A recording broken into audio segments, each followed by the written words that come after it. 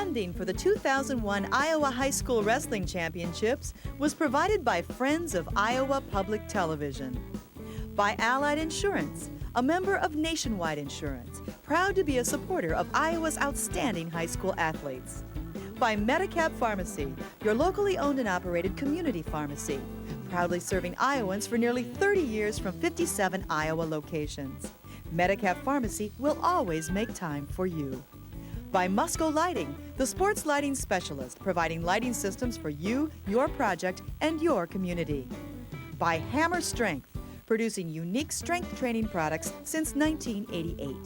More information is available at 800-634-8637. Hammer Strength, building champions. And by the Iowa Department of Public Health. In Iowa, 12,000 kids start smoking each year. 4,000 will eventually die as a result. Special thanks to Artcraft Incorporated, a commercial printer serving Iowa since 1972, and Unisource Paper. Artcraft services include producing 1 to 6 color jobs from digital or conventional prepress through bindery. More information is available on the web at artcraftprint.com. To Wrestling International News Magazine, a leader in wrestling news with behind-the-scenes stories and coverage of wrestling's biggest events. Available through annual subscription.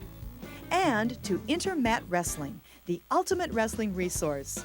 Wrestling information and supply needs are available at the store in Johnston, Iowa, and online at intermatwrestle.com.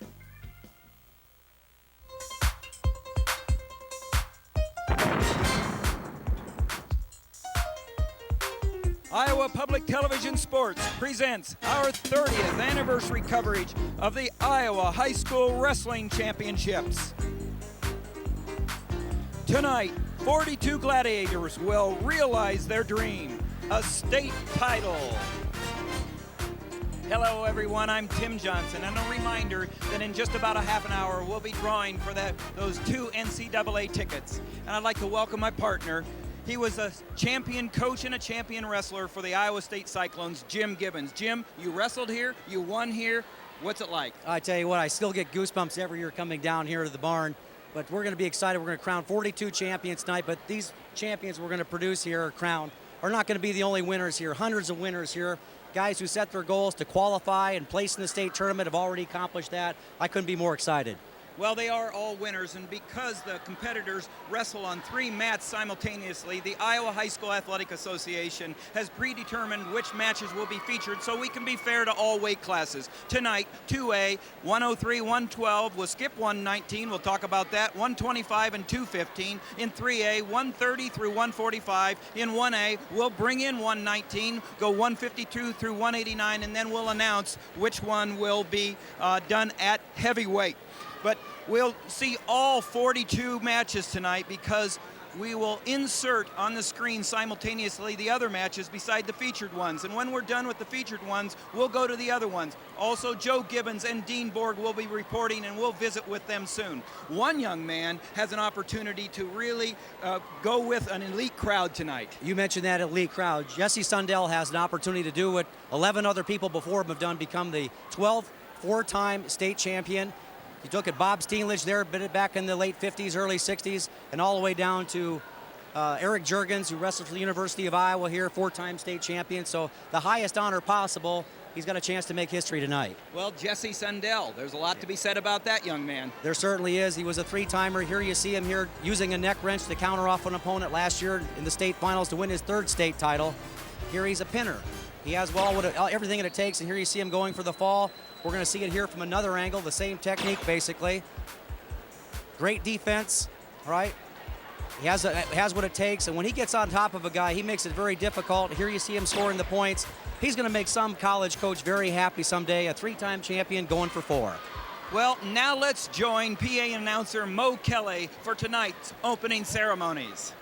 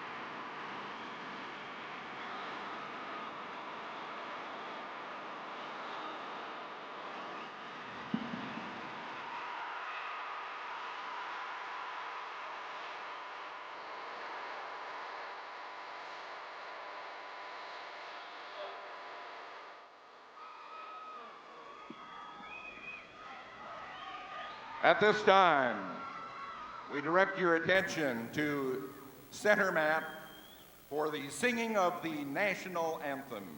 It will be performed by Waukee High School senior Eric Duhatchek, our national anthem.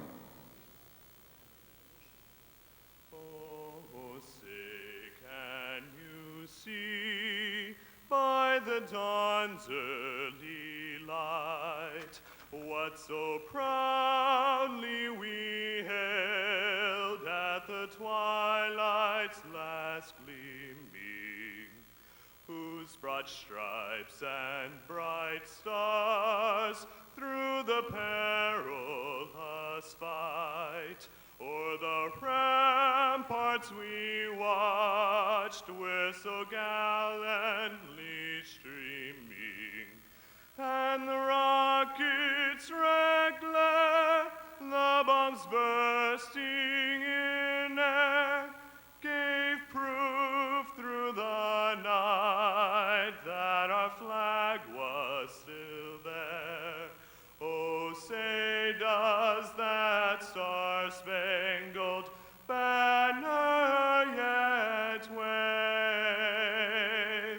o'er the land of the free and the home of the brave?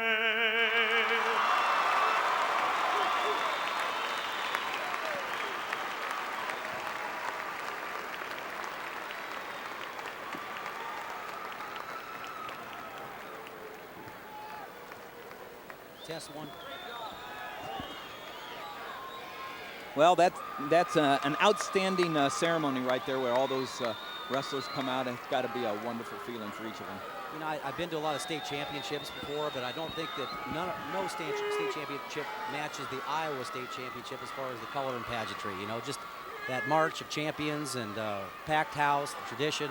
And the respect that the fans show, I think that just stands out. The respect, the clapping and the ovations and the yelling out to their favorite wrestler.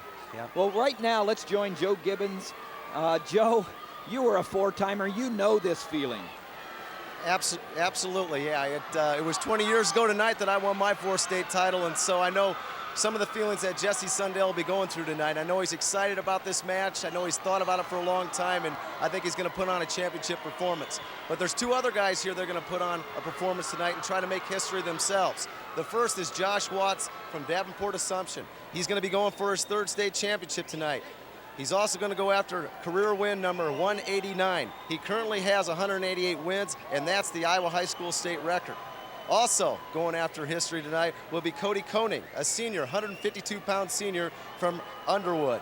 He placed last year, but this year, tonight, he's in the finals for the first time. He currently has 187 wins, and with a win tonight, he'll have 188 career victories.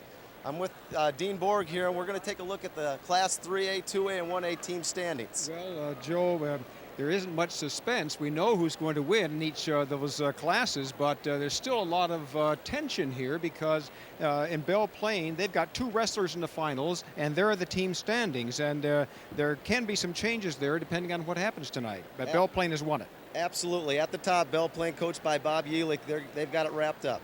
Emmitsburg, going for a second straight title, have 5 wrestlers tonight wrestling. Boy, Emmitsburg with a lot of tradition. They're going to be tough to beat tonight and in the future. And Lewis Central from the Council Bluffs area going for a third consecutive title of 6 wrestlers. You're going to see a lot of Lewis Central tonight. Yeah, this Keith Massey coach team is going to be a team to be remembered for a lot of years. And you know, geographically, Emmitsburg, North Central, Belle Plaine, Eastern Iowa, Western Iowa, Lewis Central. Back to you, Tim. And now let's rejoin the Iowa High School Athletic Association for its recognition ceremonies. Ladies and gentlemen, if that grand march didn't get the old heart pumping, that national anthem surely did. We're so proud that in recent years, we've had some of our great student musicians perform that anthem so beautifully, and we had another sample of that this evening. And the best thing about it is they sing it the way it should be sung. How about another round of applause for Eric Duhatchek, Waukee High School.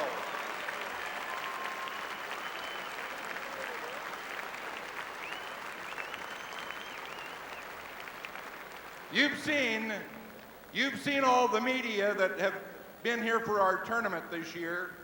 All the newsmen, the photographers, the radio, we have statewide TV. You know, if you go to another state, you won't find that, I guarantee it.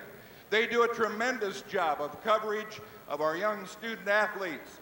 And representing all the media as our Grand March escorts this year, two fellas who have been at it a long time. And not only do they cover all the sports and have been doing it for many years, but they have a real passion for the sport of wrestling. So, once again, we'd like a big hand for Kevin Evans, his 36th straight year of covering this tournament for the Waterloo Courier.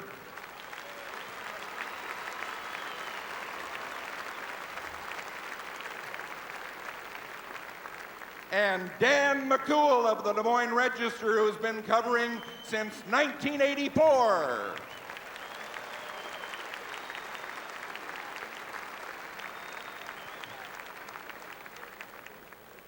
We know that you moms and dads who have youngsters involved in sports, you like to know that they're being watched and well taken care of in case an injury occurs.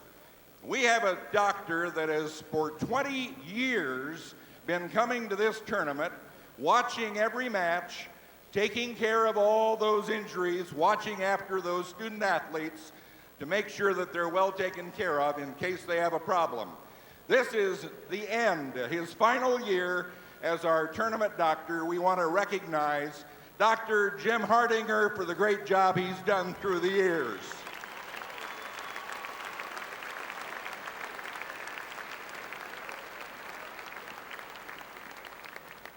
Since 1972, the Iowa Wrestling Coaches and Officials Association and the Iowa High School Athletic Association have had the Wrestling Hall of Fame.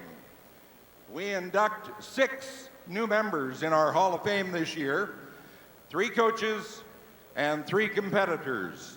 They have been among the best in this field.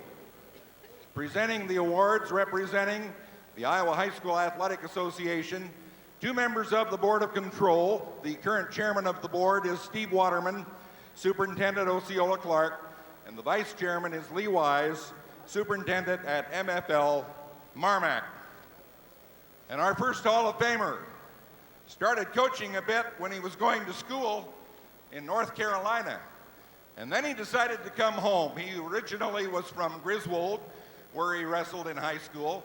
Came back there to be the head coach and was served some 20 years at Griswold High, had some great teams, and he goes into our Hall of Fame this year. Steve Byer, Griswold, accompanied by his wife, Barbara.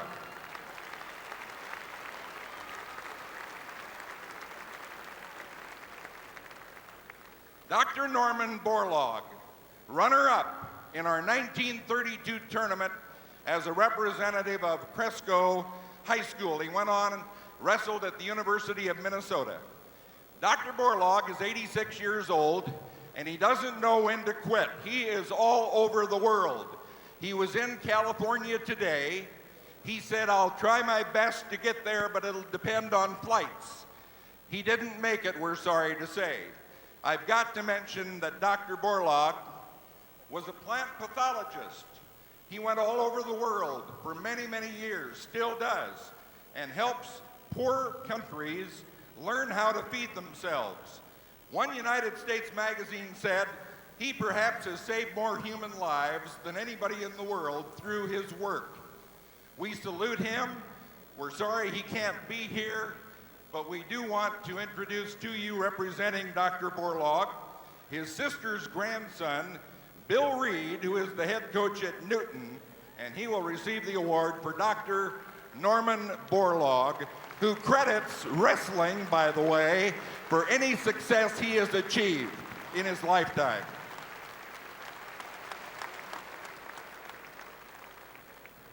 And our next inductee came out of West Waterloo High. Won a couple of state championships, a couple of unbeaten seasons to finish out his high school career. And then went to the State University of Iowa, Big Ten Conference champion twice, but he traveled all over the world and won many other championships as well. And we introduce him as another of our Hall of Fame inductees this year, West Waterloo High's John Bowlesby, accompanied by his wife, Joyce.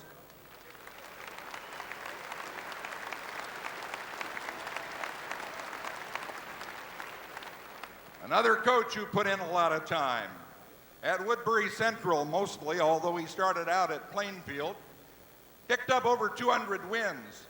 Jim Fisher is a promoter. He not only coaches and takes care of youngsters that are competing for him, but he does a lot of promotional work for the great sport of wrestling up in his area. We salute him with a Hall of Fame honor this year. Jim Fisher, longtime coach at Woodbury Central, accompanied by his wife, Janelle.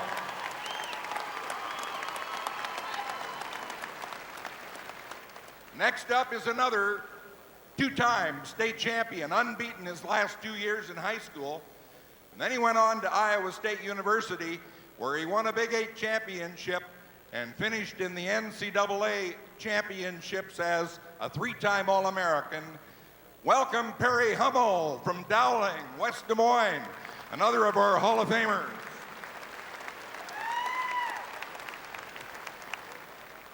And our final inductee this year started the program at Western Dubuque some 37 years ago.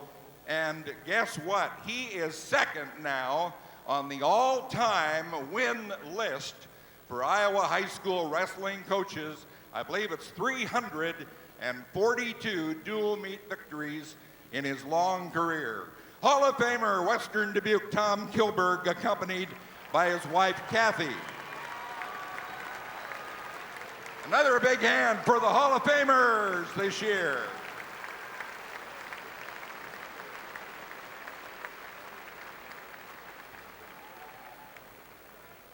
Each year, the Iowa High School Athletic Directors Association select their athletic director of the year.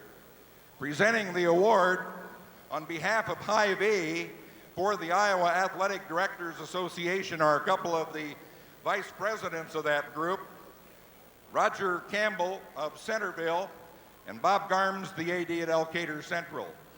And our athletic director of the year this year was an Eagle Grove native, a great athlete at Eagle Grove High School, and then went on out west to compete collegiately as a wrestler, came back to begin a coaching career, came home to Eagle Grove, then he went to Hampton, but most of his time, the last 30-some years, has been spent at Fort Dodge.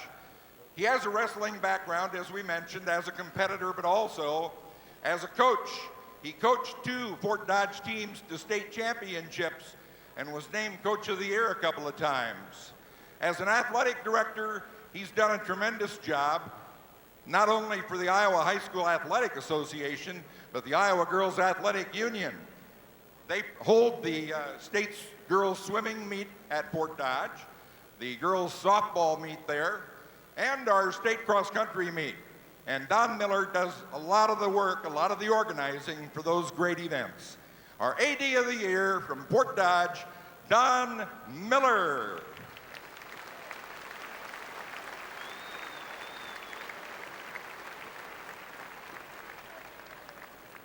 The Iowa High School Wrestling Coaches Association. They have some honors to present this evening, so we'll proceed in that direction. We have Coaches of the Year, Junior High Coach of the Year, Official of the Year.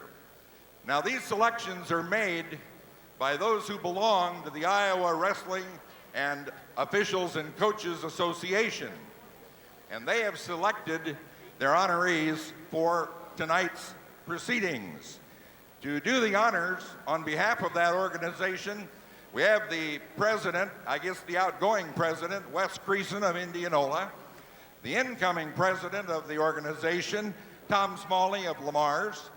We have Jeff Voss, Manchester, West Delaware, who's the secretary-treasurer, and Jim Stiert, who's the executive secretary of the Wrestling and Officials and Coaches Association. Okay, here we go, the selections this year. The 1A Coach of the Year, they've been in the running here in the team race.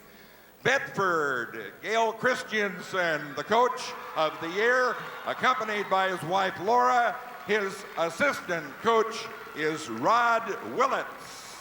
He's been coaching about 7 years, has about 100 wins. The 2A Coach of the Year, they also have been in the running this year for the team title. From South Tama, Jay Husky. And his assistant coaches, Travis Smith, Mark Yeoman, and Dale Cruikshank. Jay's been at it about 15 years with 200 victories to his credit. The 3A Coach of the Year, Oskaloosa, an up-and-coming team from the state of Iowa. Jason Christensen, Coach of the Year, Oskaloosa.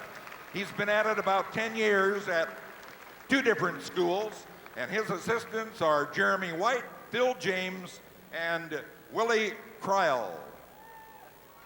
You know, in order to have a good varsity program, you've got to have that feeder program from the junior high, and we have a junior high Coach of the Year who has put in 36 years as a coach, 29 at the junior high level at Humboldt.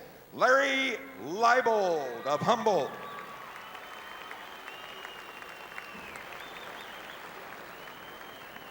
And the official of the year, selected by the Wrestling Coaches and Officials Association, 20 years as a state tournament official.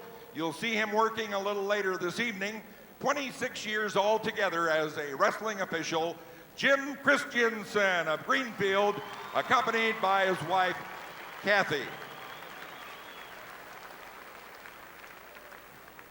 Now, the most prestigious award given by the Iowa Wrestling and Coaches and Officials Association is called the President's Award. It's a special honor given to somebody who's given long-time service to the sport of wrestling in the state of Iowa. We have just such a gentleman to honor here this evening with their President's Award. He's accompanied by his wife, Connie. He has been our state tournament announcer for 22 years. You're all familiar with the voice, and I'll tell you, you're probably familiar with that trademark sentence of his. We're going to be underway with the wrestling soon, and we're going to let him give that trademark sentence of his right now. Ed Winger, accompanied by his wife Connie, and let her go, Ed. Wrestlers, clear the mats, please. Wrestlers, clear the mats. Thank you very much for your attention.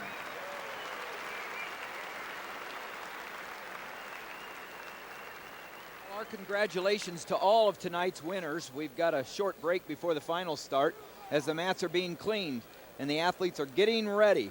Earlier, I had a chance to talk to Bernie Sagaw, the executive director of the Iowa High School Athletic Association, about a project that's of interest to all Iowans.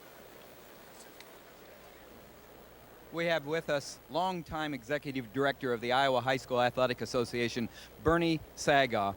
Bernie, you have a wonderful dream for all of Iowans, the Iowa Hall of Pride. Would you tell us about it? It's going to be a building, we hope, in the Invention Center being built in Des Moines, the capital city. And what it's going to do is pay honor to all the athletes, the youngsters in music, speech, debate, drama, and heroes of Iowa, people that made a difference in our state. We want to brag about education. People don't like to brag anymore, but we got great education in our state, and we got great kids. We want the kids to come in and see the kind of a state they really have. It's going to be a building with about $5 or $6 million worth of displays in it, where people can come in. When they leave, they'll be extremely proud. And the one theme is, of course, it's all family. We would like to have the parents bring their youngsters down here to be proud of living in this great state. So we're really excited because there'll be about 1.8 million people go through the Invention Center, and they're provided us a space that will be a fabulous place to have all of our displays. And we're really looking forward to it because it'll be exciting. Well, there's something for everyone, and so therefore we want everybody's support, don't we? We sure do. Every community in the state of Iowa will be on a cassette where they would come in and watch their community, the things they're proud of, and we really think everybody will have a part in it. Thank you, Bernie. Thank you. Well, that is interesting, and we look forward to the developments. Iowa Public Television would like to conduct our drawing now for those 2 all-session NCAA wrestling tickets. As you know, throughout our college wrestling season, we promoted the chance to win 2 tickets, and now is the time, and we're going to ask our crack stage manager, Roger Crimmins, to bring in the trash bag, the gold-plated trash bag. The Iowa Public Television. That's right, Jim Gibbons, give it a whirl. I'm going to stand up here, get a little drawing here. Go deep into the pile. Ooh. Mom. No. That's Darcy Carver, 4515 63rd Street, Urbandale, Iowa. Well, Darcy Carver, right? Darcy Carver will be contacting you shortly to coordinate the delivery of your tickets. Thanks to all who entered. Iowa Public Television appreciates your support. And for those of you who still feel lucky, 2 more all-session tickets for the NCAA Wrestling Championships are available for a drawing on the website. So www.collegewrestling.iptv.org. Consult our site for details. The deadline for entry for the website competition is next Thursday, March 1st by 5 p.m. There it is, the rotation for tonight. We're going to start out with 2A at 103. Those are valuable tickets here. Oh, wow. Those championships in Iowa City. It's going to be quite a show.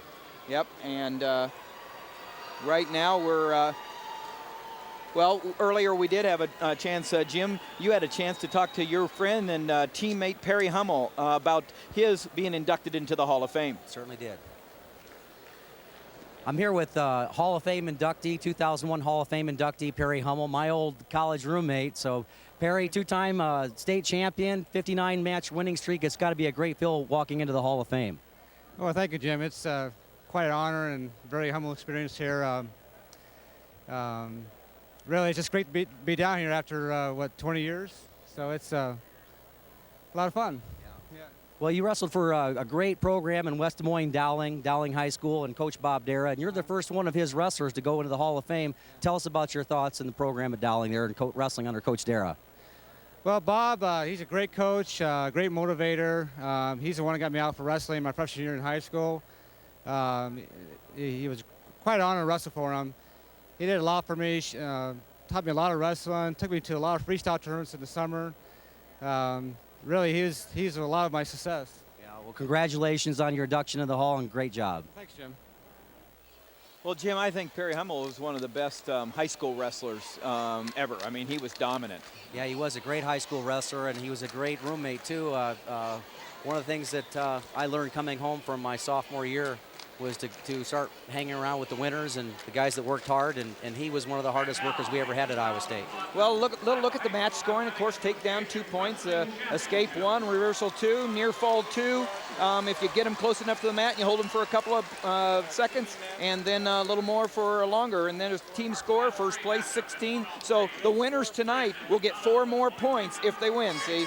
And then the team scoring also all the way down. Just take a look at that, and if they get some extra points, like a major decision, it adds up. And where that counts tonight is for the difference between 3rd and 4th, the difference between trophies, because as we said, the state championship teams have been decided. But we're ready to go at 103, Jim.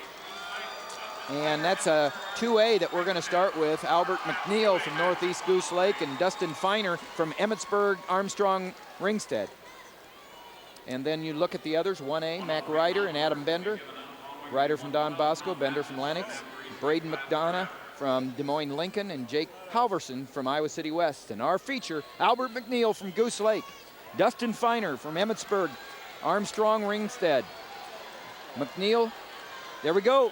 Dustin Feiner getting right into a front headlock situation. He goes right into the cradle. He's got the 2 points. So Emmitsburg having a great showing here. 5 finalists. And Dustin Feiner here getting right after here. He's probably going to get a chance to get some back points here. He is Keith Poolman, the official, longtime official, Clarion native, and now from Charles City area. Keith Poolman gives 2 points back, or 3 points back to score 5-0 in favor of Dustin Feiner right off the bat. Well, Bob Kinney, the Emmitsburg coach, real excited. He has a number of finalists here. We'll see a few of them here, but Dustin Feiner I don't think he could be more pleased with the progress that this young man has made. He got beat off the team in a tryout, the first tryout of the season, so had to work his way just to get back on the team, and now he's in the state championships with a 5-0 lead.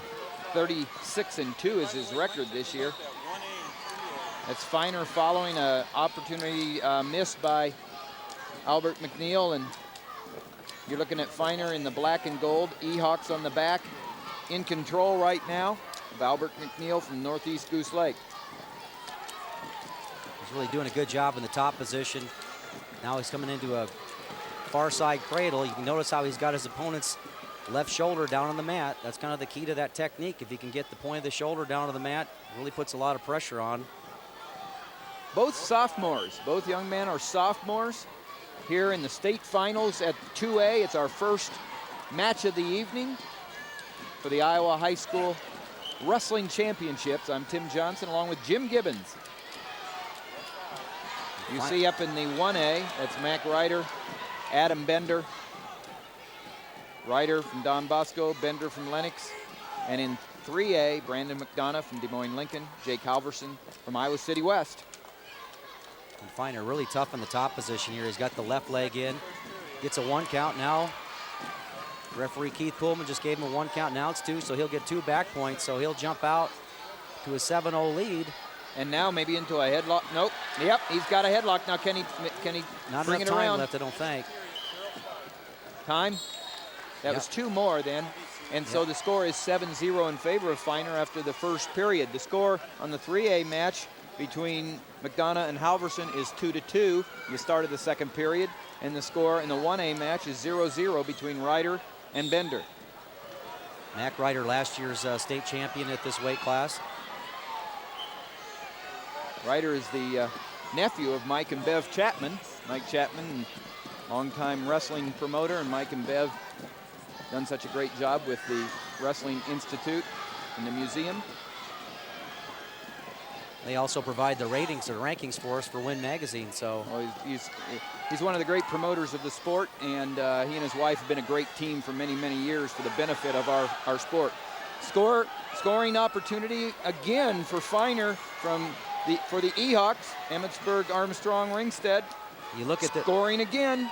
You look at this technique. No points. Yeah, no points. Now he's getting a count, but he did a great job of turning the hips. If you turn the hips, the shoulders are going to follow. Boy, he's really tough in the top position here, doing a nice job of keeping his hips in the center of McNeil's back. Now he's going to get another point, another set of back points here. Neither of these wrestlers ever qualified. They didn't qualify as freshmen. Oh, he's driving it. Yep, he's got it tight.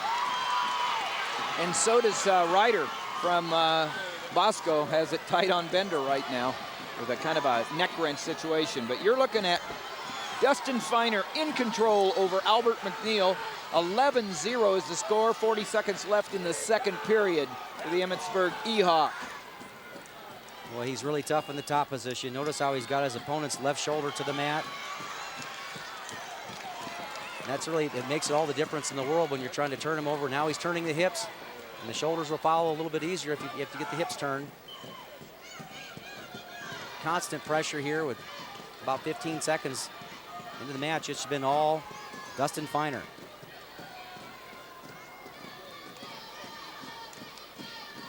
Little border war action earlier for Albert McNeil. He defeated the Illinois 1A state champion earlier in the year, and now doesn't look like an issue point. Look at the replay. Deep half Nelson he did here. have it sucked deep. That is really deep, and he just drives. And notice how he keeps his head up and his hips down when he's driving. That's the key to that technique, that half Nelson, making that work. 11-0 with 2 minutes left in the match. Dustin Feiner, the E-Hawk, on top of Albert McNeil from Northeast Goose Lake. J.D. Luters is the coach of McNeil. Bob Kenny, the state champion coach. The E-Hawks have already wrapped it up. And here comes Feiner again on top. Feiner just doing a great job of it. That maybe looks like he's parallel here, but he's put a number of back points up there. He's put 8 points worth of back points on, so I think the referee's pretty well comfortable that he's doing what he needs to do on top. And you see in the 3A, Jake Halverson, a big fall for Iowa City West. Mark Ryland, the coach, happy. A fall over McDonough from Mike McGivern's the coach of Des Moines Lincoln, over Halverson over McDonough, fall. And that was a big match for team points there in the team race for getting a trophy. Iowa City West and Des Moines Lincoln. And fighting it out. Yeah. So we only have one left on the screen in the corner, and that's 1A. Ryder leading Bender 7-2 with a little less than a minute left. There's 7-4. A lot of action going on up there. Yep. And scoring again for Dustin Feiner. Oh, he just has the whole. Yeah, he's going to get the count here. Boy, he is just really tough in that top position. I've noticed that, Tim, the whole tournament, that this class of wrestlers here, we're going to see tonight some very tough wrestlers in the top position. They're definitely at home up there and know how to crank guys over. So there we get the count. And that's going to be 3 more points with only 15 seconds left. There's 25 seconds left in the 1A. Mac Ryder still leading 8-4 over Adam Bender.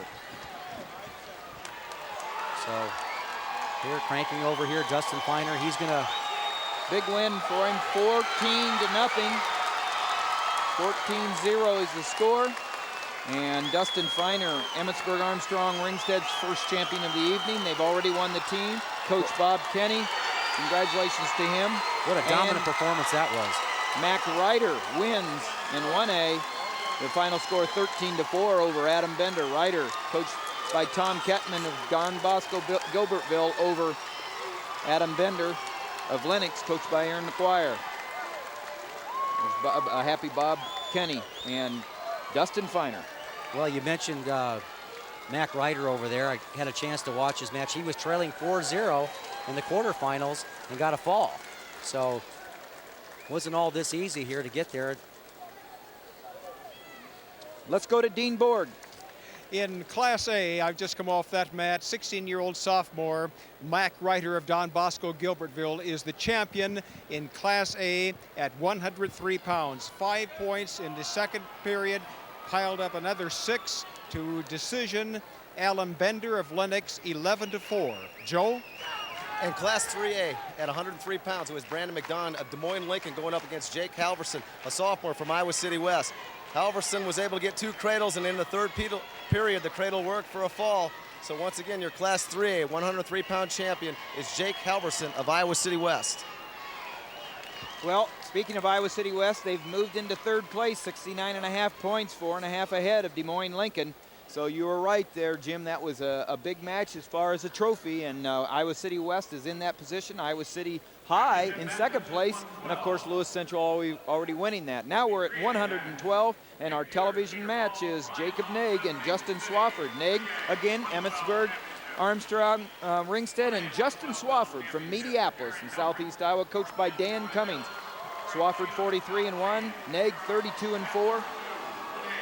And this is a rematch of last year's semifinals where Swafford won 6-4 to go into the finals, and he ended up finishing second last year.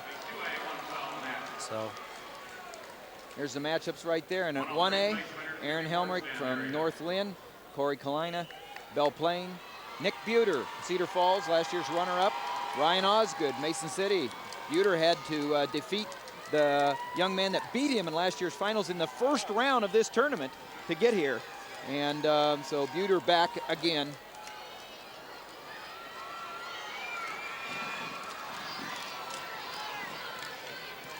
And here we go now.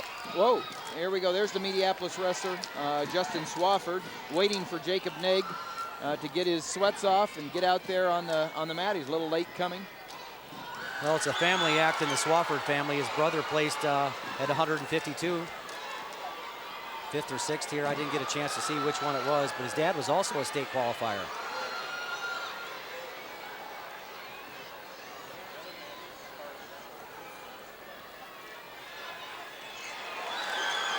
Someone wasn't paying attention there as far as the timing's concerned. The young Ehawk, maybe he was so relaxed, he was just kind of...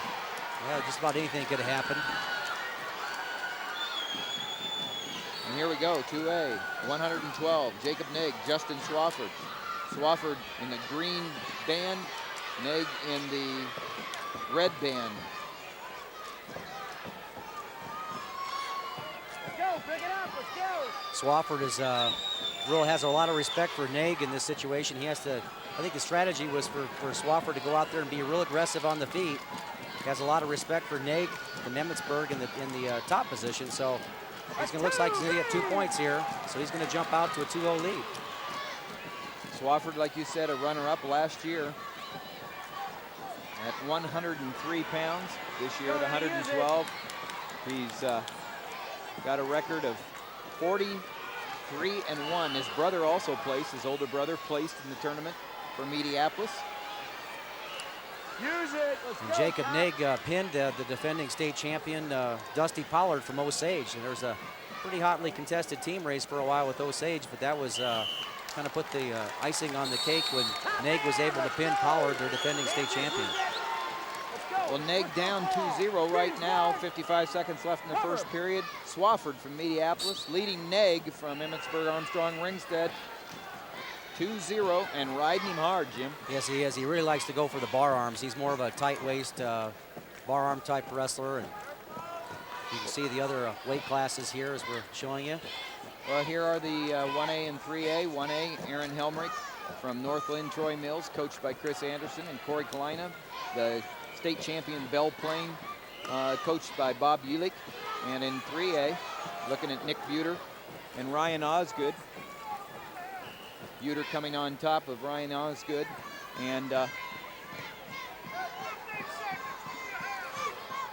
it's the second period, and the score is 0-0 in that 3A match. Buter coached by Jay Llewellyn, Cedar Falls. Osgood from Mason City, coached by Jim Cornick. And you saw Neg from Emmetsburg working on an inside switch. Referee called stalemate there, but Swafford doing a good job from Mediapolis in the top position.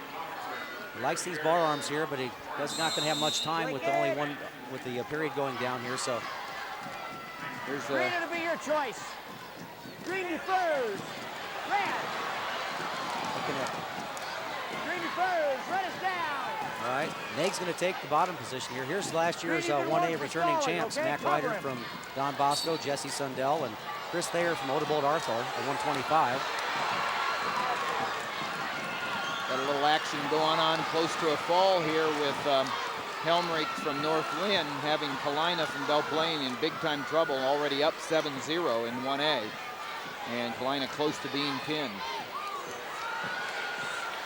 Justin Swafford in the top position in the large screen here. He's just working these bar arms here.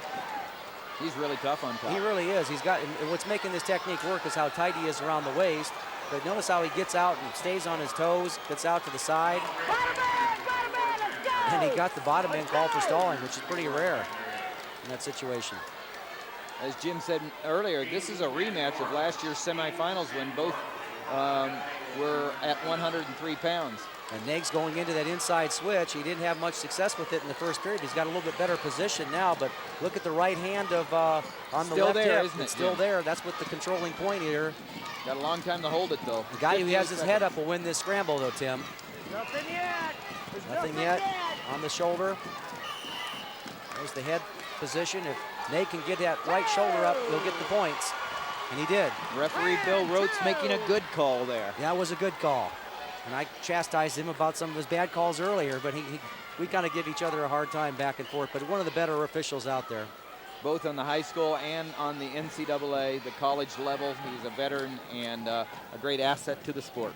He's one of those guys that you can get on him and you'll forget about it next day. So that's why I keep on getting on him. It's just a habit. Yeah. In 3A, Ryan Osgood leads Nick Buter 3-0 with a minute and a half left in the last period. Buter, a runner-up last year as a freshman. Don't let that pressure slide forward. Bring it straight across. 2A champions returning Third period. that we'll be looking at this year. Train your choice. Our Dusty Pollard, and we already talked about him getting beat out earlier, and then C.J. Edelson from Hudson, a champion as a freshman. Trent Goodale, who will have an opportunity to look at. And Josh Watts going for his third as well from Assumption. Well, this is a situation in this match now going into the third period with a 2-2 score.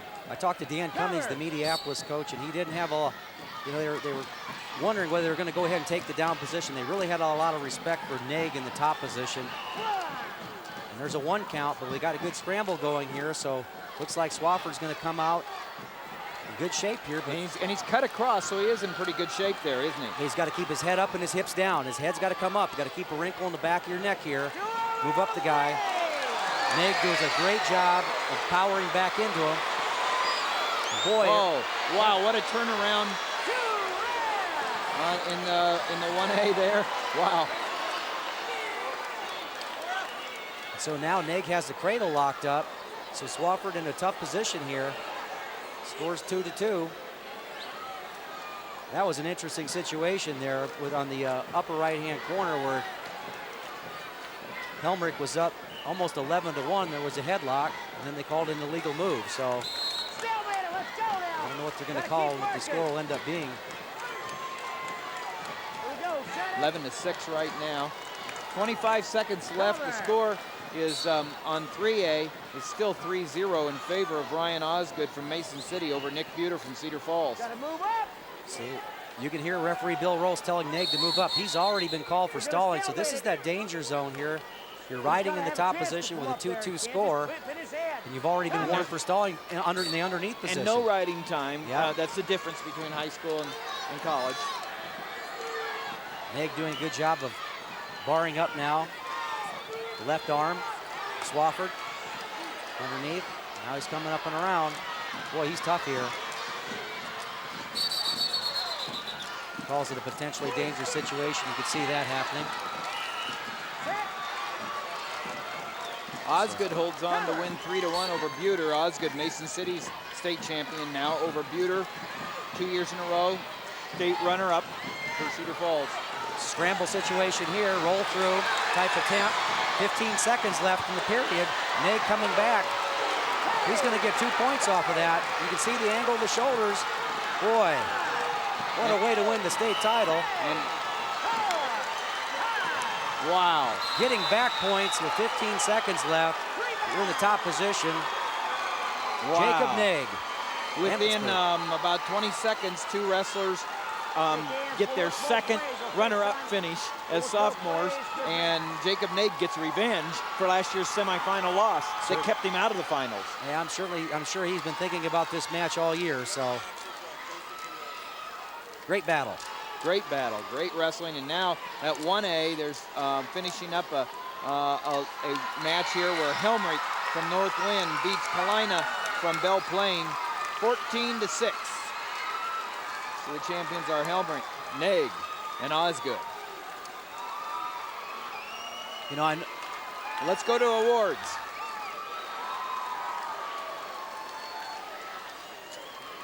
Ladies and gentlemen, we direct your attention to the award stand area at the east end of the auditorium.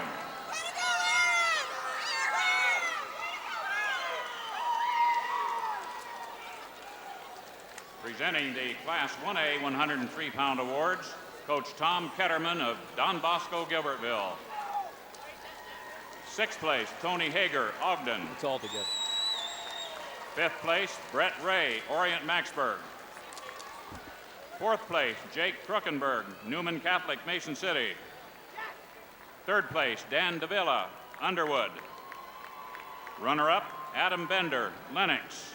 And 103 1A champion from Gilbertville, Don Bosco, Mac Ryder.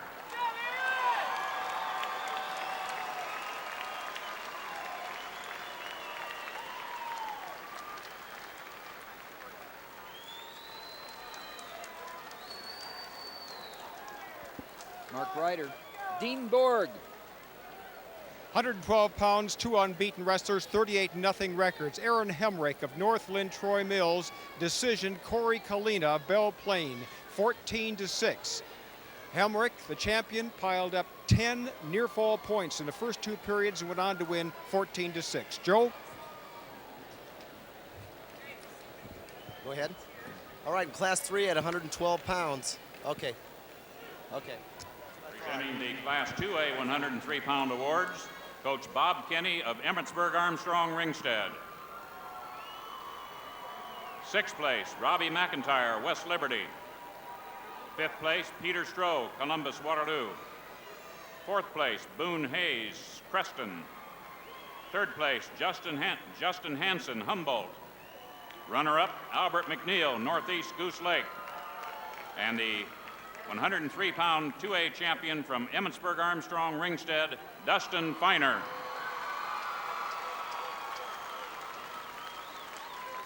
Joe Gibbons. All right, in Class 3 at 112 pounds, it was a rematch of the district finals. Nick Buter, a sophomore from Cedar Falls, going up against Ryan Osgood of Mason City, both place winners from last year. 3 points were scored by Osgood in the second period. Buter got an escape in the third period. The final, 3-1, Ryan Osgood. He's your 3A 112-pound champion. Thank you, Joe. Presenting the Class 3A 103-pound awards, Coach Mark Ryland of Iowa City West. 6th place, Adam Baumgartner, West Delaware, Manchester. 5th place, Adam Clausen, North Scott, Eldridge. 4th place, Adam Gottschalk, Dubuque, Hempstead. 3rd place, Randy Shaw, Valley West, Des Moines. Runner-up, Brandon McDonough, Des Moines, Lincoln.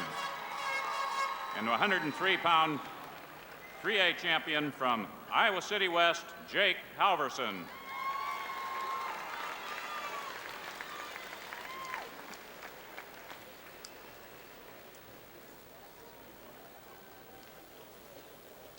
Well, Jim, this is one of the matches we've been waiting for. An opportunity to be one of only 12 four-timers, Jesse Sendell. Well, I just don't think it's going to be that easy. I think Jesse knows this too. He came into this tournament with 1 loss on his record to Mario Galanakis from Nottoway Valley, Greenfield. And it seems like these guys are coming here. Chris Helgeson from Lake Mills probably could have gone up a weight class this year, but chose to go at 119 because he wanted to go against Sundell. So this is the kind of guy that can handle that type of pressure, and we'll see how it works. Well, we are coming to 119 for 1A because we just thought everybody wants to see an opportunity to go for 4. And so we're going for a feature match at 2A. With 1A at 119. At 2A, Brady Dolan from Independence, coached by Mike Doyle, will go against C.J. Edelson, looking for his 2nd title in as many years, only a sophomore, from Hudson, coached by Toby Bedard. And at 3A, Gabe Rosterman from Lewis Central, coached by Keith Massey. You're going to hear that a lot tonight. And Travis Snover from Des Moines Lincoln, Mike McGivern's other finalist. Here we go in 1A. Jesse Sundell going for 4 state championships. Only 11 have gone before him and accomplished that. And Chris Helgeson last year from Lake Mills finished 3rd. He lost in this tournament he slammed his opponent, got a slam called against him. The athlete couldn't continue for that match, but later wrestled. And so his season was he never had a chance to wrestle for the championship. So he's out to prove himself here in this match.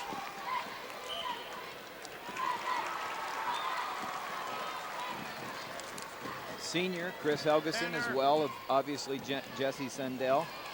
And this is his 3rd time at the state tournament, Helgeson's, in 99 and 2000, 112 and 119. Brian Reimers looking to become something special as a coach as well, Jim. He certainly is. He has an opportunity to be the first coach to coach 2 4-time state champions. Jason Keenan from Ogden, also a 4-time state champion. So Brian's just a darn good coach, good person. There's a real special relationship between this athlete and his coach. Still neutral. There he is, Brian Reimers. Yep. So Sundell has 1 loss on the season. Official is Tim Byer from Greenfield.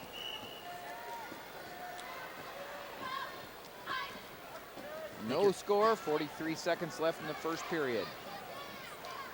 I think you're gonna, these two have wrestled. They wrestled last year, 2 years ago, excuse me, and I think Sundell won the match. It was in the district tournament. But impressed with the Helgeson's length here. Neutral.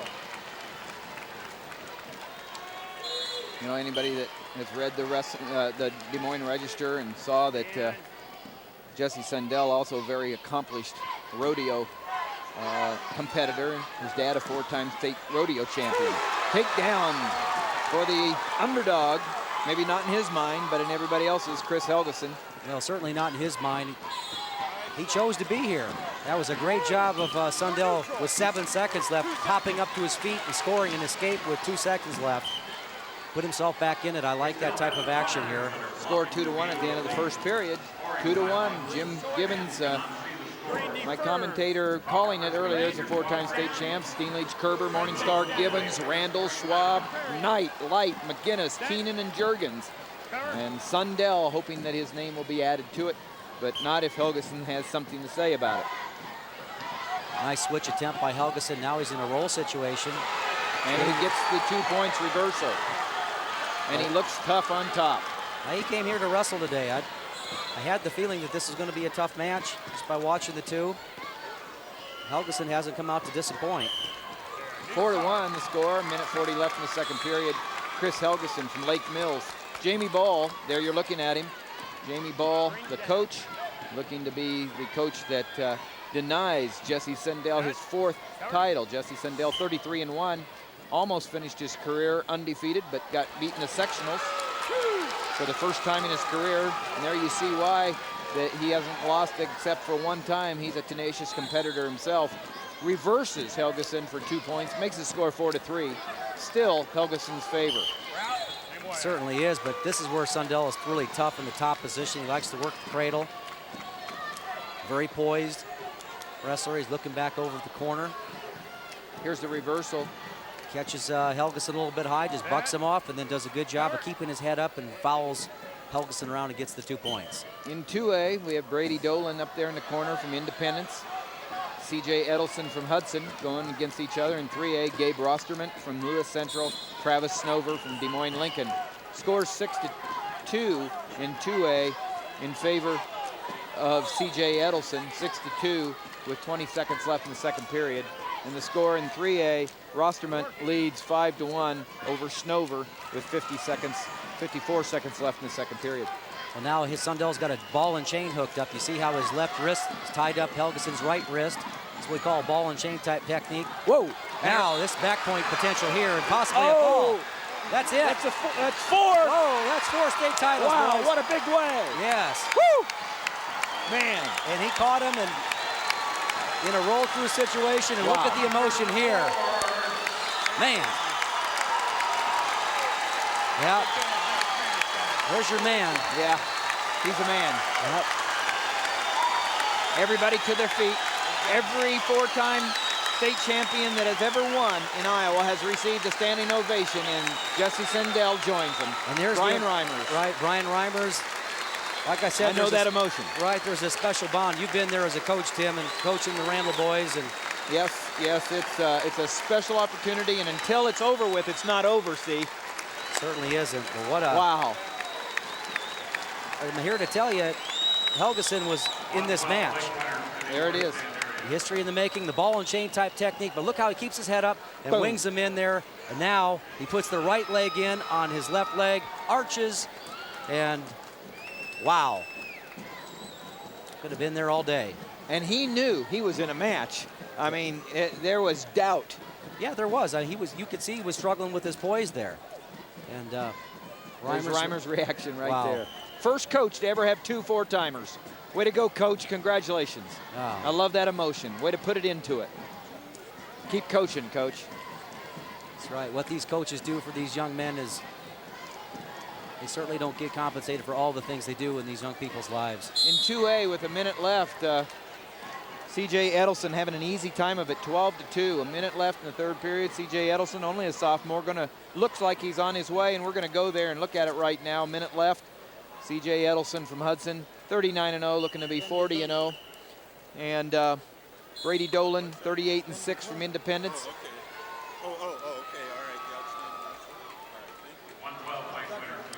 Continuing to scramble around. Brady Dolan. In the red band He's in the red band now in a spladle type situation. And a cruising, probably going to get back points yes, here. He is. Yeah. C.J. Edelson's dad, Tim Edelson, longtime coach and administrator in the Iowa Wrestling Federation. Yep, and his coach, Mike Doyle, several-time All-American, Division III for Wartburg. For Jim Miller's Wartburg Knights, starting to put out. He's has a great string of wins and teams up at Wartburg. But what might be even more satisfying is to see his young wrestlers go out into the world and now lead programs themselves. So the influence is not just during the college years, but as they put these coaches out into the field. And C.J. Edelson wins his second title, only a sophomore, finishes an undefeated year, and then in 3A, with 40 seconds left, Gabe Rosterman from Lewis Central looking to go 47-0, beating Travis Snover.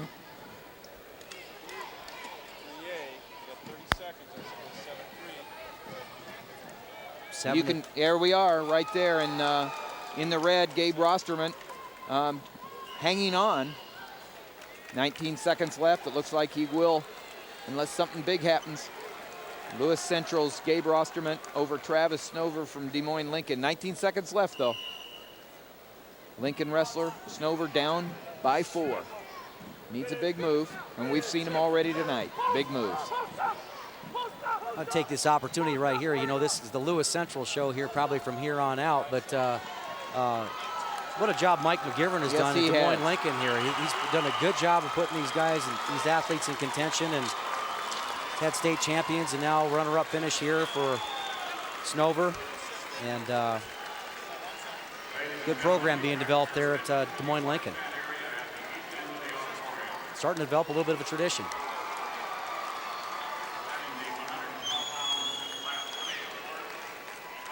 Anderson of North Lynn, Troy Mills. Let's go to the awards. Sixth place, Doug Bloss, Don Bosco, Gilbertville. Fifth place, Travis Stengel, Norris Springs, Rock Falls. Fourth place, Andy Norton, Clarksville. Third place, Justin Bolke, Kingsley Pearson. Runner-up, Corey Kalina, Belle Plaine.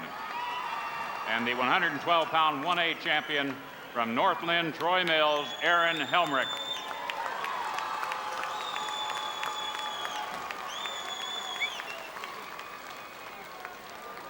Well, Tim, in Class AA, you saw C.J. Edelson decision Brady Dolan 15-4. Edelson is a 16-year-old sophomore. He was champion, as you said, at 112 last year. He piled up 5 points, a takedown and near fall in the first period, added 7 more in the second, and went on 15-4 to decision Bradley Dolan. C.J. Edelson, the champion from Hudson, at 112 in AA. Thank you, Dean. Thank you. Let's go back to the awards.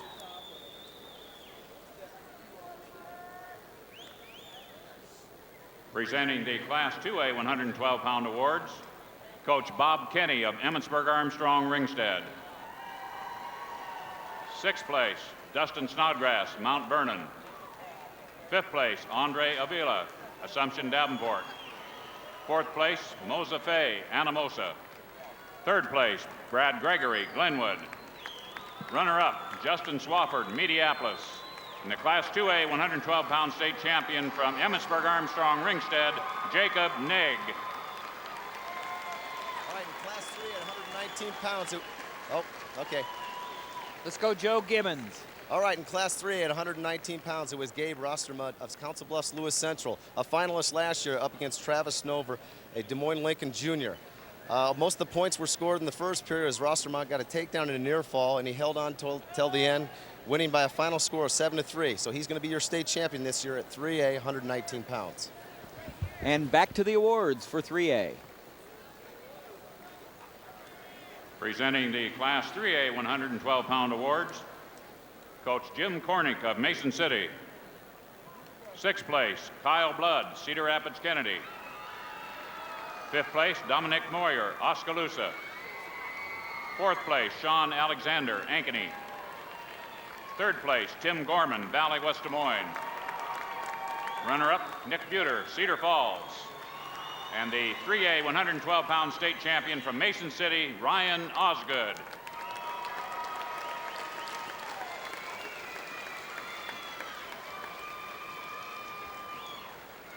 Joe has a guest. And here we are, the most popular guy in the barn tonight. It's Jesse Sundell from Ogden, just winning your 4th state championship. You're number 12 in the elite group here, Jesse. You don't know this, but 20 years ago tonight, I won my 4th title, and I remember it like it was yesterday. Now, I set that goal when I was 12 years old. When did you set your goal? Well, when I was a freshman, my goal was to be undefeated state champion. Each year, I just kept setting that goal, and this year, I put down to be 4-time state champ. So each year, I set out to be a state champ. Well, you had a tough opponent tonight. You were behind early in the match, and then you had a dramatic fall. Can you tell us what was going through your mind out there? I was on top of him. I broke him down, and he came up and started to turn in. When he turned in, I just scooped his head and threw him over, and I felt real comfortable when I did it.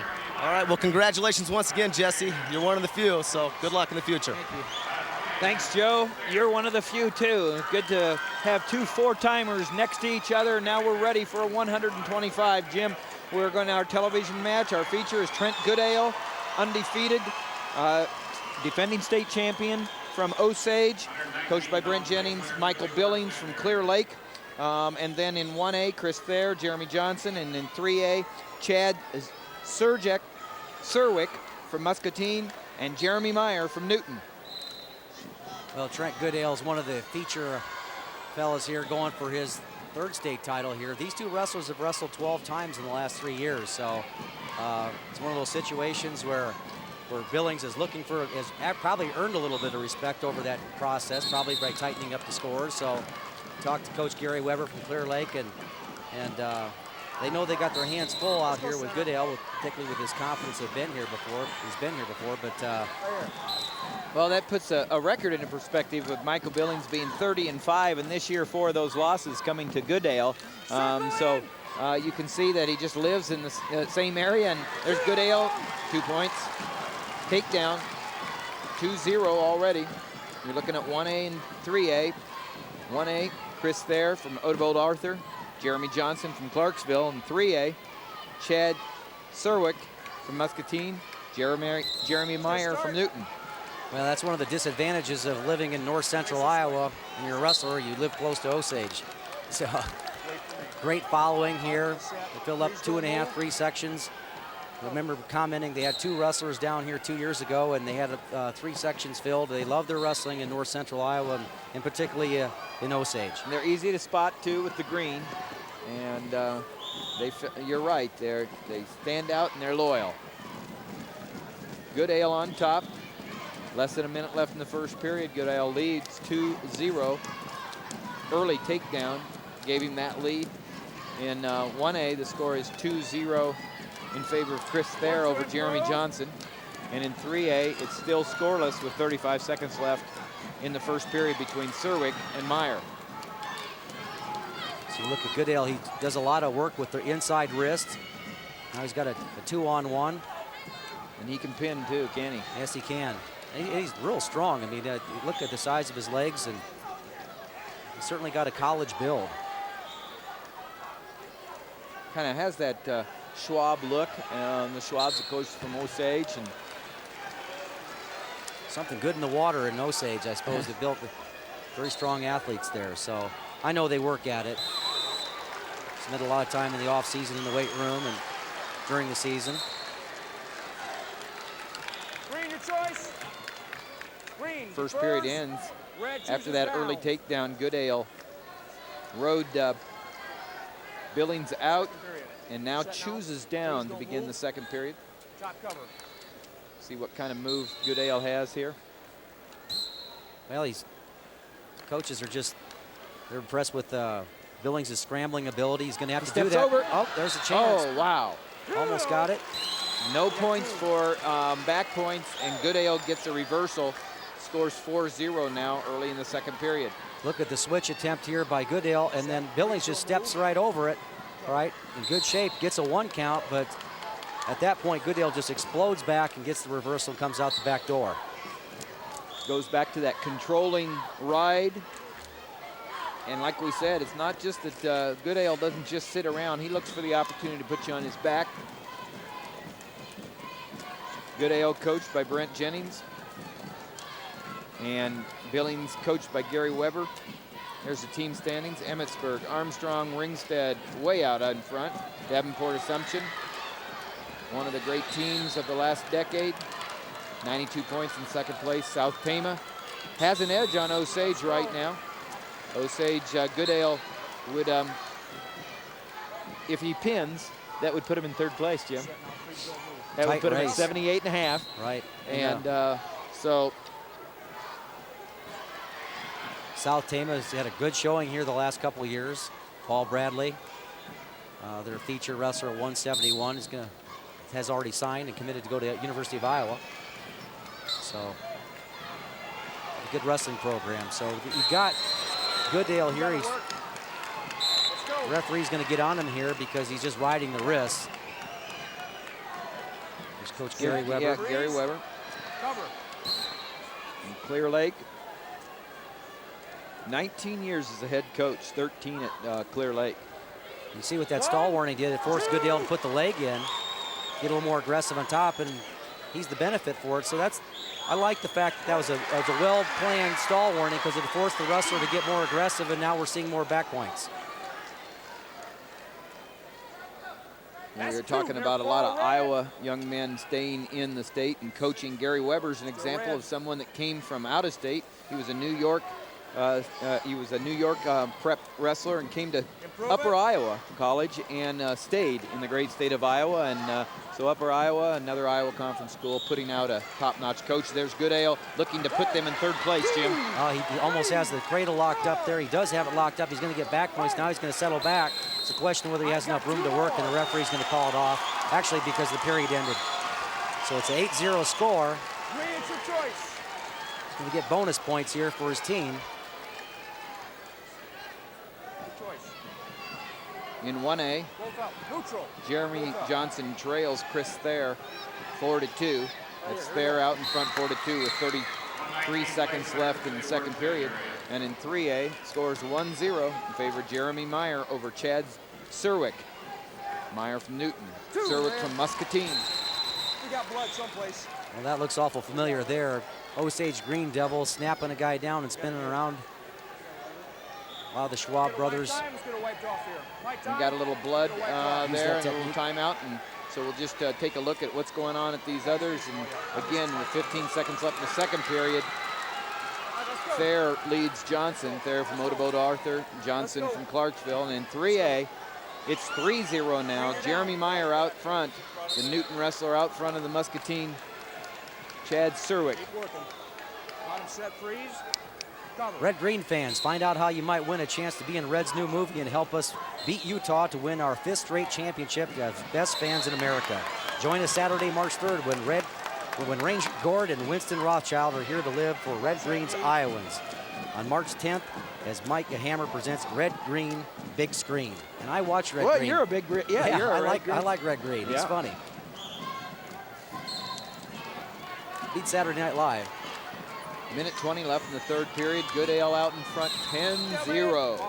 Goodale on top there. Same way. Coming back on. 3-2 now. Serwick has closed the gap. He lets Jeremy Meyer up, and it's 4-2 with 27 seconds left in 3A. The Muscatine wrestler trying to give the Muskies a state champion. Trent Goodale, you just to see how physical he is. He just stuffs the head. I like that technique there he used. Just stuffed the head and spun around behind. Keeps the weight on his toes. Serwick does get the takedown up there. So it's 12-1 score with Trent Goodale.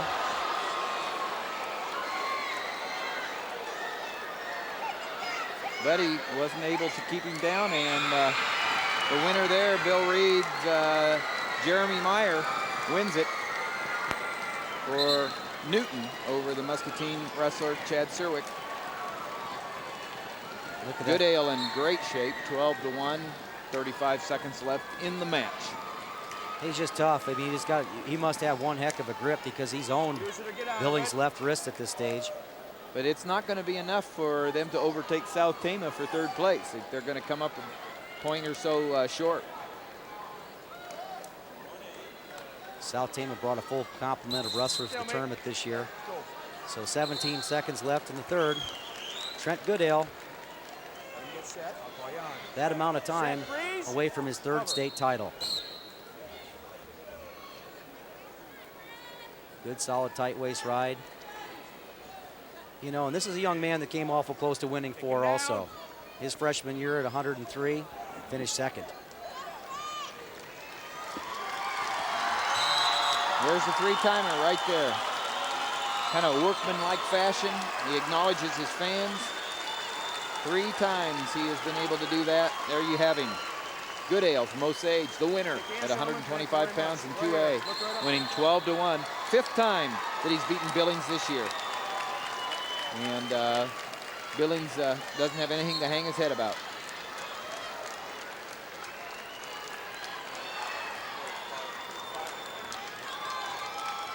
We're at 1A now, and that's Fair ahead and winning over Jeremy Johnson, 7-2. Odebolt Arthur athlete Chris Fair finishes 42-0 for a state championship. Now let's go to the awards. At the east end of the auditorium. Presenting the 119-pound awards, Class 1A, Coach Brian Reimers of Ogden. 6th place, Rhino Cox, Wapsie Valley Fairbank. 5th place, Kiefer Jensen, Missouri Valley. 4th place, Aaron Wernemont, Pocahontas area. 3rd place, Mario Galanakis, Nottoway Valley Greenfield. Runner-up, Chris Helgeson, Lake Mills. And the 119-pound state champion from Ogden and just the 12th wrestler in state history to win 4 state championships, Jesse Sundell. There's that standing ovation. It's a tradition here. Let's go to Dean Borg. Well, as you said, Tim, just a few minutes ago at 125 pounds in single A, the defending champion closed out his high school career, Chris Thayer, decisioning Jeremy Johnson of Clarksville 7-2. 18-year-old senior Chris Thayer is the new champion at 125 pounds in single A. Thank you, Dean, and we're still hearing the ovation for the 12th, 4-time state champion. There you see him, Jesse Sundell, and as Jim aptly labeled him, the man for the evening. His night, what a thrill that's got to be. We'll go now for the 2A awards as they get ready there to take the 2A champion up to the top. Presenting the Class 2A 119-pound awards, Coach Tim Edelson, father and assistant coach at Hudson. 6th place, Justin Linen, Dallas Center Grimes. 5th place, Tom Rodman, Sergeant Bluff Luton. 4th place, Judd Wagner, Beckman Dyersville. 3rd place, Chris Johnson, West Burlington. Runner-up, Brady Dolan, Independence. And the Class 2A 119-pound state champion from Hudson, C.J. Edelson. Let's go to Joe Gibbons. All right, in Class 3 at 125 pounds, it was Chad Serwick, a sophomore from Muscatine, going up against Jeremy Meyer, also a sophomore from Newton. It was a scoreless first period, a scoreless second period.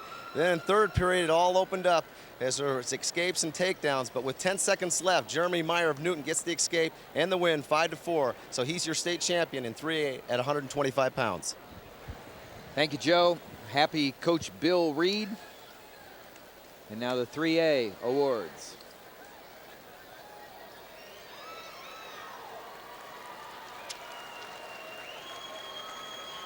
Presenting the Class 3A 119-pound awards, Coach Keith Massey of Lewis Central, Council Bluffs.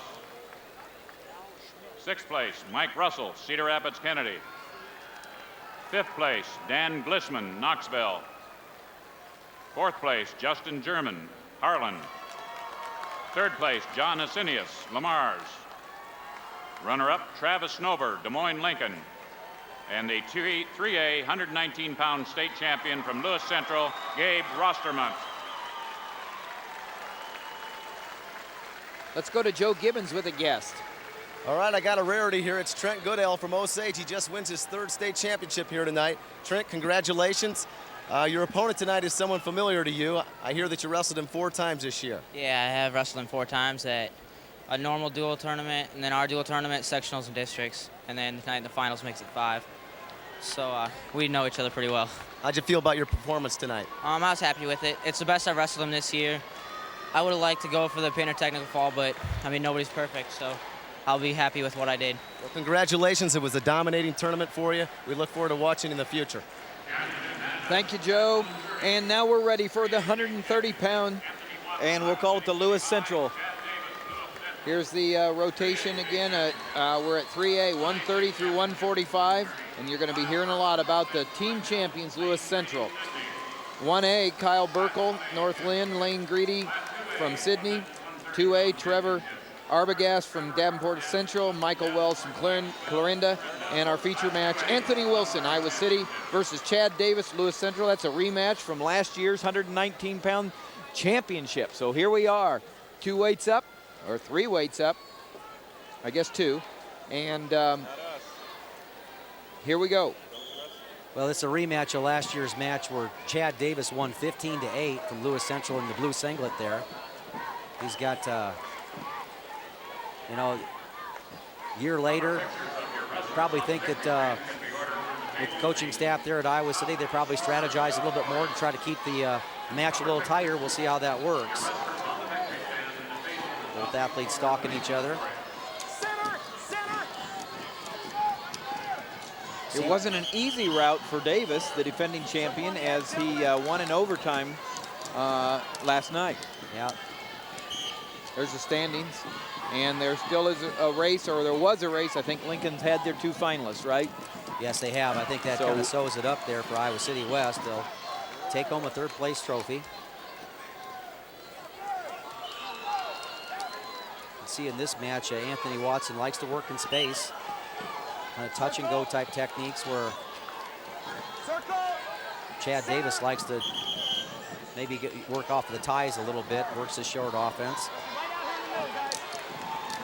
Both schools wrestling very tough schedules. It's very seldom that they go undefeated through the schedules they wrestled. Chad Davis 45-3 coming into tonight. Anthony Watson 36-4. Both of them were here last year in the finals. They've made their way back. They've found their way back to compete against each other again. Well, you mentioned coming back to the finals. Oh, there's a headlock, a shot. Oh man, that's tight. Oh tight, my tight. goodness. Wasn't really particularly well set up, but now it is tight. This is going to be tough to fight off for Watson. That's very tight. Doing a great job of keeping Watson's head off the mat. Look at him Chad Davis keeping his own rear end off the mat. Puts all the pressure on Watson right there. And he's just, boy, Watson's doing a fantastic job of fighting that off, but there's a lot of time, Tim. Still about 15 seconds to fight this off. He's going to fight it off. He is really going to do a great job here. Look at, he's keeping his elbow posted. That keeps that shoulder off the mat. Yeah, very, very few people can do what he just did for 38 seconds, or right about 40 seconds. That's a phenomenal athletic move to stay off your back. A lot of fellows would have quit there, but here it just bowls right into him. And kind of just, that's something you see at the kid level there. Not necessarily well executed, but when you're up 5-0, you'll take it.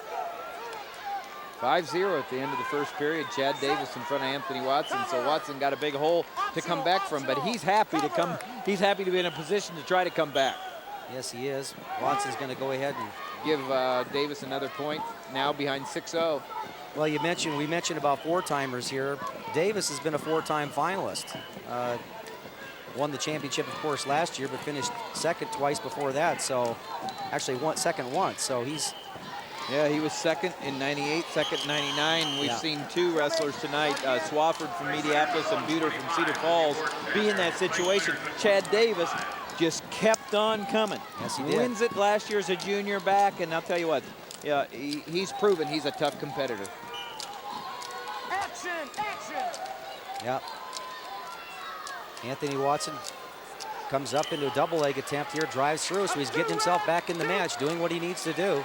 He might want to do just what he's doing. That's right. Yep. He says, I'm going from the feet.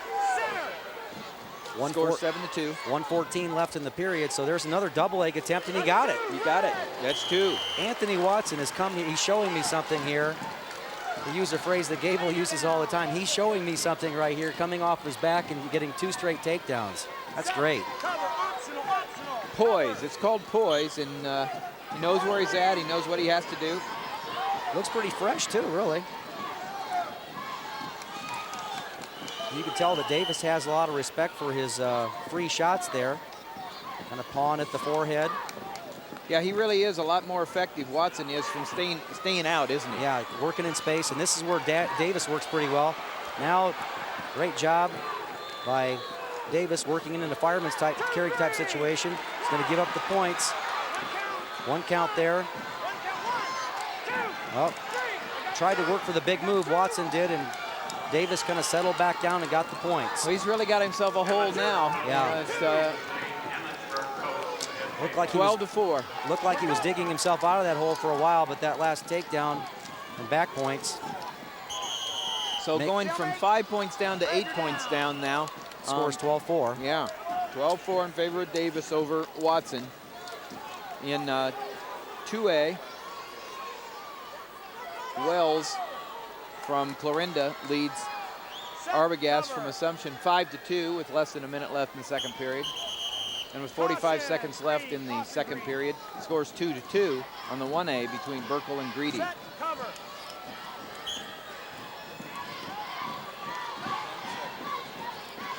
Sometimes a big move like that, the big headlock, could take it out of both wrestlers there. You know, Davis was doing all he could to squeeze the head and arm and putting everything he had into it to complete the match at that point, get the fall. We're going into the third period at 130 pounds. 12-4 lead for defending state champion Chad Davis.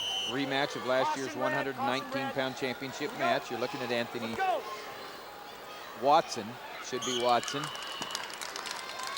And nice takedown attempt there, driving through. Boy, he's had some nice shots here. Lets him up. He's actually leading the takedown derby 3-2. Losing the big move battle.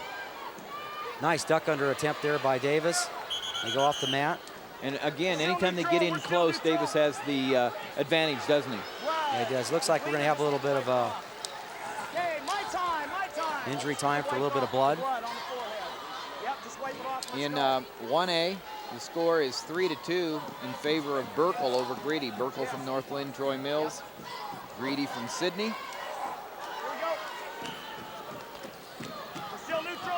Iowa Public Television's college wrestling website is a hit. More than 100,000 college wrestling fans visited the site in January. And now we have a great way for you to support your college wrestling telecast through the website. Become a college wrestling web supporter and get your name listed on the site. Plus some other cool gifts like the collectible poster and tapes. Log on to www.collegewrestling.iptv.org and show your support. Join Jim and I, and join me, and join Dan, all of us who support this wrestling, college wrestling, because we can't do it without you. We need you to join our team. Help support us. www.collegewrestling.iptv.org. Tim, the only change here has been that Davis has been warned for stalling. Watson has turned into the aggressor in this match. Minute left in the whole shooting match here, and 13-6 lead by Davis.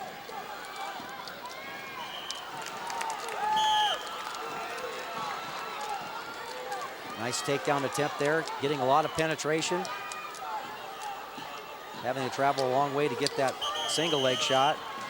Referee's going to call a stalemate here again. I think Watson's probably going to start looking to go upper body here, get some type of throw.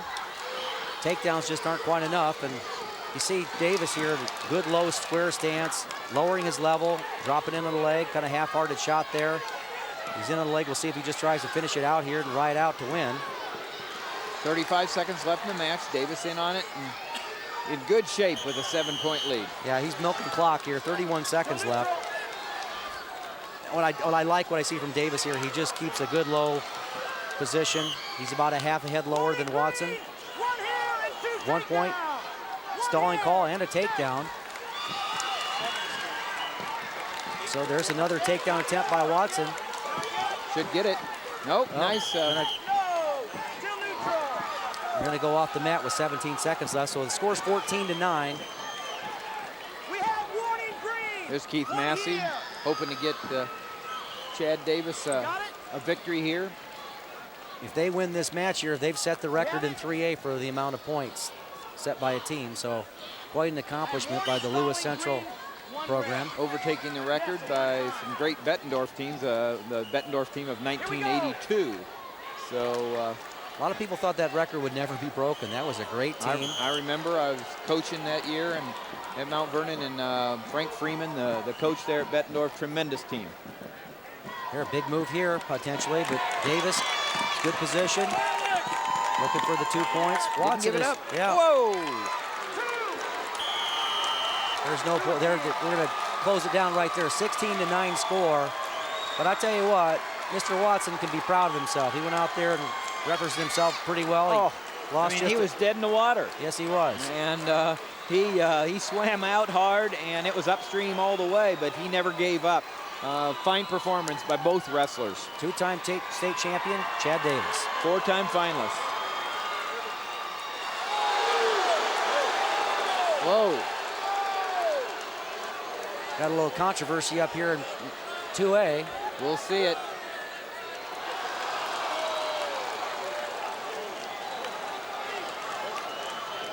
Going to overtime? Yep, we're going to go to overtime. 7-7 score. Trevor Arbogast versus Mike Wells of Clarinda. One of the wrestlers, I think it was Arbogast, looked like he might have had a takedown right at the end. Right there at the edge, a lot of commotion. Coaches up off their chairs. Both officials in the same spot. Now a single leg attempt here by Michael Wells. Stepping up. So we're in a 2-minute overtime period. About 1:30 left. Both athletes over and under. Score 7-7 at the end of regulation. Now a minute and a half left as they're on their feet. And if they don't score here, they'll flip a coin. And one will get the choice to be either up or down, but I don't think we're going to go that far. It may not. What Michael Wells trying, he's just walking off the mat there with, he's got to be careful. That's almost like a fleeing the mat type situation. Nice short drag attempt by Wells, and here's another single leg attempt by Wells. Gonna bring the rest of his body in there to try to get the attack. Now he's gonna work up into an upper body tie. I don't think he likes being in here. Arbogast, now a duck under attempt. Arbogast doing a good job of warding that technique off. See how he keeps his chest up. Now he spins around, baits him into it, gets the 2 points, and he's a champion. Arbogast goes to 27th victory of the year, 27-5 from Assumption, the state champion in overtime over Michael Wells. Ends the year 44-3 for Clarinda.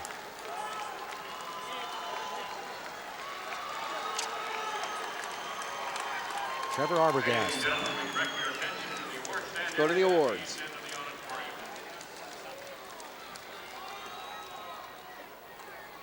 Presenting the Class 1A 125-pound awards, Coach Al Schmidt of Oldeboat Arthur. 6th place, Jeff Kuehl, Logan Magnolia. 5th place, Joe Frank, East Buchanan Winthrop. 4th place, Luke Ryland, Eagle Grove. 3rd place, Dustin Hinchberger, Belle Plaine. Runner-up, Jeremy Johnson, Clarksville. And the Class 1A 125-pound state champion from Oldeboat Arthur, Chris Thayer.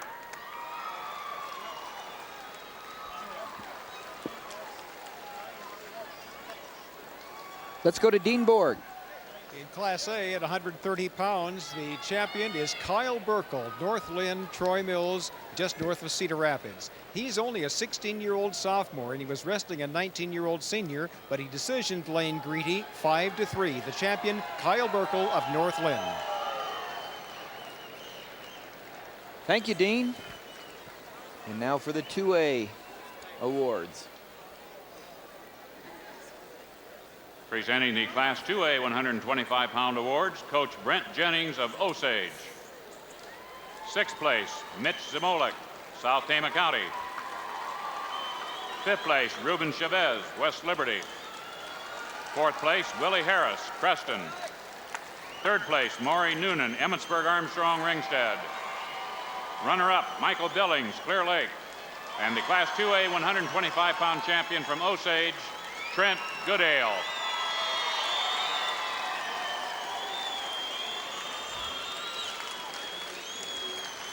Let's go to Joe Gibbons. All right, in Class 2A at 130 pounds, I believe we just witnessed our first overtime match. It was Trevor Arbogast, a junior from Davenport Assumption, against Michael Wells of Clarinda. Wells got a 5-point lead early, then Arbogast came back, tied it up 7-7 late in the third period. They go into overtime. Arbogast gets the takedown, wins the match. He's the 2A 130-pound state champion. Big overtime win there. Now let's go to 3A awards. Presenting the Class 3A 125-pound awards, Coach Bill Reed of Newton. Sixth place, Ty Edwards, Iowa City West. Fifth place, Jared George, Boone. Fourth place, Ben Moss, Lewis Central. Third place, Zach Paulson, Cedar Rapids Kennedy. Runner-up, Chad Zerwick, Muscatine. And the 125-pound state champion from Newton, Jeremy Meyer.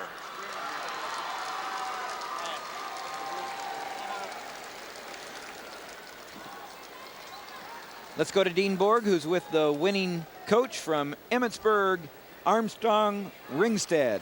You bet. It's Bob Kenny. And you have a winning tradition there. How do you do it? You have champion football teams. You have champion wrestling teams. What do you do? Well, you know, it's really a team effort at Emmitsburg. We really use our weight room really, really well. You know, our boys basketball team, wrestling team, football team, even the girls. We all have a program. We all lift. And, you know, I believe a team that lifts together wins together. So, you know, how early do you start them? Well, we have a readiness program. We start them right off in the junior high. Back to the awards. Thank you, Dean. And now we're at 135 pounds. Another great match. Jim, Josh Watts going for his third title from Assumption, Davenport. Eric Vance from Independence. And there you see Grunder from Wilton, Martin from Bedford. And Mason, undefeated freshman from Lewis Central. Stedman, Bishop Heelan. We'll get used to seeing Brandon Mason here for a while. He's a freshman. I don't think he's been in the third period more than once or twice this year. Wrestled his closest match in the tournament so far has been about 9-0. Wow. And he's in the blue from Lewis Central and hasn't had a point scored on him in this tournament. Is that correct? That's correct. Tall, lanky young man and very tough in the top position. Speaking of the top position, the top box up there, 1A, it's Grunder from Wilton, Martin from Bedford. In 2A, Watts from Assumption, Vance from Independence. In our feature match, Brandon Mason in the red band, 47-0 from Lewis Central. Brett Stedman, 33-5, Bishop Heelan. Mason already has defeated Stedman twice this year, not allowing a point. Technique. Just rolling through. You know, I tell you what, Dan Ryan from Bishop Heelan and Sioux City has done a fantastic job. Last year they had a third-place team, the first trophy ever brought back to Sioux City, and now he's got another wrestler here, Brett Stedman, in the finals, and they've got to be excited what they're seeing in Sioux City wrestling. We were talking about that new record for the team score. Lewis Central, 171 points, breaks the old record by 3.5 points. It's a new record for most points by a team. And the most champions ever crowned is 5. About 4 teams have done that, but not one since 1964 when East Waterloo did it. And now Lewis Central trying to become the first team to ever crown 6 champions. Well, Stedman may have lost this match here earlier against Mason here, but Stedman getting right after a takedown attempt there of his own, so no score in this period in the match. Brett Stedman in the gold singlet. Brandon Mason for Lewis Central, Council Bluffs. Lewis Central already winning at 119. Rosterman winning at 130 with Davis. Here's your 1A standing. Belle Plaine, the champion. Bedford, second with 67. Don Bosco, 64.5. And Underwood, 64. Underwood still has a wrestler left, and so they have an opportunity to move up into third place. So Underwood trying to wrestle for a trophy. Bedford pretty much in second.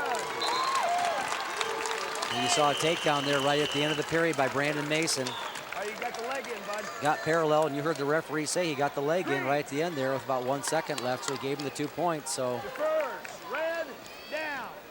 2-0 lead for the young man, and we mean young, a freshman. Cover green. Lewis Central, coached by Keith Massey, 47-0.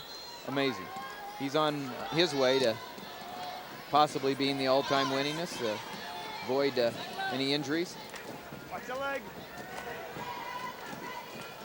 Stedman getting a little bit high. He's on his hips here. If Mason's trying to free his wrist, if he could free his wrist up, he might be able to cast across and get the points, but they're going to break it for a stalemate. Official Tom Moore. Cover green. In 1A, it's a close match. A minute and a half left in the second period. Score 3-2 in favor of Alex Grunder from Wilton over Dusty Martin from Bedford. Actually 4-3 now. Martin has gone ahead. And in 2A, score still 0-0. In the first period, 45 seconds left. There's 2 points for Josh Watts. So Watts goes out in front. And I like what I see here from Stedman. He's got the freshman based out, doing a good job of riding. Now he's got a potential of getting back points. He had the ball and chain hooked up there. Working hard in the top position is Brett Stedman, getting himself back into this match. 51 seconds left in the second period. Red down.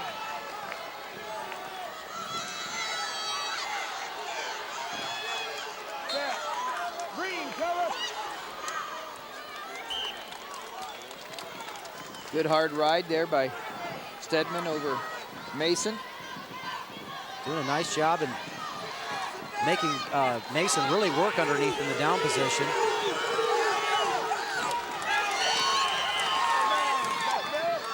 A lot of excitement in that 1A matchup. Yeah, there is up a at lot of right-hand action going screen. on now. Wilton wrestler almost getting pinned by Dusty Martin, then reversing and getting back points.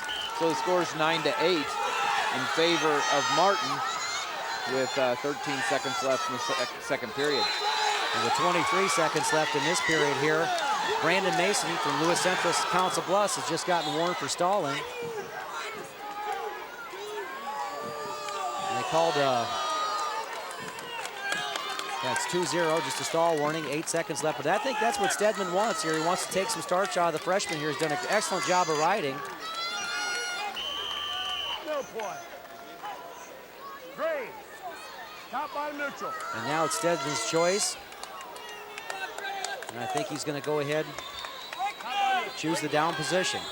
Only a junior, Stedman, 33-5, going against only a freshman, Brandon Mason.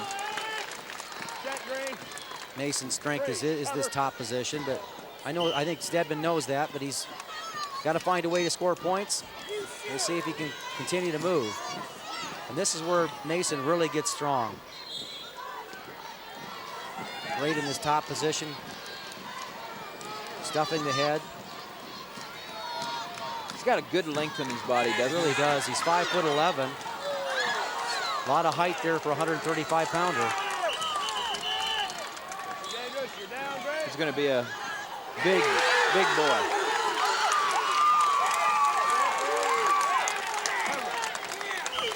Mason in the top position, fouling. Gets the leg in again. Nice hand fighting. Stedman doing a nice job, but he comes to the mat and he gets spread out. His elbows get away from his hips there a little bit. And this is where Mason is particularly strong.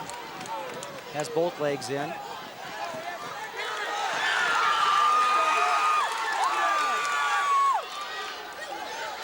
Calls a stalemate situation.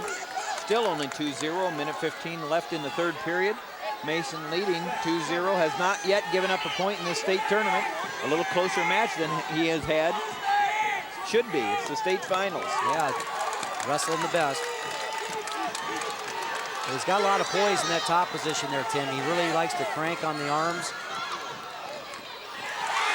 Now he's got the cradle locked up, it looks like. Got the leg in. He's going Got to settle him back. Stedman breaks the cradle. Now they got it locked up again in the roll-through situation. This is to Brandon Mason's advantage here. He's going to potentially get back points. And cheers you here for the Wilton wrestler. Alex Grunder wins the state championship for Coach Nick Dorman with a fall over Dusty Martin. That was a great, great match. It was like 10-9 when the fall happened. With 23 seconds left, Mason still on top. He is just so tough in that top position.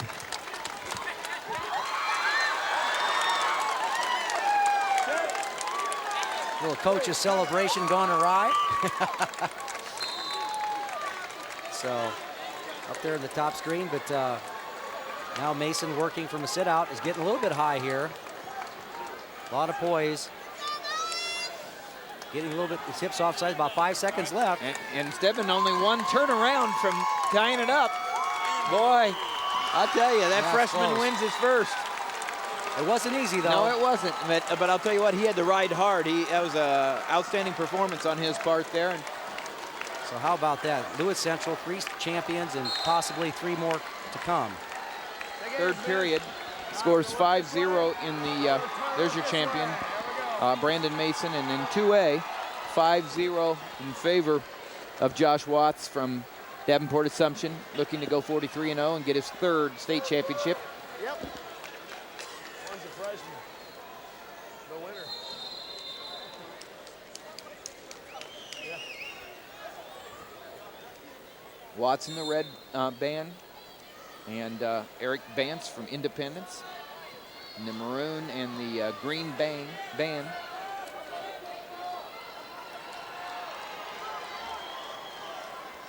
5-0 score.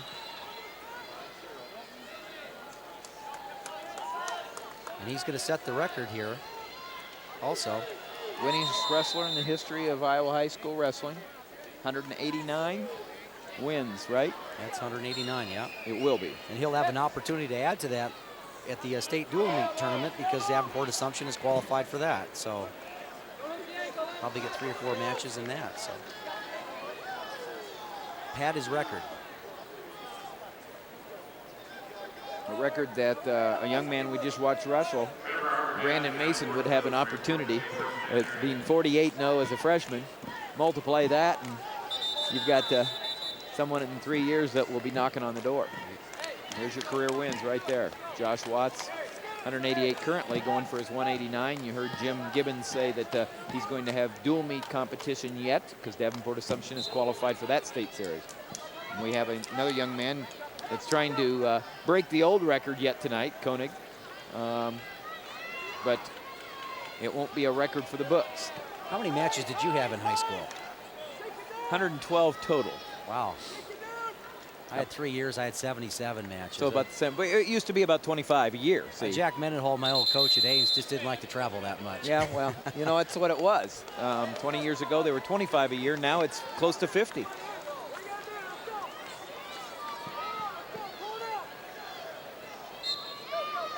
How's come we remember those things?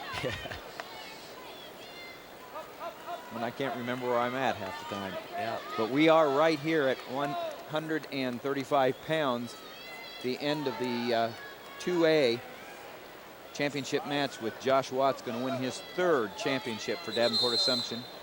A perfect senior year. You're looking at him going back with the red ankle bands, ready to finish it off.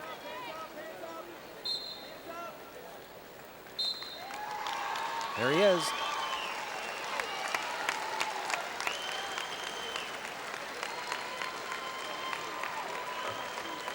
Bill Mathis, Davenport Assumption.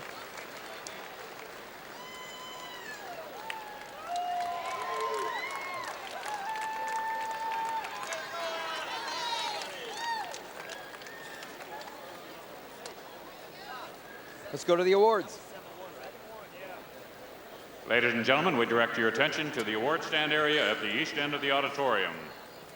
Presenting the Class 1A 130-pound awards, Coach Tim Travis of Sydney. 6th place, Riley Wagaman, Wilton.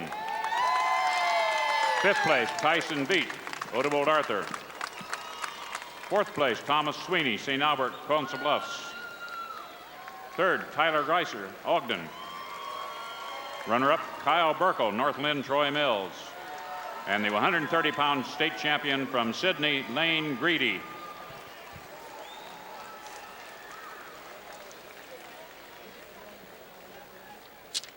Let's go to Dean Borg. Single A, 135 pounds, 17-year-old junior from Wilton, Alex Grunder is the champion at that weight. He decisioned Dusty Martin, I should say he pinned at 5:21, Dusty Martin of Bedford. I asked Grunder what the hold was, and he said, I have no idea, but he's the champion. Thank you, Dean. Let's go back to the 2A awards. Presenting the Class 2A 130-pound awards, Coach Bill Mathis of Davenport Assumption. Sixth place, Brett Vogel, Jessup. Fifth place, Jeff Ryerson, Esterville, Lincoln Central. Fourth place, Justin Weigel, Iowa Falls. Third place, Ryan Oldham, PCM Monroe. Runner-up, Michael Wells, Clarinda. And won the 130-pound state champion Class 2A, Trevor Arbogast, Assumption, Davenport.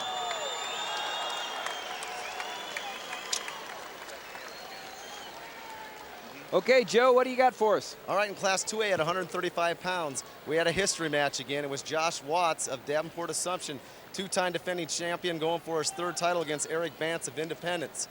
Watts controlled it from whistle to whistle. He ended up winning 7-1. He's your Class 2A 135-pound state champion. Thank you, Joe. Another rare three-time state champion. Now for the 3A awards.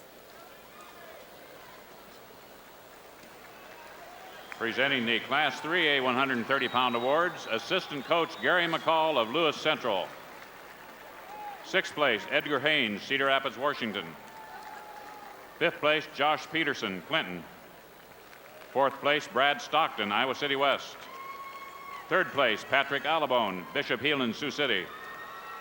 Runner-up, Anthony Watson, Iowa City, City High.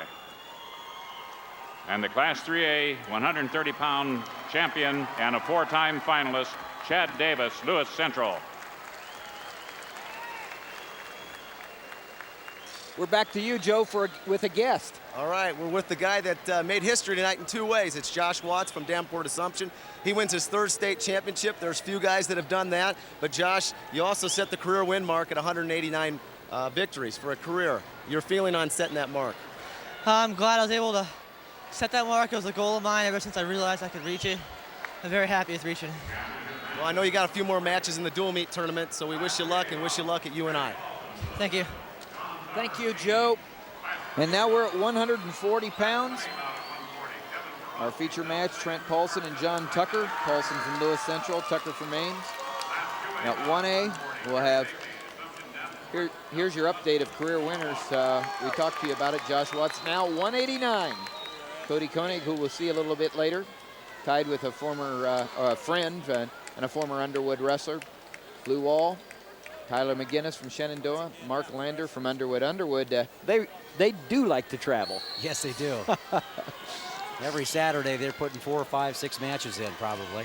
And we're looking at 3A right now. Trent Paulson in the red ankle band in Lewis Central, 47-0. John Tucker, 29-4 from your alma mater, Jim, from Ames. Jim Gibbons, expert analysis tonight, won 3 state titles in 3 years. Freshmen were not eligible at his school, and so the 3 years that my partner was eligible, he won it in the big barn all 3 times in the orange and black, right? Well, we had more black than orange at that point in time. The little uniform changed, but I was nowhere. That was in the old days. Yeah, it was in the old days, but I was nowhere close to winning a title my freshman year. I was probably about 92 pounds, and I wasn't that good. So 1A, up in the top, Kevin Karowski from Belle Plaine, Bart Little from Tri-County, and in 2A, Terry Vasey from Davenport Assumption, and Dustin Bussenmus from Norwalk. Well, Trent Paulson doing it all here right now. He got a short drag, 2-point takedown, and then went right back into the legs. And you look at his right knee there, he's had a torn ACL since the first week of practice this season. Wow. And Coach Keith Massey was talking about this injury. You know, this next match, we're going to see his brother Travis Paulson, and he kind of left us with the impression that those two guys were kind of screwing around early in practice a little bit, and after that injury, they both got serious. And it's kind of funny how the one injury affected the preparation of the twin. It's a torn ACL. He's going to get it probably fixed, reconstructed at the end of the season, and must have an awful strong leg to be able to go out there without an ACL ligament.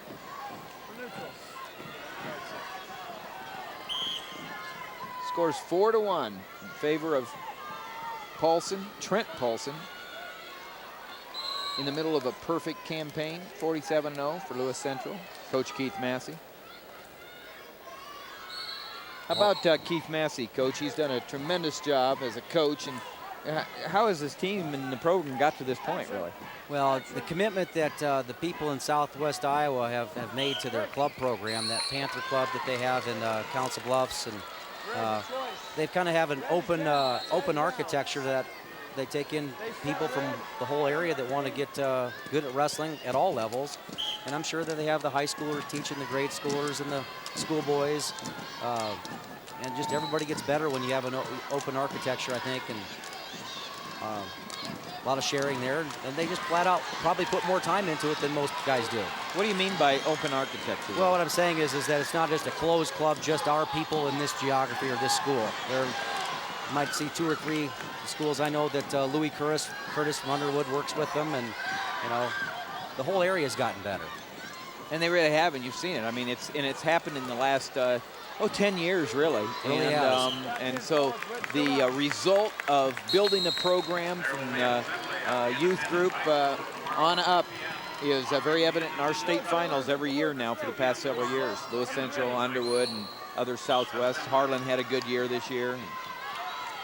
Yes, and there's another example here. Harlan, coached by Don Cox, doing a nice job building that program up. And if you talk to Don, he's worked pretty well with the football coach there. They have an excellent tradition there. And it's just cooperating with the other sports and getting athletes to recognize there's more than just one way to compete in one sport. Trent Paulson leading 5-1 now and trying to make it more against John Tucker from Ames. These Paulson boys are really strong. See Trent working in a double underhook situation and a little limited with that. Waiting to see what type of shot he would hit, but that was a beautiful high cross sequence. Just kind of dropped down and worked off the underhook. Karofsky from Belle Plaine wins by pin over Bart Little from Tri-County Thornburg. You see him jumping up there. Excitement. Belle Plaine already having won the team championship. Lots of fans here. They're excited that they can add an individual champion to their team trophy. Great performance by Belle Plaine this weekend. 7-1. Paulson out in front. Trying to give Lewis Central their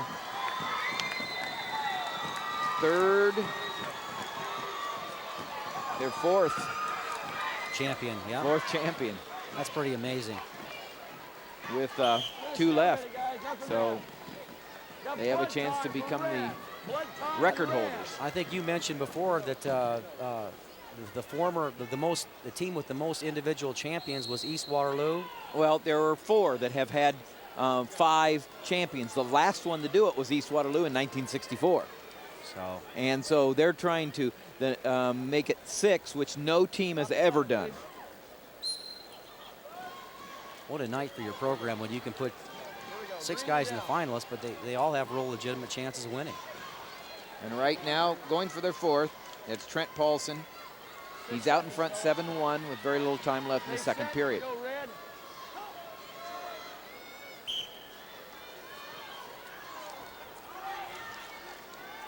See, Paulson just likes to ride the hips there.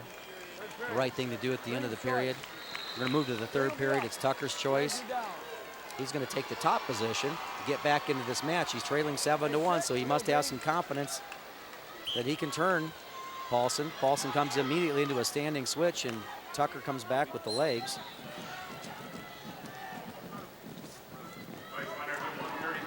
Working the wrist now. He's waiting for Paulson underneath to come up a little bit so he can put that leg in there. You see it come in. Paulson does a nice job of shutting that right leg out. Now they got a hand fight. Middle of the mat, front trip, good technique there, nice switch. And Paulson, and the race re-switch attempt here. Nobody's given up here, Tim. Well, I'm impressed with John Tucker. He's trying to hang right in there and give Paulson a run for his money. But Paulson gets 2 more. It goes up 9-1.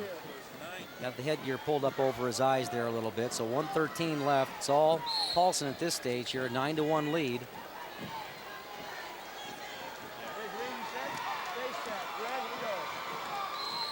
See what type of ride that Paulson employs. Comes down to the ankle.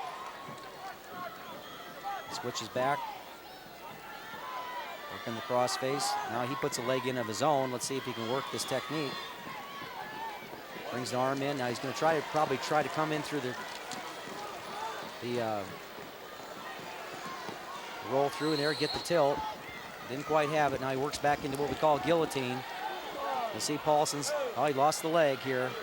But he looks like he will get 2 back points, so that'll extend his lead to 11-1, 11-2 with the escape. 11-2, 39 seconds left in the match. Your leader, Trent Paulson.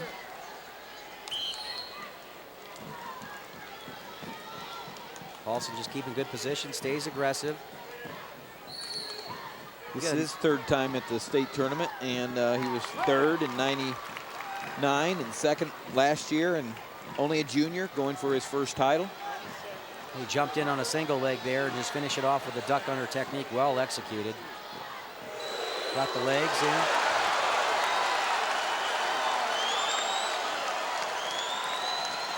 See up there at the top screen here. That's Vasey. Yep. Terry Vasey winning on the last second. Time without last second takedown for Davenport Assumption. Vasey was a basketball player last year, got cut and went out for wrestling last spring. How about that? And what an athlete. What an athlete. As you see Trent Paulson winning and becoming Lewis Central's 4th titleist tonight, but they're up in the corner. Terry Vasey. Terry Vasey from Assumption was last year. He came out for wrestling after last season began because he was cut from the basketball team. Well, Michael Jordan was cut from the basketball. Let's go to the awards.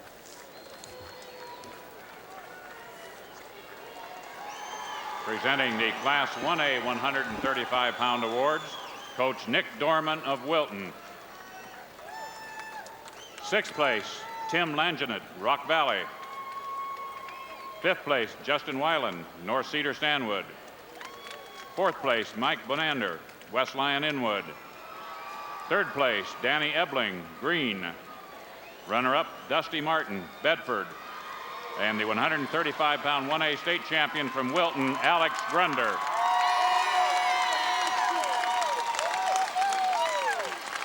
Dino, you got something for us? You bet I do, Tim. 140 pounds, single A. Kevin Karofsky of Belle Plaine pinned Bart Little of Tri-County Thornburg at 3:25 into the match. The new champion, Kevin Karofsky, is an 18-year-old senior, qualified 3 straight years. This year, he's the state champion. Back to the awards. What a great feeling. Let's go back to the awards now. 2A.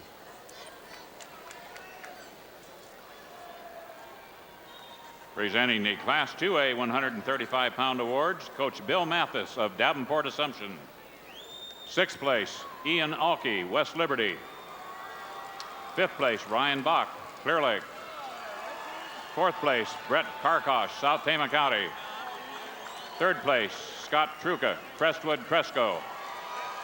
Runner-up, Eric Bonce, Independence. And the Class 2A 135-pound champion from Davenport Assumption, Josh Watts, who has just set a new state record of 189 career wins.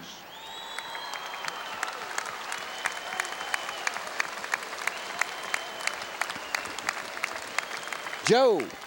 All right, in Class 2A at 140 pounds, I thought we were heading into overtime. But with 1 second left, Terry Vasey of Davenport Assumption, a sophomore, takes down Dustin Bussimus of Norwalk. He was undefeated at the time. He gets the points with 1 second left on the clock. So Terry Vasey from Davenport Assumption, he's your 140-pound 2A state champion. Thank you, Joe. Let's go to 3A awards. Presenting the Class 3A 135-pound awards, Coach Keith Massey of Lewis Central, Council Bluffs. 6th place, Danny Stafford, Waterloo West. 5th place, Ryan Salas, Waterloo East. 4th place, Keith Owens, Des Moines Roosevelt. 3rd place, Max Sauerman, Urbandale. Runner-up, Brett Stedman, Bishop Heelan, Sioux City. And the Class 3A 135-pound champion from Lewis Central, Council Bluffs, Brandon Mason. We pause a moment now so that our program underwriters can be recognized for their support of Iowa Public Television's high school wrestling coverage. Funding for the 2001 Iowa High School Wrestling Championships was provided by Friends of Iowa Public Television. By Allied Insurance, a member of Nationwide Insurance, proud to be a supporter of Iowa's outstanding high school athletes. By Medicap Pharmacy, your locally owned and operated community pharmacy, proudly serving Iowans for nearly 30 years from 57 Iowa locations. Medicap Pharmacy will always make time for you. By Musco Lighting, the sports lighting specialist, providing lighting systems for you, your project, and your community. By Hammer Strength, producing unique strength training products since 1988. More information is available at 800-634-8637. Hammer Strength, building champions. And by the Iowa Department of Public Health. In Iowa, 12,000 kids start smoking each year. 4,000 will eventually die as a result. Special thanks to Artcraft Incorporated, a commercial printer serving Iowa since 1972, and Unisource Paper. Artcraft services include producing 1 to 6 color jobs from digital or conventional prepress through bindery. More information is available on the web at artcraftprint.com. To Wrestling International News Magazine, a leader in wrestling news with behind-the-scenes stories and coverage of wrestling's biggest events. Available through annual subscription. And to Intermat Wrestling, the ultimate wrestling resource. Wrestling information and supply needs are available at the store in Johnston, Iowa, and online at intermatwrestle.com. We're back at 145 pounds, and David Weiss and Travis Paulson. Weiss from Harlan, Paulson from Lewis Central. And you also see at 1A, Ash from Eagle Grove and Bliven from Columbus Junction, as well as Artist and Manny. Little headbutt problem there, I think. Just Paulson. Yeah, 3 seconds into 3 seconds of the match. I think they just butted helmets here. And you've got Paulson getting a little attention paid to him here.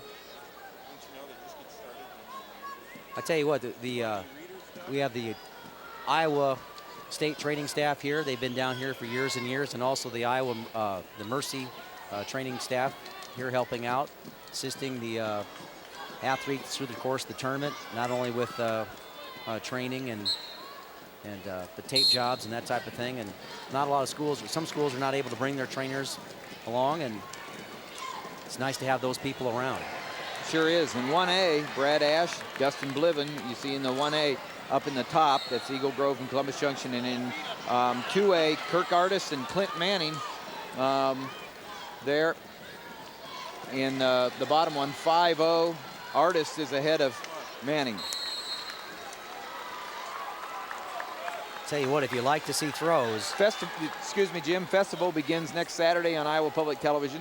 That means 2 weeks of great programs, including a special edition of Antiques Roadshow. Enjoy the best of the Antiques Roadshow Des Moines programs Thursday, March 8th at 6:30 or Monday, March 12th at 7:10.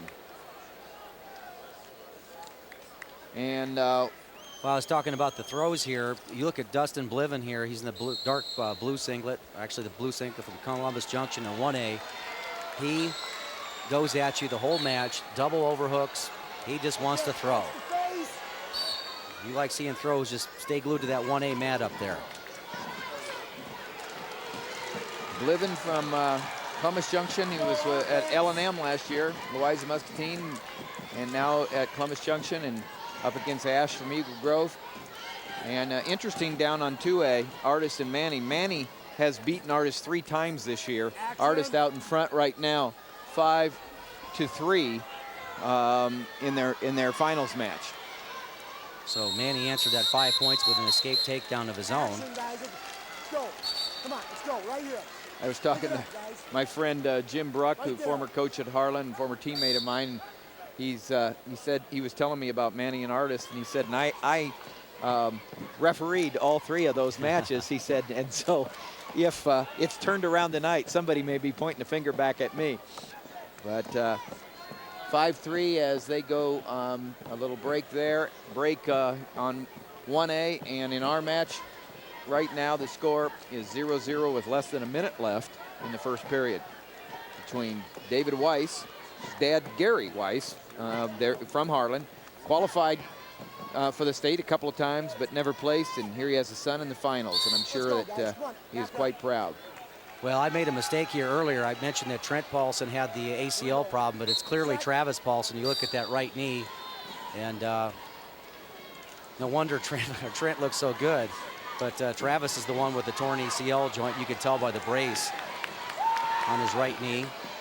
He's the one that's going to have that corrected. So I imagine I'm not the first one to mistake the Twins situation there. Well, earlier, were you about ready, when I had to interrupt you for the awards, were you about ready to say that Michael Jordan should have gone out for wrestling then when he got cut by his basketball coach early on in his career? Yeah, you looked at Vesey from Davenport Assumption. You know, he was out for basketball last year. Well, Michael Jordan got cut from his basketball team, Boy, he missed out, didn't he, well, Michael Jordan? I don't think Michael could have won a state championship in wrestling, so Vesey's one up on him. That's right. That's right. He's a pretty good athlete. He probably could have done that too, but we'll never know. Paulson doing a good job of fighting off a single leg attempt by Weiss. Here's the standings, and Underwood, as we showed you, still has an opportunity to overtake Don Bosco for 3rd place in the trophy, because they do have Koenig coming up, and Bosco does not have anybody left. There's your throw in the upper right-hand corner, I promise you. That's a second one. Yeah.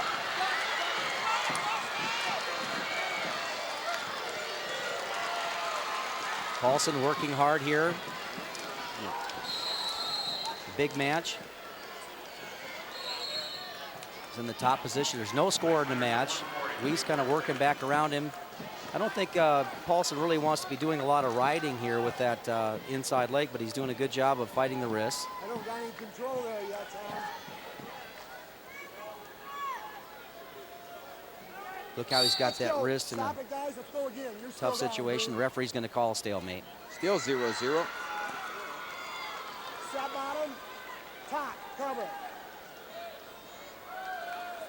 Score 7-0 in favor of Columbus's Dustin Bliven over Brad Ash from Eagle Grove. 33 seconds left in the second period.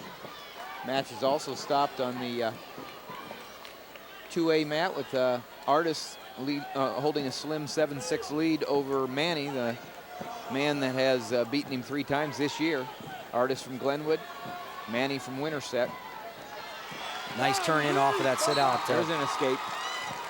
Did a good job of getting hand control before he tried to come up. So many times athletes will try to come up to their feet without hand control, and you can see that that was all done down up there on the mat before he really actually broke free. Now the underhook attempt and a headlock. Doesn't have the position here. Weiss doing a good job of basing out. Got to get his head up here. Be more active. We're going to call that potentially dangerous. That's official Greg Eschweller calling that potentially dangerous, taking care of the welfare of the athlete first.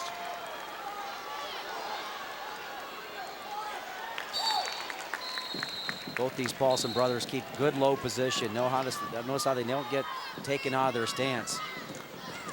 Good set of strong legs. Look for a little short drag here. Maybe even setting up a whip over attempt. Start again. 13 seconds left in the second period of the 3A 145-pound match between David Weiss from Harlan and Travis Paulson from Lewis Central. Paulson leads 1-0. There's Keith Massey. we talked about a little earlier. He is, his family, his supporters, they've built up a tremendous program down there. His mom, a long time involved with the Iowa Wrestling Federation, and Keith's done a great job of building one of the best programs in America right now, not just in Iowa. No point there. It looked like a nice spin around attempt. It looked like they're almost out of bounds here. They're not. There's Don Cox, head coach at Harlan. Don has done an excellent job almost everywhere he's been. He's been at Clarinda, Emmitsburg, Harlan. And good athletes as they've had coming out of Harlan. It's nice to see a lot of them going out for wrestling now, and I think they can make a difference.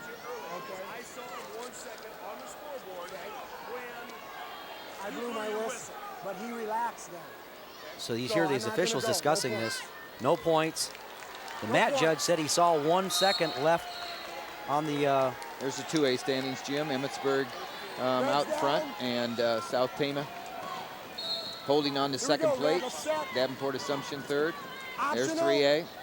Lewis Central, the all-time leaders in points scored, beating the 21-year or the 19-year Bettendorf record. Iowa City, the two Iowa City schools, second and third, going to be in the trophies.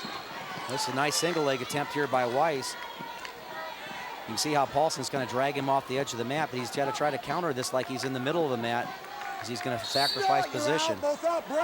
Very fortunate not to give up the point, but Weiss isn't taking a back seat here. He's getting right after it. And you know, a lot of times, Tim, when a guy has a bad knee, you kind of want to shoot to the other leg to see if he can, pick up on that leg and see if you can support it.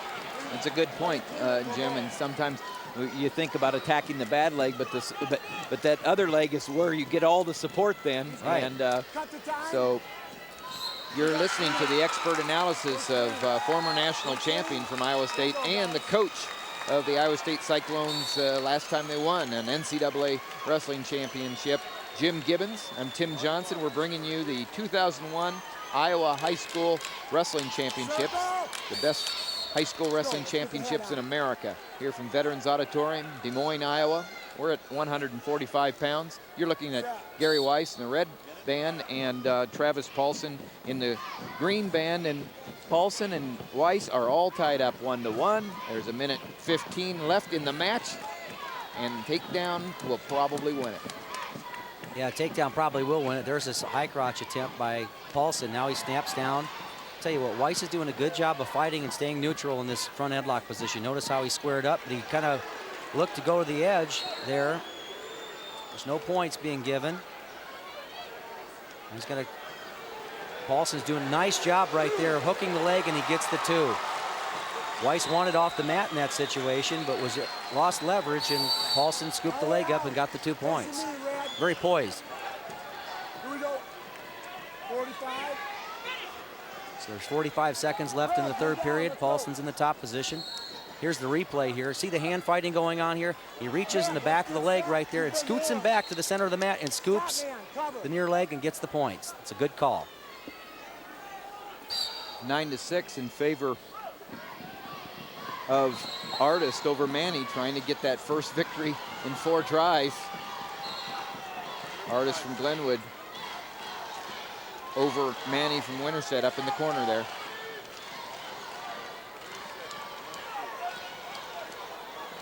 See now, roll through attempt. So there's the legs. Really tough in this position here. 16 seconds, and the official's going to break it one more time. So it's one more opportunity for Weiss. Tim, if you're Weiss, you're looking for a reversal in this situation. And if I was Paulson, I guess I wouldn't put the legs in, because we talked about this before. At the end of periods, either ride them out or give up a reversal. I was going to say it's either it's 1 not 2 now. The old 1 not 2. 1 not 2. Wait for me. Wait for me. Let's go again. Knowing this Lewis Central coaching staff, they've made made Paulson aware of that. They probably want him to drop down on an ankle. He's going to count 1, Coach. You're right. And Glenwood does. Kirk Artist, Bob Dyer's athlete, wins for the first time in 4 attempts against Clint Manny this year. The Glenwood athlete wins when it counts. Look at that. He dropped right on an ankle here. Good clock burner. 10 seconds left. He's not looking to go roll around with him, but he does a good job of keeping his head up. And Travis Paulson's going to be your state champion. Travis Paulson wins, follows his brother, 5th champion. They tie the record.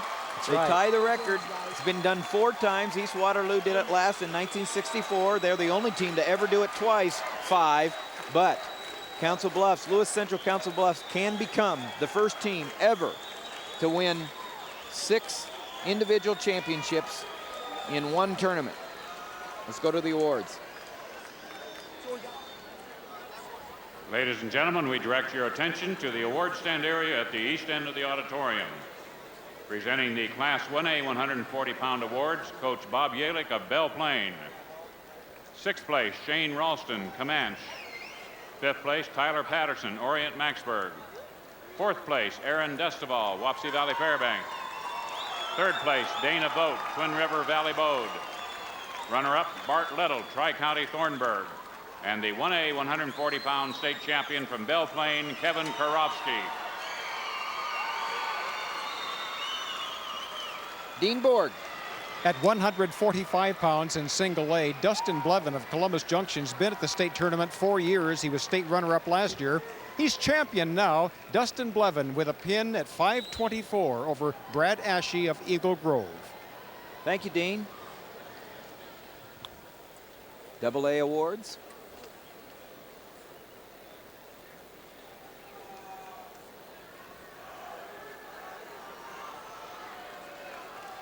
Presenting the Class 2A 140-pound awards, Coach Bill Mathis of Davenport Assumption. 6th place, Matt McHugh, Marion. 5th place, Nathan Dolan, Independence. 4th place, Brian Thacker, Algona. 3rd place, Quentin Moreno, Glenwood. Runner-up, Dustin Bussimus, Norwalk. And the 2A 140-pound state champion from Davenport Assumption, Terry Vasey.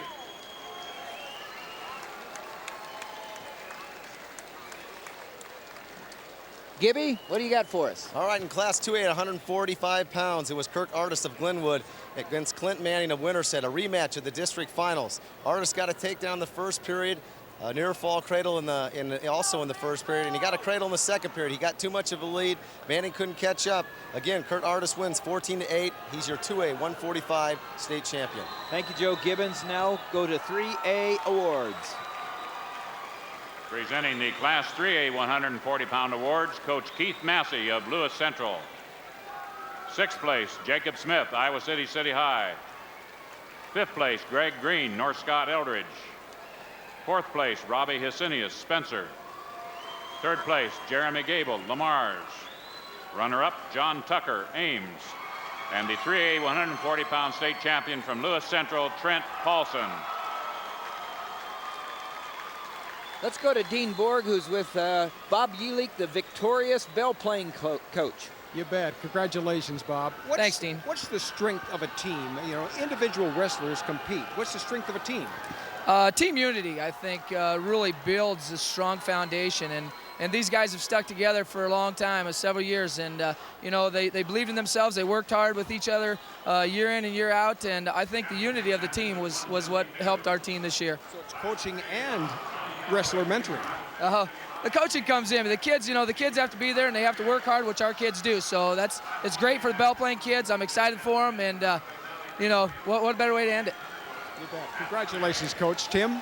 Well, Bob Yelik, a great competitor for Belle Plaine when he was wrestling, and a co-college grad, and now a victorious coach. We've got a new set of weight here, wrestlers, 152 pounds, and we're going to look at 1A, and 1A 150 through 189. And that's Adam Benton and Cody Koenig, and Joe Weiser, Cole Pape, Johnny Galloway, and Nathan Specht. And we're going to take you to that 1A mat. Adam Benton, Nottoway Valley, and Cody Koenig from Underwood. Well, we mentioned earlier here, Koenig had an opportunity to, he's going to basically break the record if it wasn't for Watts of Assumption.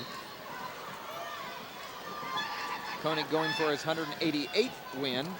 Watts has 189 now. And the difference here is that Koenig hasn't won a state championship yet.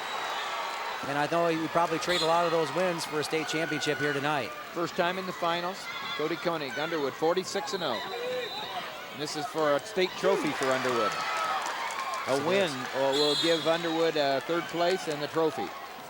Takedown, 2-0. Well, this is a rematch of a match. Actually, last year, Benton was ahead 2-1 and got pinned by Koenig. So Well, he's ahead 2-0 now, right off the bat. Benton takes a 2-0 lead over Koenig.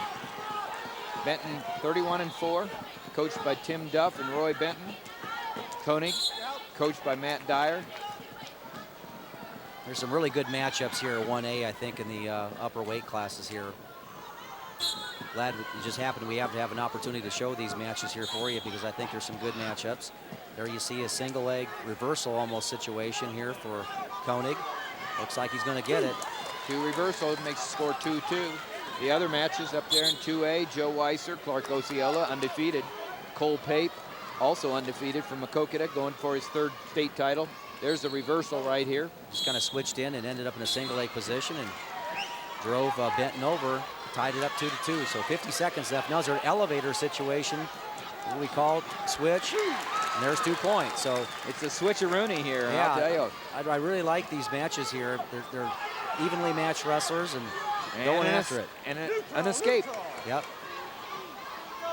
2 guys willing to go at it. 4-3 score now. Benton in the black singlet there to your left. Nottoway Valley, Greenfield.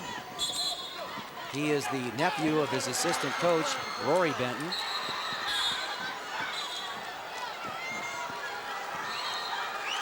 Four to 3. Nice duck under. High crotch warded off pretty well at the edge of the mat, and the referee's going to call it off. So. I have the feeling, Jim, whatever score we call isn't going to be the score for long. We'll test our accuracy here. Benton likes to work in space. Oh, he has an underhook attempt. Looks like the 2 athletes are going to milk the clock out here. End of the first period, score 4-3 in favor of Adam Benton from Nottoway Valley over Cody Koenig from Underwood.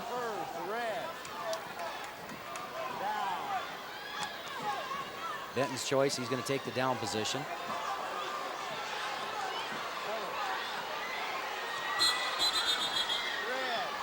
False start.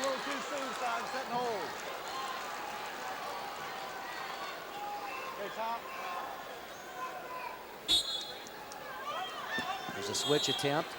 Now that was warded off pretty well by Koenig that time. You see the big tight waist he has on it. You see the knuckles on his left hip. Well, he's all the way around there. Yeah, he's really making it tough, and it's tough to breathe when the guy's got tight waist on you that deep. Scores 2-2 in the 3A there on the bottom with 1:10 left in the first period. The score is 2-1 in favor of Joe Weiser over Cole Pape on the 2A. Now Benton just, basically Koenig let Benton go. And Benton jumps right back in on a high crotch attempt, but you know he's kind of shooting across the body. He gets up the 2-point takedown there. Just allowed, really kind of uncontested at that point, so that ties the score up 5-5. Active match here between Benton and Koenig in the 2A, or in the 1A 152-pound championship. Scores 5-5 with less than a minute in the second period. I'm Tim Johnson along with Jim Gibbons, Iowa Public Television, bringing you the state high school wrestling championships. See, here he broke the grip. Yeah, that was the thing I didn't see there. He broke the grip, just spun around him at that point in time, and Benton did not contest it at that point once the grip was broke. Okay, so 6-5 here, score here. Benton, left arm part of your screen, in the lead. Koenig squaring up. There has been a takedown attempt or a reversal attempt probably every 5 seconds of this match. This is great. And you see these 2 guys looking a little bit tired. You know why. They're going after it here. There's another one. You see how he likes to shuck by. You call a shuck by. Gets tight ear to ear and then just kind of just takes Benton's right arm and just kind of casts it over and tries to get the angle.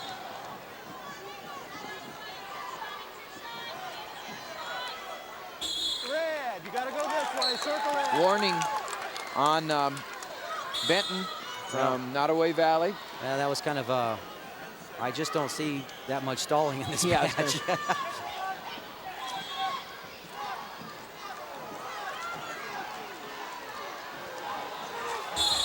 No points.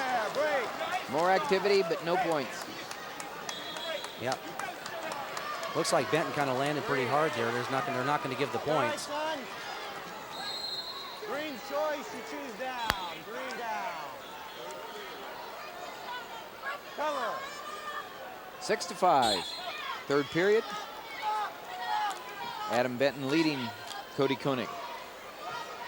Now Benton getting a little bit high, but he likes to be up here. He likes to use the legs. He gets a potentially dangerous call.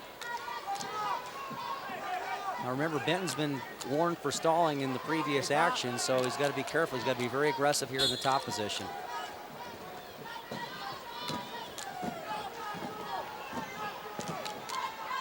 So we're third period, 1:45 left. I think if I were Benton, I'd really try to be aggressive up here. Try to work for the fall. Even if you give up the reversal, you've shown how you've been able to get out from underneath. You don't want to give the impression to the official that you're not working here. Have a bulldog situation. Whoa, there's a reversal. Right, steps right back into a double leg, but that doesn't hurt any. Unless you get a little tired. 7-6 now in favor of Koenig. It's gone back and forth since the start. Tight waist ride applied there. He's had a lot of success with that so far. 56 seconds left. Now a stand-up attempt. Now he switches, does a great job of getting his hips out, but Koenig does a nice job of following, so they're hand fighting right here. Boy, nobody's sitting, Jim. Nobody's sitting. I'll tell you, they are really going after it. And they called the top man Koenig for stalling there, so.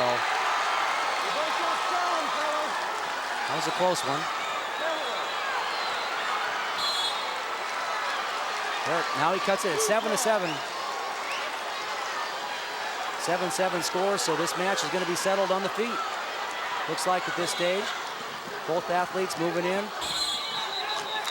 They're both coming in with high elbows, so there are some opportunities out there. They're getting their elbows a little bit high. It's a nice single leg attempt by Benton. He drops his elevation. Now a high crotch switch to a double. He's had success with this the whole match. He's going to score the two. Not much time left, 12 seconds. He's got the inside wrist. It's going to be very difficult for Benton to score. So Koenig from Underwood. Koenig wins the 188th match, and he wins the state championship. He got what he came for, Jim. Yes, he did. I think winning the championship probably means more than all, that record or getting close to that record being in the mix. But what a career and what a way to end it. Yeah, it was, and it was a great match. Benton certainly gave him a great go. We'll take you to another match right now. There's the winning technique here. A high crotch attempt. He switches off to the double leg, drives across, keeps his head up, scores the two. I think you're looking at the winner in 3A, and Johnny Galloway. I think he won 5-3, very close match. Galloway from Iowa City High, going 41-0. Overtime, went overtime.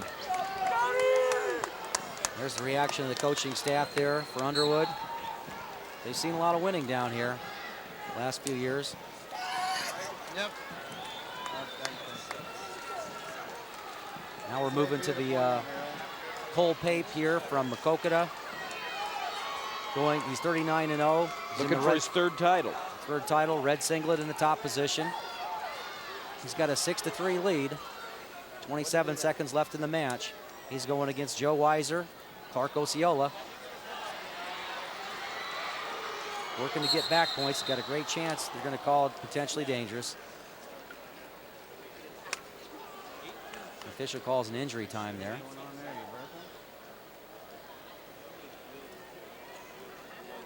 Little blood action there, right there. 18 seconds left. Like you said, 6-3 in favor of Cole Pape.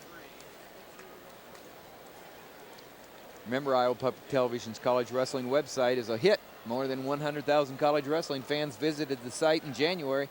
Now we have a great way for you to support your college wrestling telecast through the website. Become a college wrestling web supporter. Join Dan Gable, Jim Gibbons, myself, and get your name listed on the site.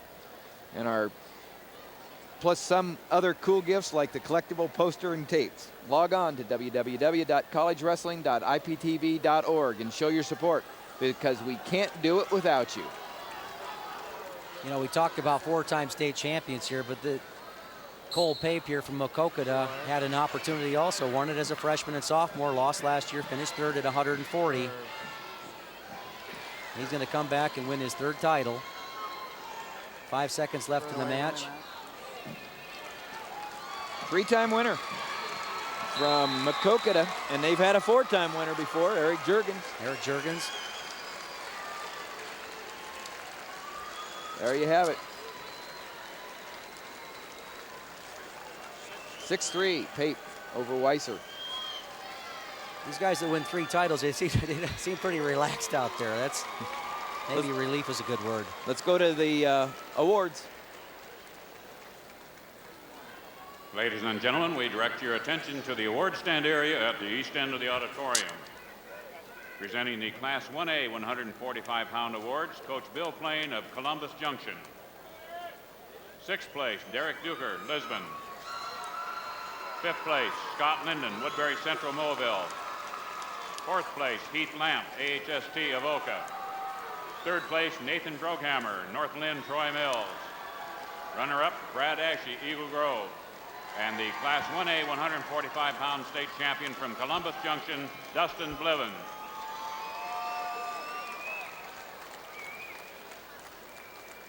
Let's go, Dean. Well, Tim, you called it.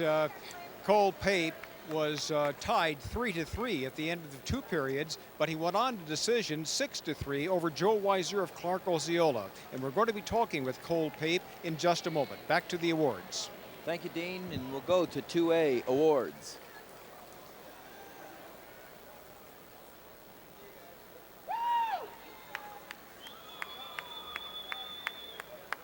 Presenting the Class 2A 145-pound awards, Coach Bob Dyer of Glenwood.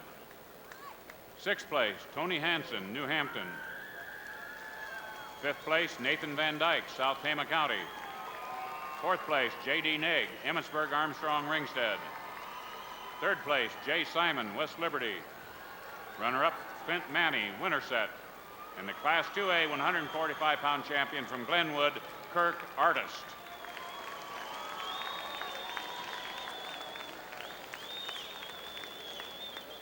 Joe, what do you got for us? All right, in Class 3 at 152 pounds, we have a unique situation. It's Johnny Galloway of Iowa City High defeating Nathan Speck of Dubuque Senior.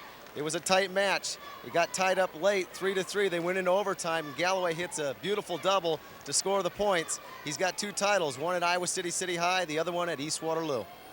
Becomes only the 3rd wrestler to ever win titles at 2 school, and Joe Gibbons was one of those.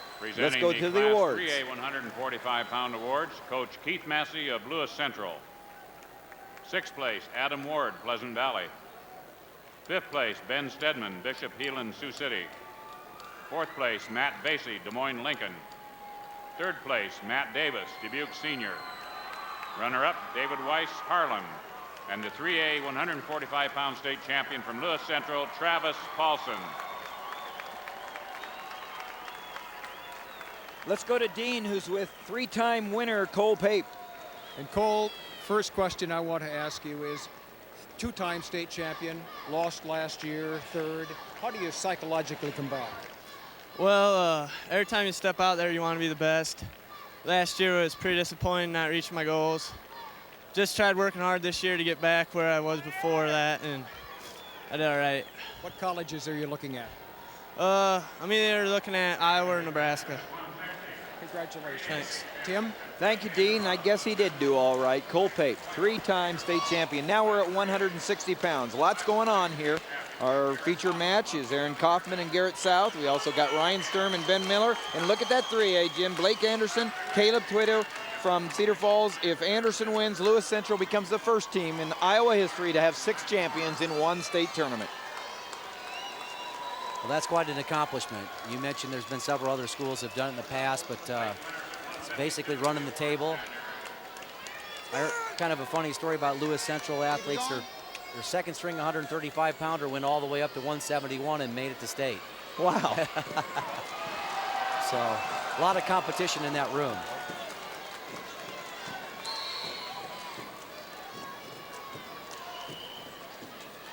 At 2A, up in the corner, Ryan Sturm, Emmitsburg Armstrong Ringstead, Ben Miller, Benton Van Horn.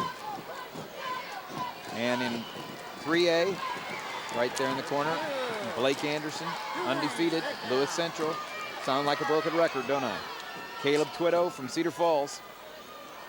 There's a beautiful high crotch attempt by Garrett South from Anita Cam. And he's in the top position here. He's got a power half. He's in the blue singlet with gray trim. Aaron Kaufman from Wapsie Valley Fairbank, 40-5 record on the year. And Garrett South from Anita, he's undefeated. You can see that South really likes to work in space, gets his opponent stepping into him, and nice explosive shots. Circle the center. Let's go, guys. Nice duck Whoa, under there attempt goes, there. yeah. Right off the elbow. You could almost see it coming. He gave him almost a 3 count with that elbow and hit the technique. Here I come, here I come, here I come. Boom.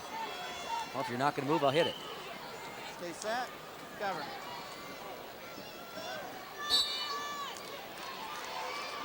Four to 1 off a couple of nice takedowns.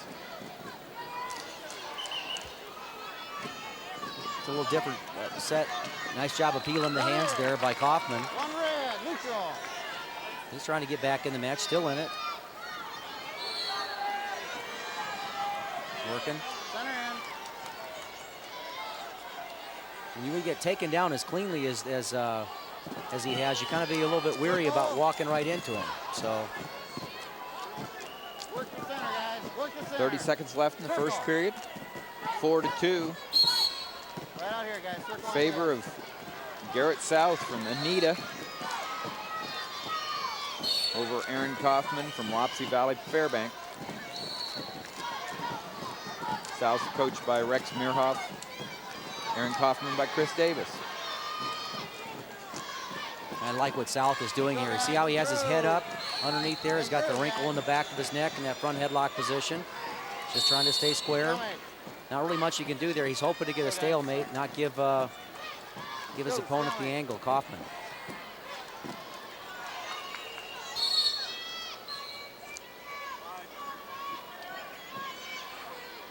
Go off the edge here. End of the period. First period, guys. Green, up, down, neutral, or defer. Green defers choice. Red, up, down, or neutral. Red chooses down. So we'll see if Aaron Kaufman can get back into it here. He's trailing 4 to 2. He's going to take the down position. Stay set. Score's also Cover. 4 to 2 with just the start of the second period on the 2A mat. 4 to 2 in favor of Ryan Sturm over Ben Miller. I like that technique here that Kaufman is incorporating. Just covers the fingers. Go, guys. Now he lost those fingers, and he's going to try to get his hips out. Working a good, tough spiral ride. Now he comes up to a stand-up towards the edge of the mat. Tries to turn in. He's got South a little high. South seems like in pretty good control, though. He does, but you see why he is in control. He keeps his rear end right in the middle part of his back all the way through the technique. So keeps the pressure on. Garrett South, Yeah, stalemate. Back to a center. senior, 45-0, 108 career pins. Well, he's probably looking forward to his opportunity to get in the top position Stay here. set, red. Cover But you got to like the way South is riding in this situation. Oh, I got a caution on green. Caution. On green. I mean, you got to be tough the way he grew up. He said he started wrestling in an old chicken house with his dad. They bought an old wrestling mat and put an old furnace in the chicken house. And evenings and Sunday afternoons, his dad and his older brother, and who qualified for the state a couple of years ago, would go out and work on moves. Well, I imagine Mom made him shower before they came back in. So go right to the showers and you walk in the door, but doing a great job in the top position. Set red, cover green.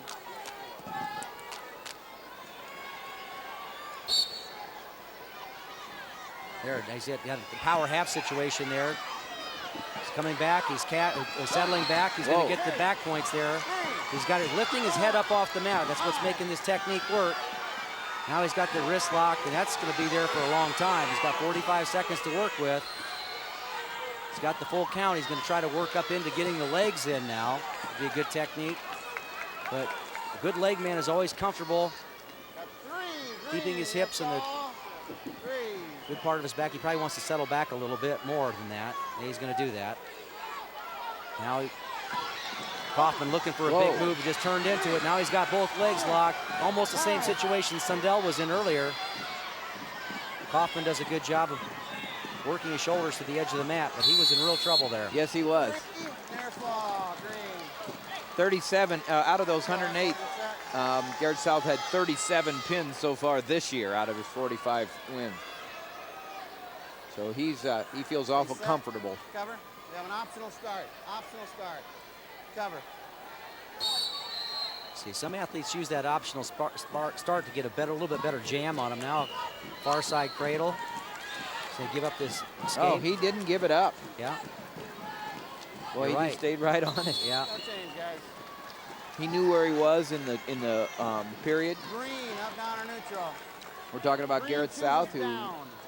has a 10-2 lead over his opponent Aaron Kaufman in the 1A 160-pound championship match. Stay set, In cover 2A, the score is 7-2 in favor of Ryan Sturm from Emmitsburg over Ben Miller from Benton Van Horn. And in 3A, the score is 3-2 in favor of Blake Anderson over Caleb Twitto. And if Anderson wins, and there's only 35 seconds left, they're on the feet. Lewis Central makes history. Back to center. I see a little headgear problem there with Garrett South. I like the way he shoots in and just kind of allows his lower body, doesn't try to pull the leg to him, he just moves his lower body to the leg, and got a lot of good technique. Working in space now. Watch him step up and drive. Step up and continue to drive.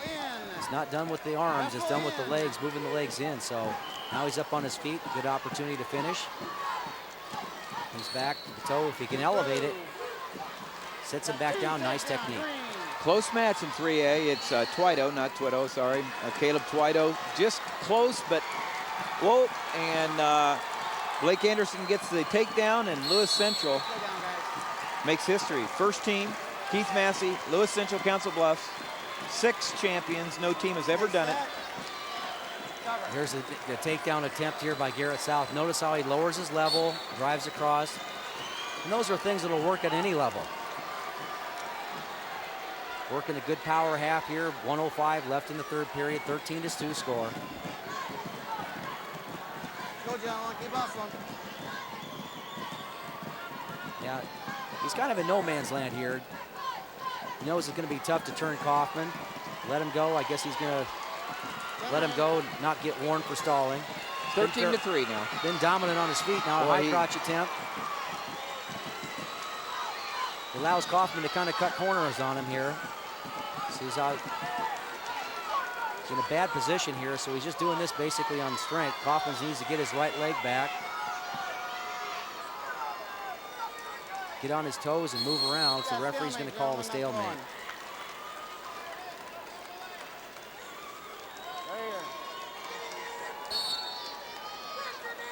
Another Emmitsburg winner. Nice shot there, whoa. Nice low shot. Caught Kaufman stepping into it, hit it below the knees. 10 seconds, let's go, guys. Stay in the top position. Let's go. See the referee encouraging him.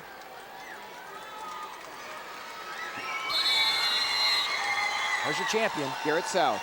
Anita goes undefeated.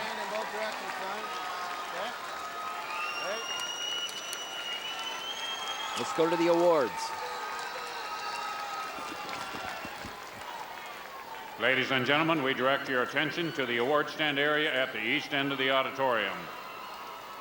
Presenting the Class 1A 152-pound awards, Coach Matt Dyer of Underwood. Sixth place, John Nielsen, Alta. Fifth place, Andy Layton, Griswold. Fourth place, Jared Bergen, Southeast Warren Liberty Center. Third place, Joe Storm, Columbus Junction. Runner-up, Adam Benton, Nottoway Valley Greenfield. And the Class 1A 152-pound champion from Underwood, Coney Koenig, who now moves into second place with a total of 188 career wins.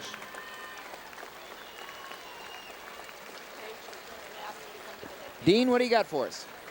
Well, Tim, at 160 pounds in Double-A, Ray Sturm of Emmetsburg has been at the state 4 times. He was second at 152 last year. This year, he is the state champion, bringing home another championship to Emmetsburg, 7-3 decision over Ben Miller of Benton Van Horn. Back to the awards. Thank you very much, Dean.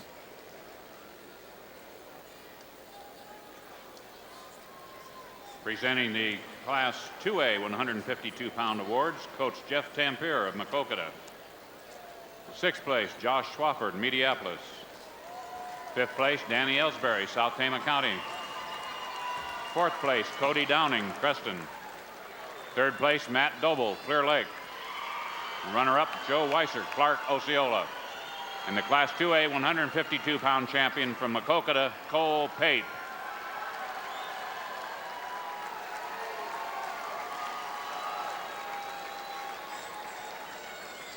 Joe?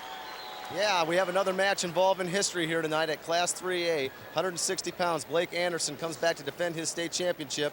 He's got 2 now. He beats Caleb Twito of Cedar Falls by a score of 5-2. Blake got 2 takedowns in the match, and more importantly, he becomes Keith Massey's 6th state champion tonight. Thank you, Joe, and first time in 76 years for 6 champions in one tournament. Let's go to the 3A awards. Presenting the Class 3A 152-pound awards, Coach Brad Smith of Iowa City City High. Sixth place, Mike Mogard, Marshalltown. Fifth place, Michael Heitzman, Ames. Fourth place, Aaron Smith, Lewis Central. Third place, Mike Winklepleck, Bishop Heelan, Sioux City. Runner-up, Nathan Speck, Dubuque Senior. And the Class 3A 152-pound state champion from Iowa City City High, Johnny Galloway, Jr. Speaking of the record-setting coach, Joe Gibbons is with Keith Massey. Yeah, I got Keith Massey here, coach of the Council Bluff Lewis Central champion. 6 champs tonight. You brought 6 in the finals. You know, you had to do a lot to keep these guys focused. This is truly a dream come true. You know, it seemed like it just snowballed. Once our 19-pounder won state, then the 30, 35, 40, 45, up to 60. Oh, it was just great. Well, congratulations, Keith. What a great performance. Thank you. Yes, our congratulations to Keith as well. He's done a great job, and now we have a new weight class, 171 pounds. And we're going to look at Tom Meester and Mark Mueller, and Mark Strum, Paul Bradley, Akeem Carter, and Jeff Garrison. Tim, go ahead. I gotta say, the state of Iowa here, this weight class, I'd have a hard time picking who the best guy at 171 is between the 3 classes. We're gonna see a weight class here at 1A where they had 5 guys that were undefeated, okay? And then we're down to 2 guys left that are undefeated in this weight class. And you look at Hakeem McCarter, and then you look at Sturm and Bradley. Bradley's going to University of Iowa over there, so a lot of tough 171-pounders here the state is producing. Okay, in 2A, we have Mark Sturm from Emmetsburg, Armstrong Ringstead, and Paul Bradley from South Tama. And 3A, Akeem Carter from Waterloo West, and Jeff Garrison from Urbandale. Whoa. Whoa, whoa, we've got some action. That's the Carter in the 3A match right there.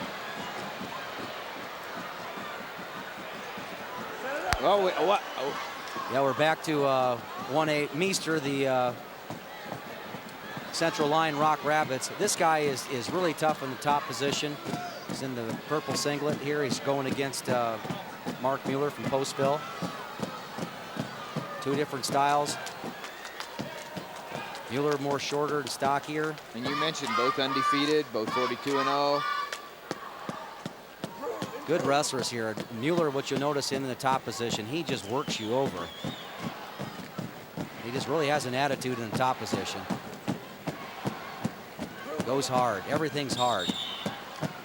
2-0, minute 5 left in the first period. Meester out in front.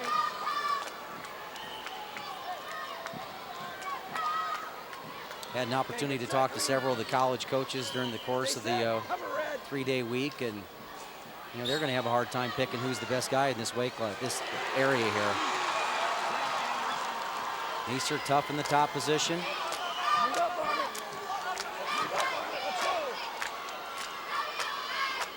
You look at Mueller, he's a well-built individual too.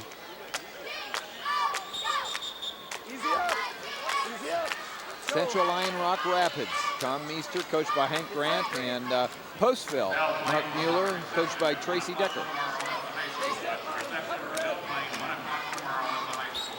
So takedown attempt. Cashing in with good riding here. 42 seconds left. Good in the top position. This is Tom Meester. I love these celebrations. I just heard the announcer say that Belle Plaine will have a reception at their high school tomorrow at 1 o'clock in the afternoon, so we'll pass it on, Jim. Well, it's kind of on your way back home. You could probably hit it. Yeah, stop in there. I'm proud of Bob Yelich. He's been a friend, and I coached when he was wrestling, and he was a tough competitor. And now he's one of the great coaches, and brings Belle Plaine their first state championship since 1976, when Denny Christensen took a state championship as the coach there. Stay set. Stay set, bottom. Let's cover red. You got caution green. Caution green, first time. Stay set, guys. Stay there. Stay set. Cover red. Still 2-0. You're right about Meester. He's tenacious there. He doesn't give up anything. No. Everything's contested.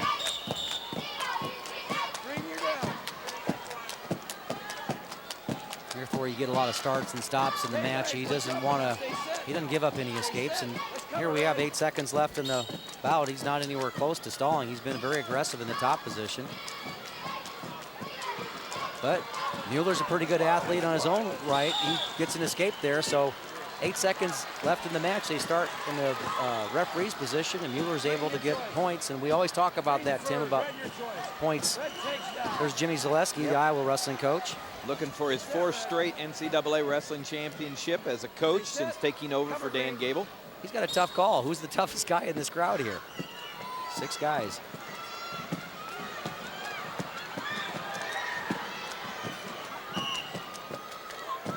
Mueller from Postville now in the top position. His turn to do a little riding. Look at Mueller just get back into position. Now he's got a single leg. No points being awarded yet. Mueller, if he finishes this technique, will get a reversal. Akeem Carter wins by fall in the second period. Akeem Carter from Waterloo West pins Jeff Garrison from Urbandale in the second period, totally dominating the match and finishing undefeated, 31-0. Garrison from Urbandale did a nice job to get to this point, but Carter, just a junior, they have another year left. Pretty excited young man. And in 2A, Mark Sturm trying to complete an undefeated year, 35-0 for Emmetsburg, Armstrong, Ringstead.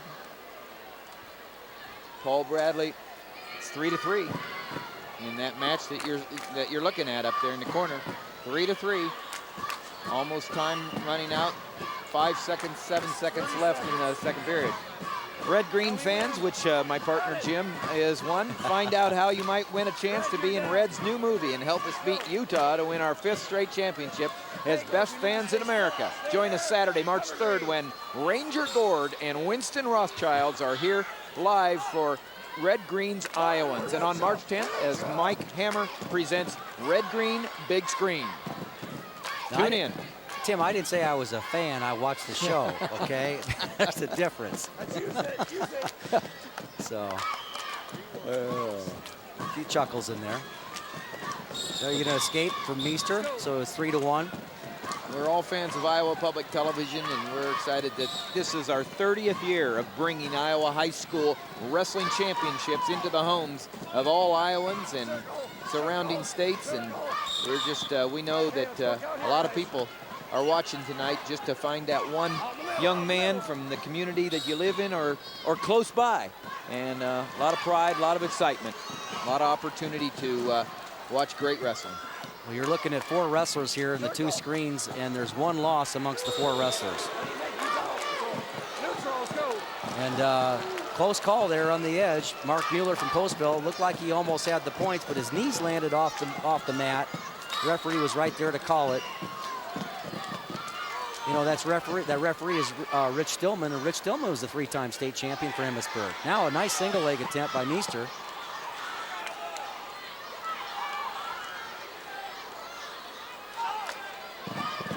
He's in there, trying to finish it. And Mueller does a nice job of kicking out, then corners back, tries to get around, gonna go off the edge. There's just not enough mat space for these guys. So 14 seconds left in the period, 3-1 score. Meester looked like he was in good position.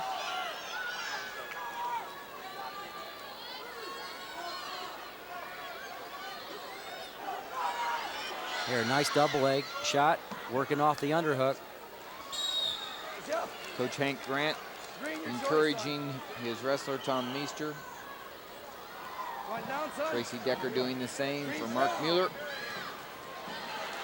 There's a duck under over there in the top screen by Bradley, so he's going to jump out to a 6-3 lead over Mark Sturm. Right, Emmitsburg. Great flurry up there.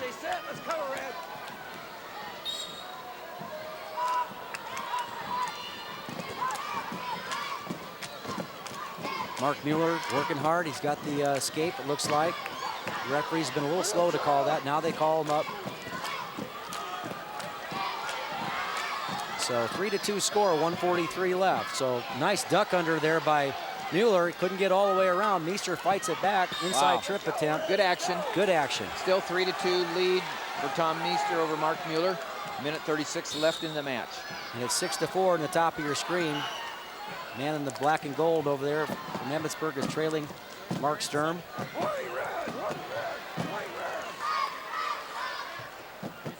Tom Meester has just been warned for stalling in the purple singlet here.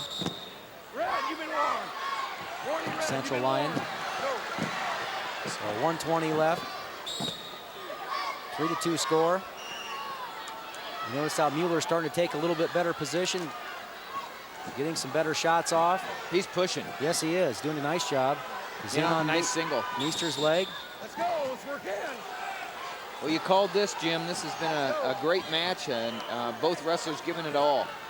You know, you look at the body styles here. Meester probably college might be a higher weight class here, but he's having a little difficult time at the end of the period here, end of the match, with Meester's Mueller's compact position here. You can see how his legs are straight. He's bent over at the back. He's really using a lot of energy down there. And this match is really favoring Mueller at this stage. He's doing a good job of pushing and moving forward. 40 seconds left. Meester still ahead of Mueller, 3-2. And it looks like on 1A, or 2A, Paul Bradley from South Tama will end Mark Sturm's. Nope. Oh, it's the second period, you're right. And there it is, there's the stall warning. We said before, Meester was having a difficult time dealing with the pushing style of Mueller. Thanks to my my assistant and table controller, Roger Crimmins. He lets me know that we're just in the third period. No points here. No points. You hear the crowd yelling too. They're into this match. Boy, it's close. It is close.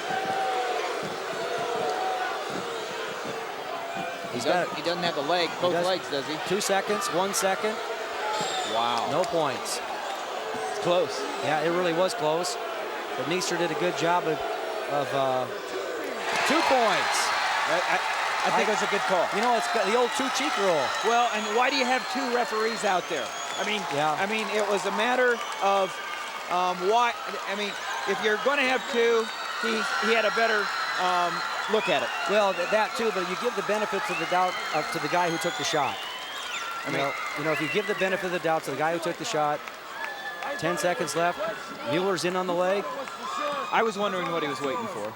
He had both legs. And his were in. Here it is. Well, here right it is. here. He does have both. See, Yeah, he's in there. And it's the two-cheek rule. He's got two cheeks down. I mean, there's really nothing you can do when a guy plants you like that. No, so, that's two. That's two. Good call. Yeah. Marv Ryland. You know what I like about what Rich Stillman did there? He didn't call it. He was close to calling it. Went and consulted the other official. It was great. Yeah, he was just calling timeout and going over there. Now we're down to a minute 15 left in the third period. Now we're in the third period. And the score is 6-5 in favor of Paul Bradley. So it comes down to Sturm needing a takedown here. Well, this Sturm will be all offense here. He'll try to do the same thing that Mark Mueller did from Postville. Just march and go straight forward. He'll try to test Bradley's conditioning. The reason this match has probably taken a little bit longer, it looks like Bradley has had a cut. He's had this cut through the course of the tournament.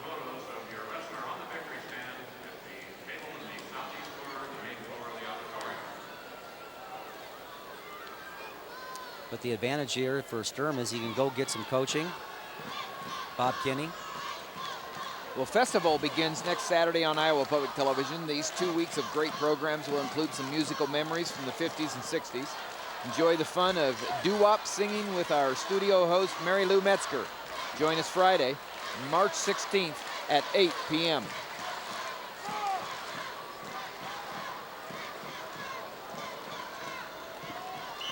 These guys are going to war. There's been some blood on both athletes. And there's Sturm working in on underhook. He was in an earlier match in the semis or quarters where he just kept marching and marching and going forward, but Bradley a little bit more apt to keep position. You notice how Bradley's taking the double inside tie. So he's really got control of the tie here. Sturm settling for the outside tie. Sturm in the black and gold singlet. You really can't push a guy if you're sitting on the outside. 30 seconds left in the match. Score 76. No point there.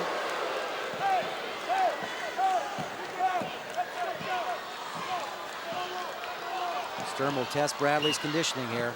Comes to the inside. He's not really ready. His feet aren't really ready to shoot. He's in the square stance. Now he's in a square staggered stance, ready to go. Can't shoot through that underhook. Notice Bradley's right arm. He's got the underhook. Touch and go. The underhook is what he's having a hard time dealing with here. Now a takedown attempt, but what a way to end it. 5 seconds left.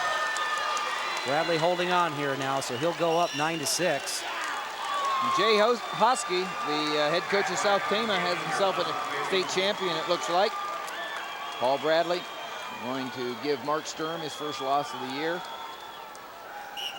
These Sturm brothers are good workout people. They have good work ethics, and we'll see them again probably in the college ranks. We'll see Bradley overwhelmed there. South Tama athlete, state champion. Well, you remember last year he lost in the last second on a takedown attempt by the Andrew Hayes from Preston. So here he is. Now it's his turn for the takedown attempt. Let's go to the awards. Presenting the Class 1A 160-pound awards, Coach Rex Murhoff of Anita. 6th place, Brett Olson, Eagle Grove. 5th place, Danny Adams, Riceville. 4th place, Andy Frost, Don Bosco, Gilbertville. 3rd place, Ross Blanchard, Belle Plaine. Runner-up, Aaron Kaufman, Wapsie Valley Fairbanks. And the Class 1A 160-pound champion from Anita, Garrett South.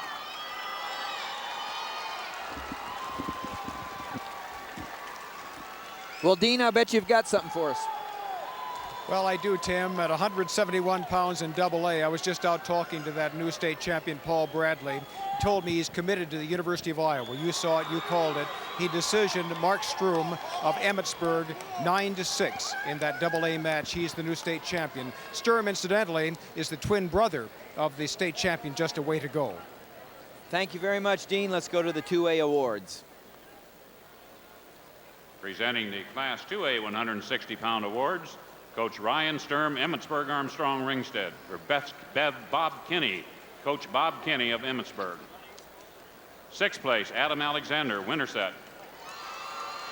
Fifth place, Derek Balsley, Osage.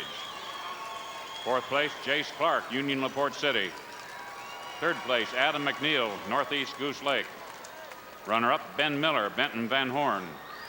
And the Class 2A 160-pound champion from Emmitsburg, Ryan Sturm.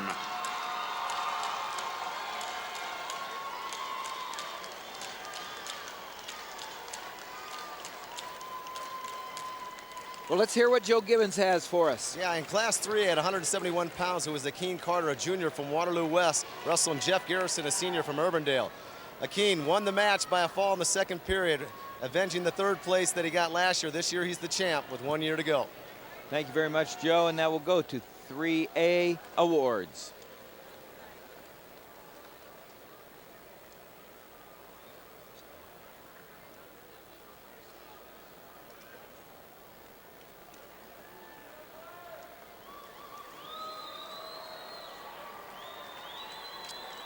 Presenting the Class 3A 160-pound awards, Coach Keith Massey of Lewis Central.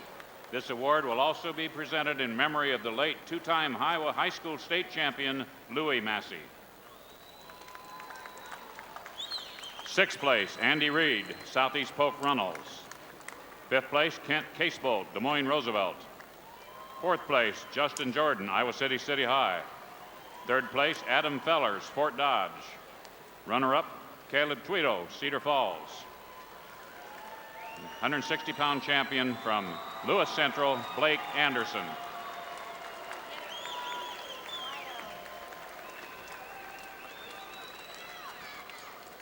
There's the reaction of the 2A class. Coach of the Year, Jay Hosky, South Tama, 2A Coach of the Year. Very happy. Man, Blake Anderson, who you just saw in the stands, his dad was also, Doug Anderson, was a state champion. And the 3A awards over the PA, they announced that they were in memory of two-time state champion, the late Louis Massey, Keith Massey's older brother. Now we're at 189. Mark Sanger, Michael Irvin's going to be a good one. This is going to be a good one. Mark Sanger, Michael Irvin from Bedford. Milbert and Henners, Behrens and Vitapo. Sanger from West Hancock Britt, Coach Brian Benning, and Michael Irvin from Bedford. Gail Christensen was the 1A Coach of the Year from Bedford. Jim Christensen, his brother, was the official of the year, right? I think these things run with families here, so. The Massey, you know, I mean, everything.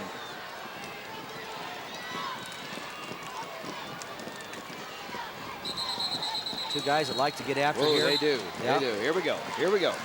Two undefeated wrestlers, Sanger 34-0 and Michael Irvin is 36-0. Irvin with the blue singlet. Sanger spinning around here. Nice job of squaring up by Irvin. Bedford here. That's doing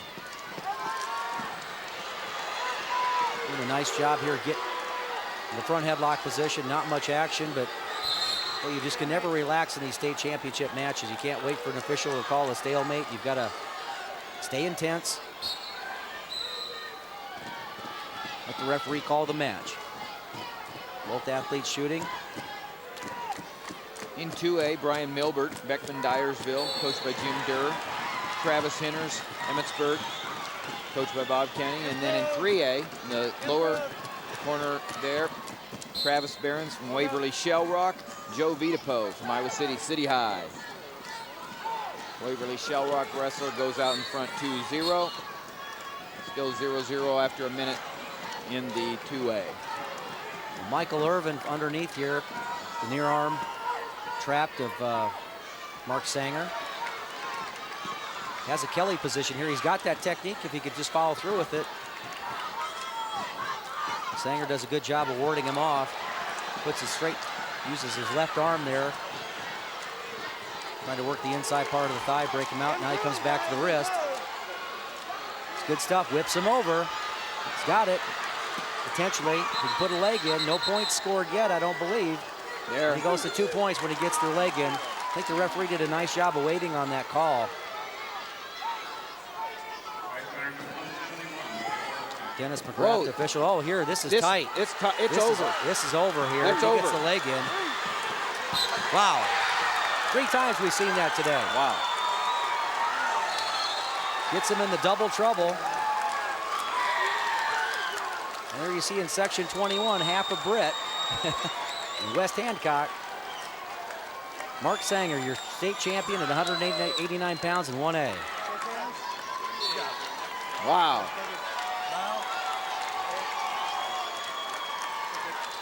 That was an interesting situation there. Irvin was by far the aggressor of the match, but just got caught in a whip-over situation.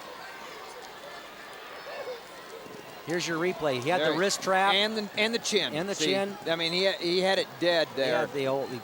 Look, there's no head. He had everything. Yeah, he had the chin, he had the hammerlock, he had the legs in. And once you get the head off the mat, you know, the only thing supporting you are the shoulders, so referee's got to call it. That's called a fall, isn't it? Mm-hmm.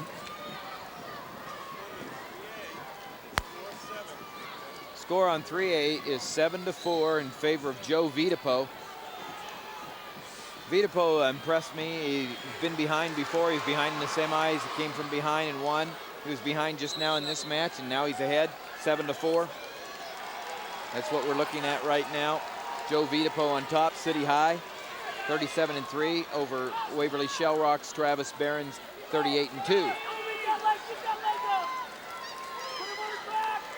Behrens trying to get out of the leg right here.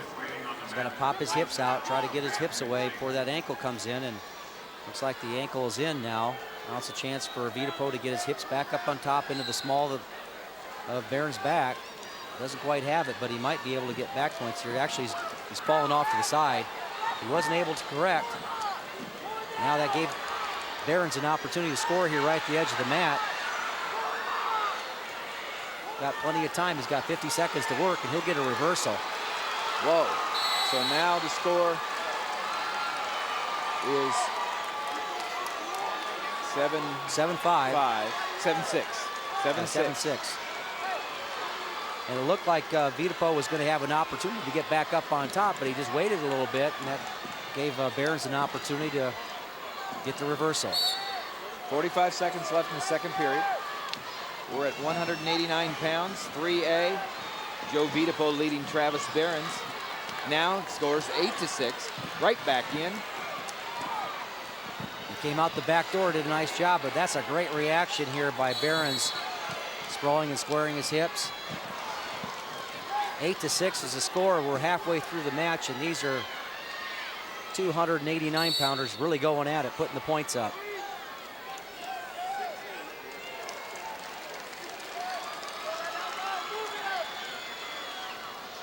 Yep.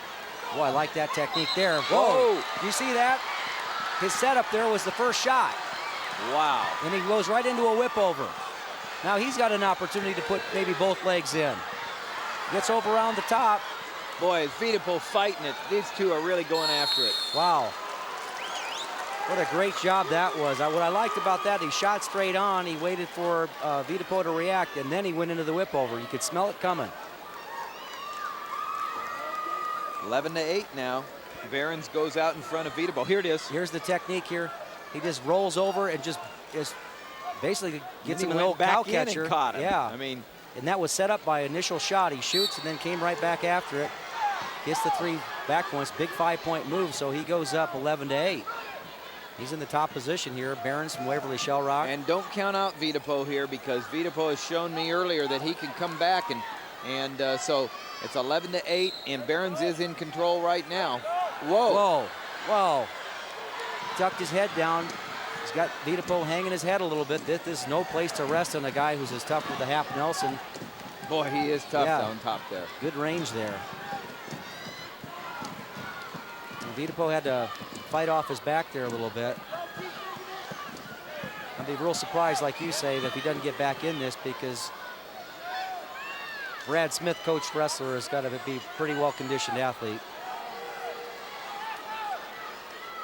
Behrens tough on top, got the legs in, slowing the match down. He's going to have a hard time getting out using those techniques. Yes. The referee's going to call him a stalemate. That's a break for Vitapo right there, and he's got a shot now. Sure is. But he can't do what he was doing. There's Brad Smith, former national champion from Iowa, longtime Lisbon coach, several state championships, and then a couple of state championships since he moved down to Iowa City for City High. Really done a great job with that program. Vitapo did a nice job there. I was going to mention, when you're having trouble with the guy with the leg ride, do a switch, do something to get your hips away. But he rolled right back into it. Rolled back into it. This is tough. Wow. You know what makes it so tough is he's using his legs so well. He's driving and driving and driving. Now this is a point in the match. You look up at that clock to say, I've got a 3-point lead. I don't care if the official calls me for stalling. Right. I'm keeping this guy on his belly. And he's doing a great job of it right there. He's keeping a guy that is not he's a tough wrestler, Vitapo, but Travis Behrens is hammering on top. He really is. This is impressive. Now he's got a deep half on the other side. Actually the same side. He's been working on the whole time. Milking clock here at the edge. They'll get a new start. You see this coach's eyes light up? They can taste it.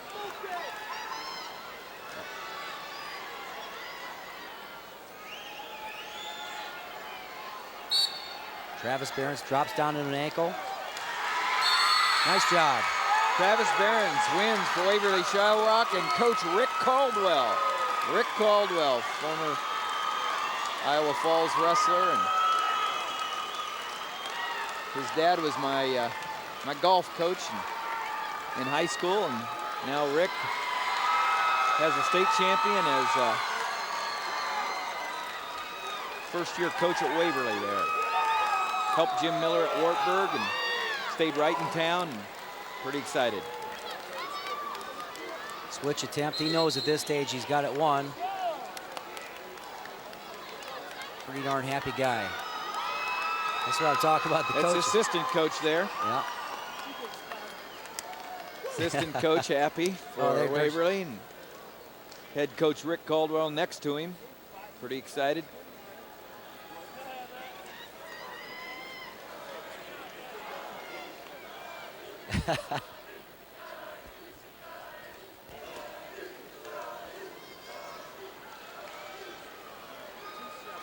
Here we are. 30 seconds left in the third period. 2A.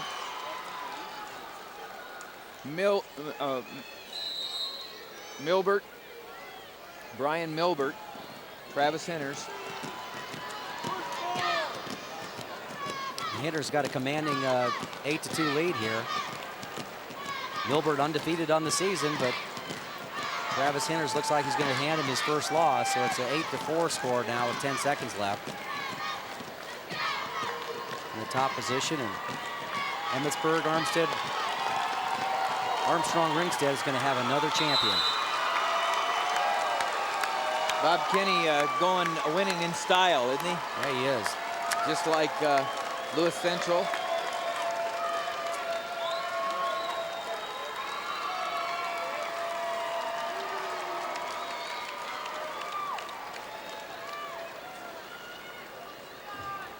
Let's go to the awards.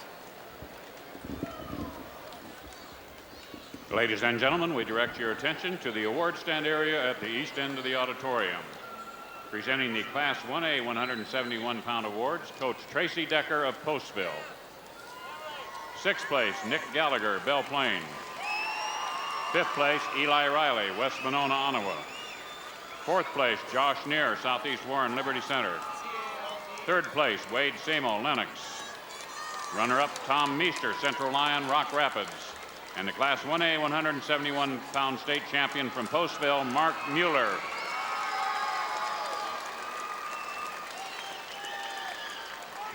Let's go to Dean. At 189 pounds in AA, Travis Henners loves the cradle hold. He piled up 7 points with that cradle in the first period, then went on to decision Brian Milbert of Dyersville-Beckman 9-4. The champion, Travis Henners, at 189 in AA. Thank you, Dean. Let's go to the awards for 2A. Presenting the Class 2A 171-pound awards, Coach Jay Hosky of South Tama County. 6th place, Adam Hadenfeld, Solon. 5th place, Travis Strucker, Algona. 4th place, Jared Bourne, Webster City. 3rd place, Mike McCabe, Crestwood, Cresco. Runner-up, Mark Sturm, Emmitsburg, Armstrong, Ringstead. And the Class 2A 171-pound state champion from South Tama County, Paul Bradley. Joe Gibbons. Yeah, Class 3A at 189 pounds. It was Travis Behrens, a junior from Waverly Shell Rock, defeating Joe Vitapo of Iowa City, City High. Vitapo had the early lead in the first period, 7-4, but Behrens came back big in the second period to go up 11-8, and then he rides him out in the third period to win the 3A 189-pound state championship.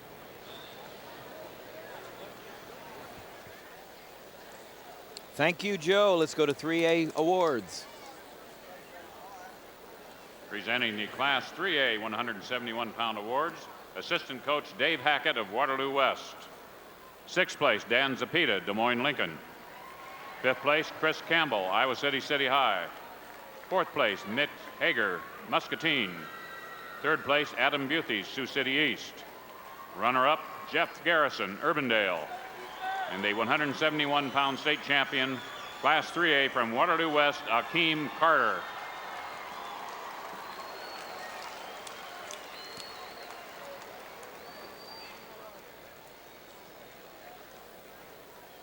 All right, 215 pounds. We'll be at 2A. Joe Brewer and Matt Nichols. And also, we will be seeing John Gallery and Mike Kicker, and Mike Engelman and Ryan Groom. It's an opportunity to talk about the new weight class here, 215. I think this is a great idea. You just have a lot of those guys that don't want to cut down to 189 because they're maybe football prospects and don't want to lose that extra girth. And don't want to wrestle 260-pound wrestlers, too, Yeah, if exactly. they weigh right about 220, you know. I think this is a great move and really excited to see these guys. And you're going to see some good athletes out here. Joe Brewer, Dallas Center Grimes. He was last year's state runner-up. He lost to Trey Clark, who's at the University of Iowa now, the 3-time state champion, freshman at Iowa. Nichols is 36-6 on the year from Storm Lake, coached by Ty Steeman. Brewer's coached by Andy Davidson, longtime Dallas Center Grimes coach. Been there a long time. Good coach, good coach. 22 years, all at Dallas Center Grimes. Yeah.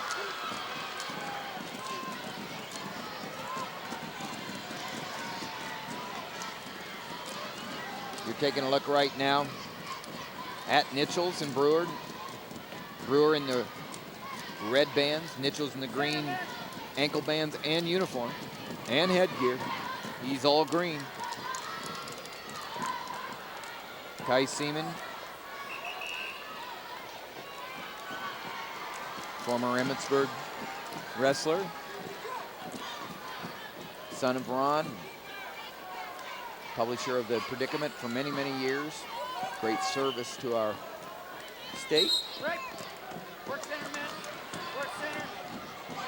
Well, Joe Brewer, an opportunity for him to win a state championship. He's been here before. You'd have to think that'd be a bit of an advantage. He's been ranked #1 for most of the year. And one of those fellows is probably going to get some attention from college coaches. Basically stays pretty solid on his techniques. Basic high crotch, single legs. Real tough in the top position, has good cradle. We're at 215 pounds, only one match away from the end of this 76th state championship, 30th on Iowa Public Television. Please stay tuned. You will be presenting a special musical tribute to many of the athletes, all of the athletes that work so hard. Iowa Public Television putting together a special musical tribute that you'll want to stay tuned and watch. The end of the heavyweight matches, which are coming up next. And that's simply amazing to me that Doug Brooker and our production staff can put that thing together that quickly and just do a super job and great support of wrestling. They have been for Like I said, 30 years for a resource for high school wrestling.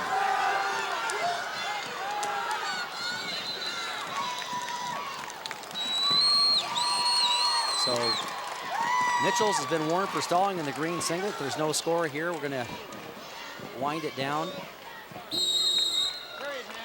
End of the first period, 0-0. Flip of the coin. Choice goes to Brewer. He decides to choose bottom right now. Going after those points. Second period. Remember, Green, you got a warning. Steady. Cover.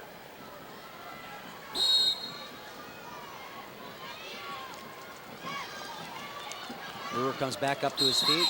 Nice hand control, stand up. He gets the 1-point escape. So Mitchell's doing a good job of hanging in here with Brewer. You'd have to consider Brewer the favorite.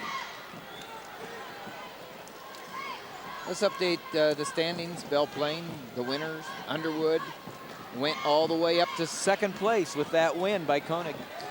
They went from 4th to 2nd. Bedford will get 3rd. Don Bosco a close 4th. In 2A, Emmitsburg, Armstrong, Ringstead way out in front. South Tama gets 2nd. Davenport Assumption 3rd. Glenwood 4th. Tim, you see there a nice, just a basically bear hug attempt. There's the 3A standings. Lewis Central, Council Bluffs at 188. Iowa City, City High at 107. Iowa City West now clinching 3rd place with 69.5 points, followed by Des Moines Lincoln. Yeah, and that tough showing by Des Moines Lincoln, as you pointed out. Yep. Big win already on 3A.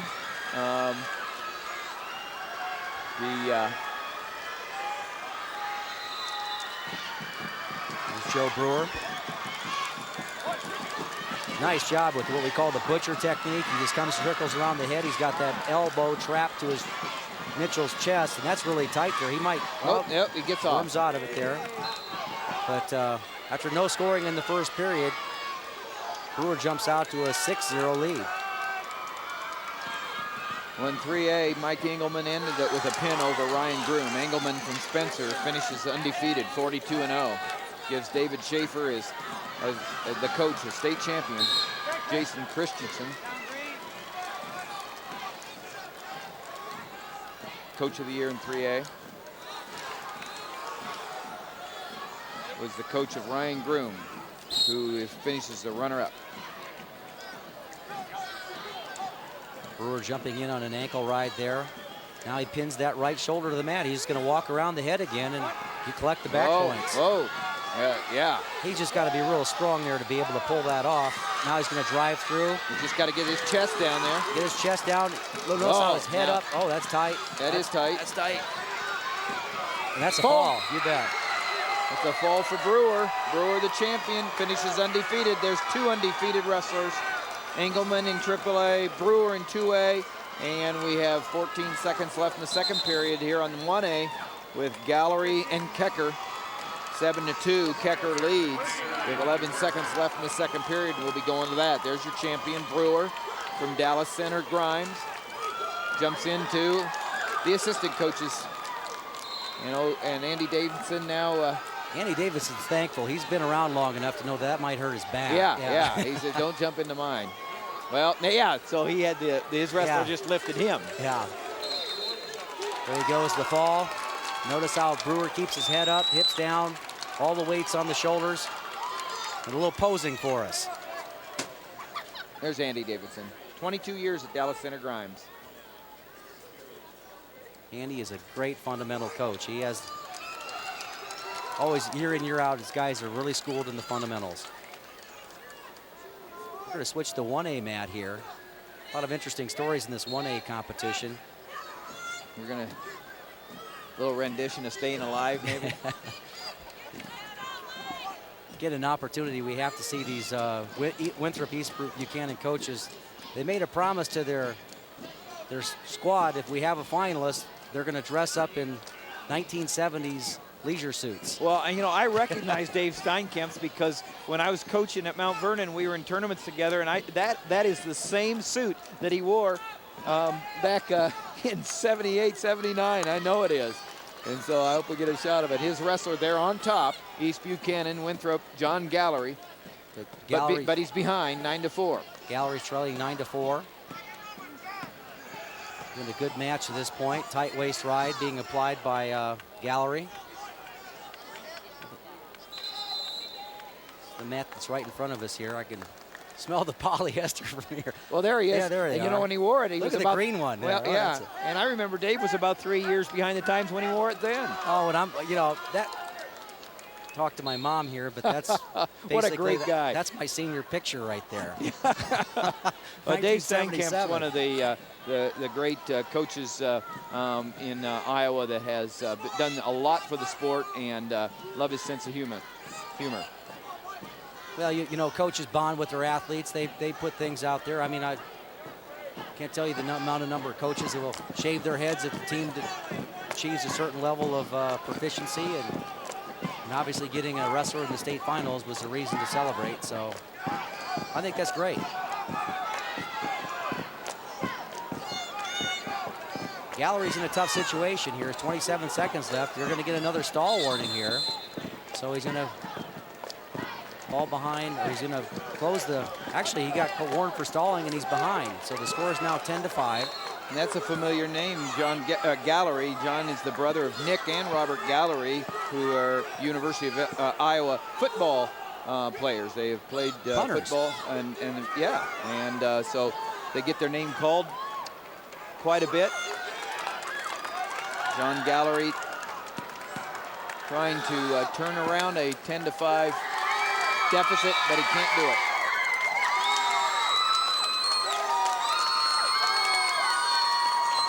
Well, 10-5 winner. Mike Kuker.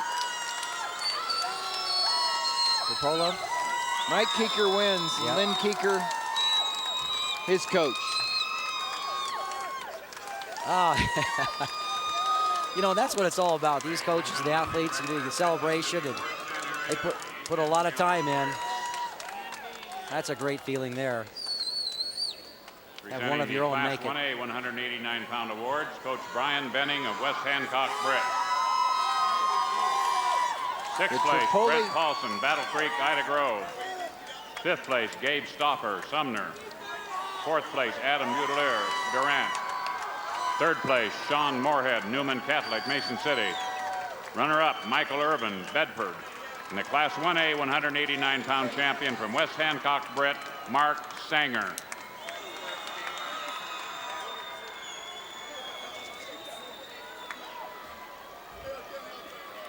Okay, Dean. Well, Tim, you saw the conclusion of that match, and you saw Mike Kuker of Tripolo win the state championship at 215 pounds in single A, 10-5 over John Gallery of East Buchanan. So that's your champion, Mike Kuker of Tripolo. Thank you very much, Dean. Now let's go to 2A awards.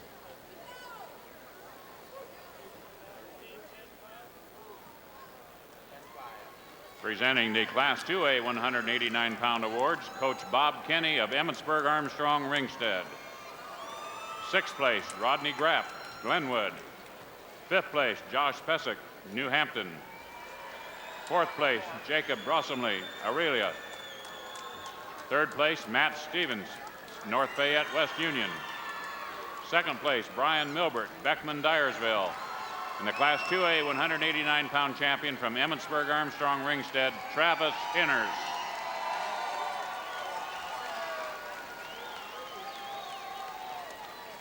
Let's go to Joe. All right, in Class 3A at 215 pounds, it was Mike Engelman, a senior from Spencer, capping off an undefeated season by beating Ryan Groom of Oskaloosa. Engelman got a takedown in the first period, and in the second period, he got a reverse, put his man on his back, ended his senior year with a fall. He's the state champ. Thank you, Joe. Let's go to 3A's awards. Presenting the Class 3A 189-pound awards, Coach Rick Caldwell of Waverly Shell Rock. Sixth place, Pat Schmalin, Fort Dodge. Fifth place, John Clanton, Lewis Central. Fourth place, Nick Blasberg, Waterloo West. Third place, Ashton Richardson, Iowa City West. Runner-up, Joe Videpo, Iowa City City High. And the Class 3A 189-pound champion from Waverly Shell Rock, Travis Behrens.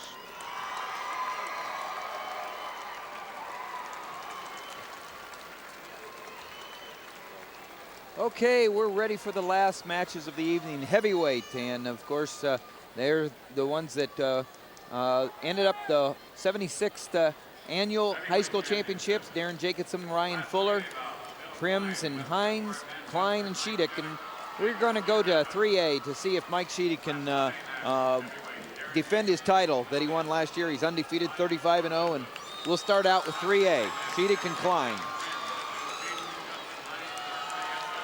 Sheedick, one heck of an athlete here. Defending state champion, going against Phil Klein from West Delaware. Had a 20-3 record going into the tournament, so that's now 23-3. Ryan Reimers report to the head table. Ryan Reimers,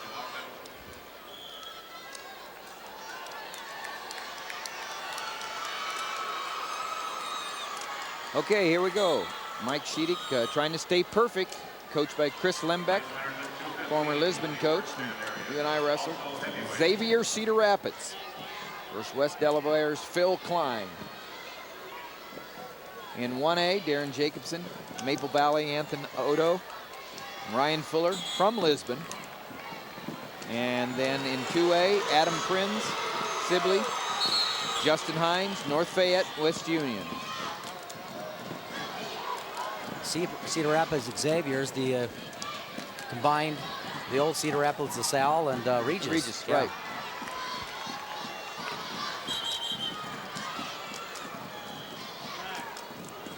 A little bit of problem there. Bumped heads.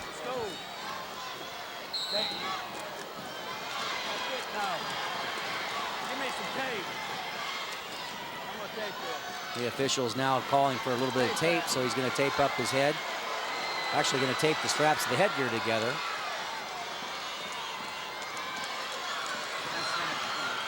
We got some action going. A lot of flurry going on in these other up there in the corner right there. We're looking at Lisbon's Ryan Fuller trying to take down Darren Jacobson from Maple Valley. And he doesn't get it done. 1:10 left in the first period up there. They go back 0-0. And it's 5-0 with a little more than a minute left in the first. 5-1 now. Whoa. Came from one mat to the other. Decided to move down in class. Adam Prinz leading Justin Hines there. 5-1.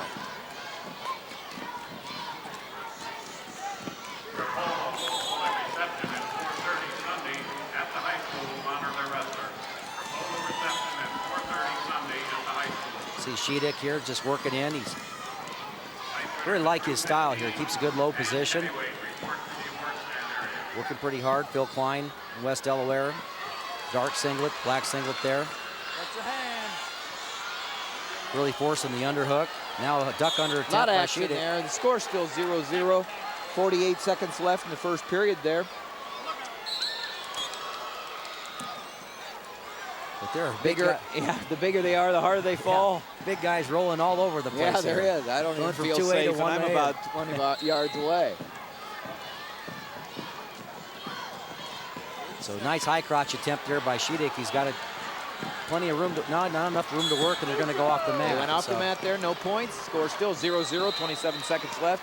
Tim Johnson along with Jim Gibbons, Iowa Public Television, bringing you their 30th year of Iowa High School Wrestling Championship coverage. We're at Veterans Auditorium in Des Moines, Iowa. Heavyweight matches. Warning on red, warning on Lisbon's Fuller. There.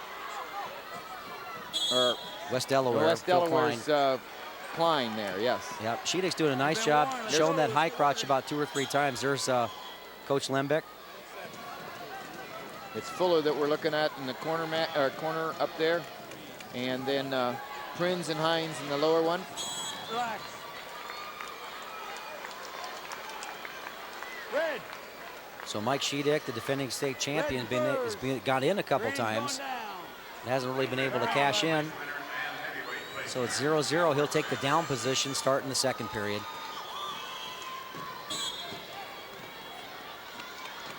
And heavyweight stand-up, you got to be careful to keep your knee away from your head there. Klein tried to cradle, but Sheedick was athletic enough to go ahead and pop back up to his feet, get the escape. So it's 1-0 Sheedick.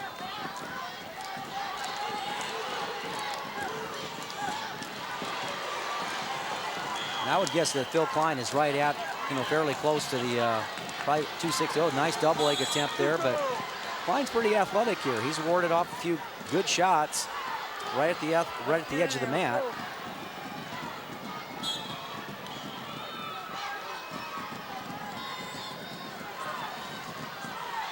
Minute 25 left. It's 1-0 in favor of Sheedick.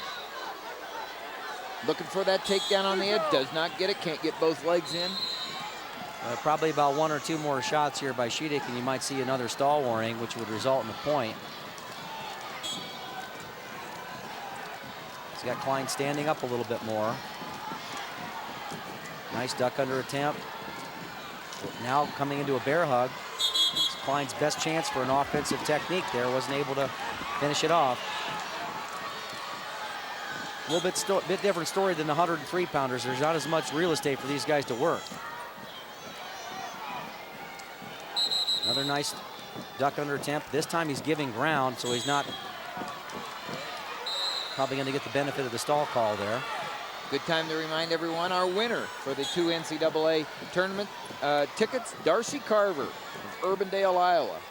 We'll be getting a hold of Darcy and giving her a couple of those hot tickets for the all sessions at the NCAAs in Iowa. Those that love wrestling have the Division III championships coming up also here at Iowa, Young Arena in Waterloo.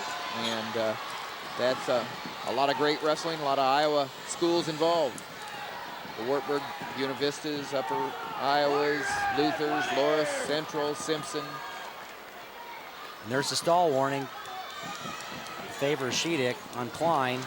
So that's 1 point, so it's going to be a 2-0 score with 27 seconds. You mentioned 2-0, 27 seconds left in the second period. You mentioned those NCAA tickets. We had to put the squeeze on Gable. He was non-committal on those tickets for a long time into this process, talking how tight they were. Well, couldn't get anything out of him until late in the game. Our producers, he's got an inside. Let's go. Now you can get 2 more off the web, in fact. It wasn't just 2. We weren't fooling around. You go to the web, and you got till March 1st, www.collegewrestling.iptv. Sign up and both help support us and check in and try to win 2 more tickets to all sessions, NCAA. All you got to do is go to the web and check it out. Score's 5-1 now. You saw on your big screen there. Mike Sheedick, state champion, got a double stall call, which resulted in another point and a takedown. So the score's 5-1. The takedown was there. The officials are conferring. I think that's an accurate score. It should be 5-0. 5-0, excuse me, 5-0. It's just a stall warning, not a stall point on Sheedick. It's 5-0, coach. Let's go. That double stall warning in effect was just like warning Klein. So Klein in the bottom position. Now it's 5-1.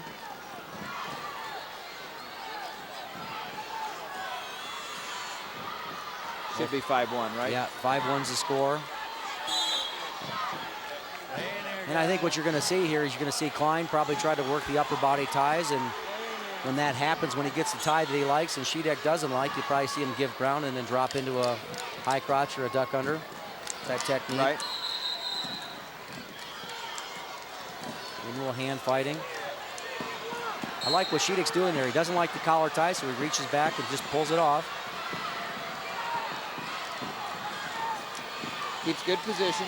Yeah, he does. He's got tremendously strong. You look at those legs. Every time he makes a step, there's some awful big muscles. That you can tell this young man spends some time on a hip sled, working his lower body strength. Good job of moving, circling. You know, and it's not in his situation. He's just got warned for stalling here, so it's 1 point red. So Klein's going to get another point, so the score is 5-2. Kind of a makeup call. 55 seconds left. We've got overtime in 1A between Fuller and Jacobson, Lisbon and Maple Valley. There's 15 seconds left. It's 7-5 in favor of Prinz from Sibley. In the 2A, we're in overtime in 1A up there. You're looking at Fuller from Lisbon and Maple Valley's Darren Jacobson. 30 seconds, and Phil Klein Just can't get a shot off here. Just Guys, let's go. We got one here. We got two here. another stall warning there. I don't know. At 5-4. This is too much involvement of the official at this point, I believe. 2 and 1. They just did it both. Yeah. I mean, I don't get home, look at the tape, and reevaluate that. 7-3 is the correct score. Nice shot, attempt. That was really his only attempt of the match. Lowers level, get in on the tack. Prinz from Sibley finishes undefeated 42-0 and wins the state championship in AA. Still haven't decided it yet in single A. They're in overtime. And we have decided it in our match here. West Delaware goes down to Xavier Cedar Rapids. Sheedick from Xavier wins his second championship over Klein from West Delaware. And we're in overtime in 1A. Right there, you're looking at Fuller and Jacobson going at it. Take down, win a state championship. Right here, we're looking at it. In the green band is Fuller from Lisbon. In the red band is Jacobson from Maple Valley.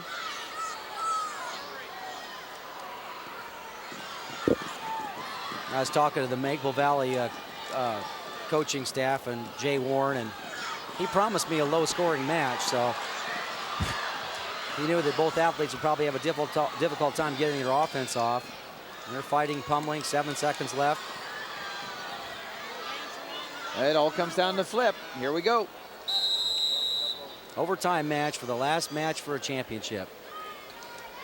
Decided 41 of these. The last one's going to overtime. Last one's going on the flip. Lisbon's heavyweight goes down.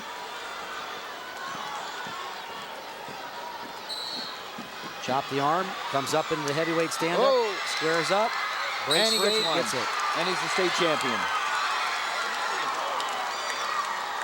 That's it.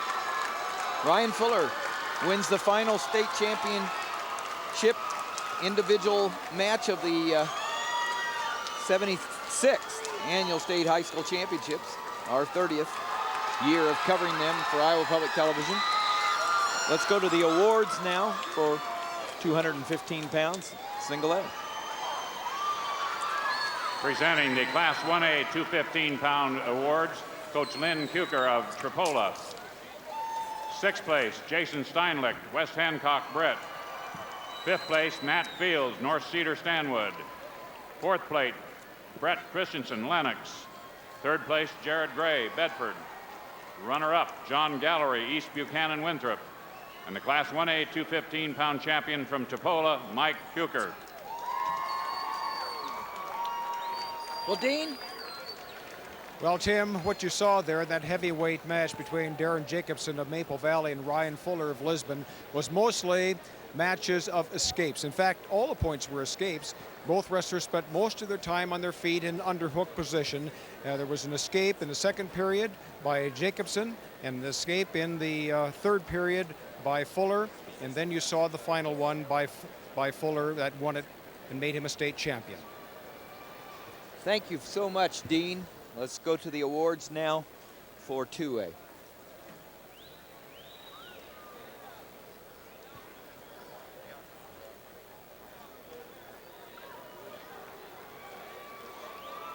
Presenting the Class 2A 215-pound awards, Coach Andy Davidson of Dallas Center Grimes. 6th place, Adam Lewis, Atlantic. 5th place, Chris Kyle, East Marshall LeGrand. 4th place, Dane Pape, Maquoketa. 3rd place, Curtis Head, Shenandoah. Runner-up, Matt Nitchtel, Storm Lake.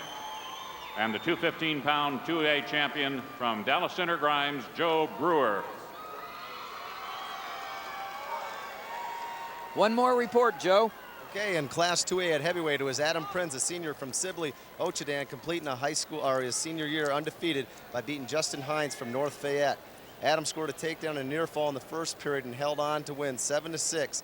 He's your state champion at 2A heavyweight. Thank you, Joe. Let's go to 3A awards for 215 pounds. Presenting the Class 3A 215-pound awards, Coach David Schaefer of Spencer. 6th place, Steve Farrell, Cedar Falls.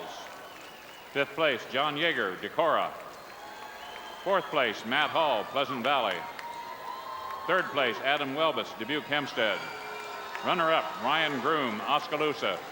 And the Class 3A 215-pound champion from Spencer, Mike Engelman.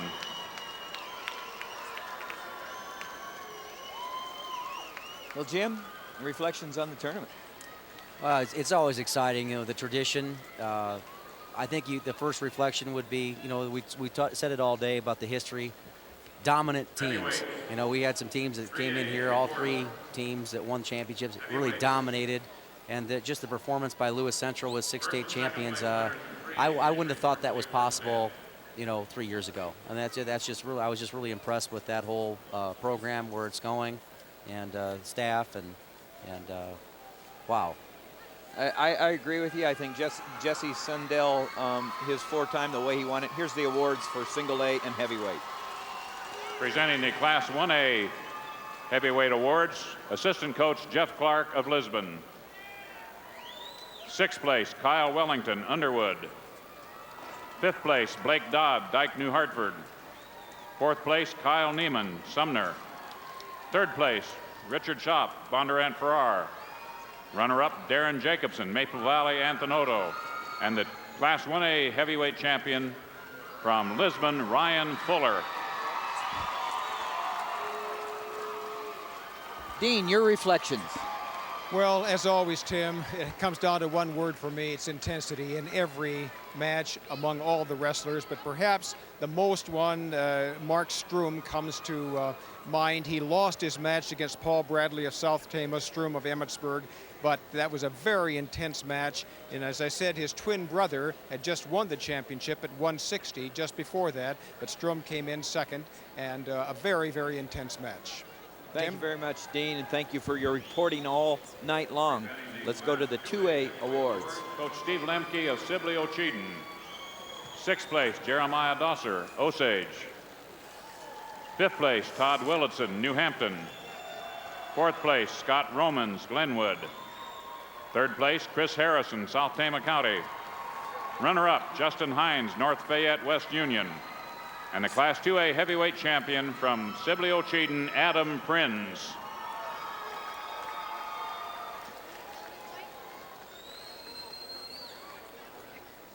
Joe, do you have some thoughts? You betcha. It being an individual sport, I'm real happy for the 42 champions we have tonight, and especially for Jesse Sundell completing his 4th state championship, the 3 other guys that won their 3 titles.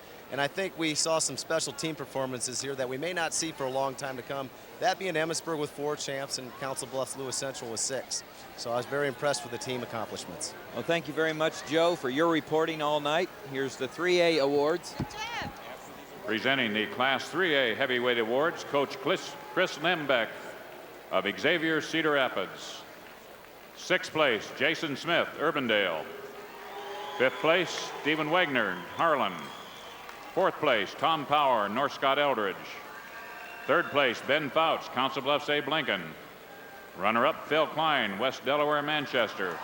And the Class 3A heavyweight champion from Xavier Cedar Rapids, Mike Sheddick.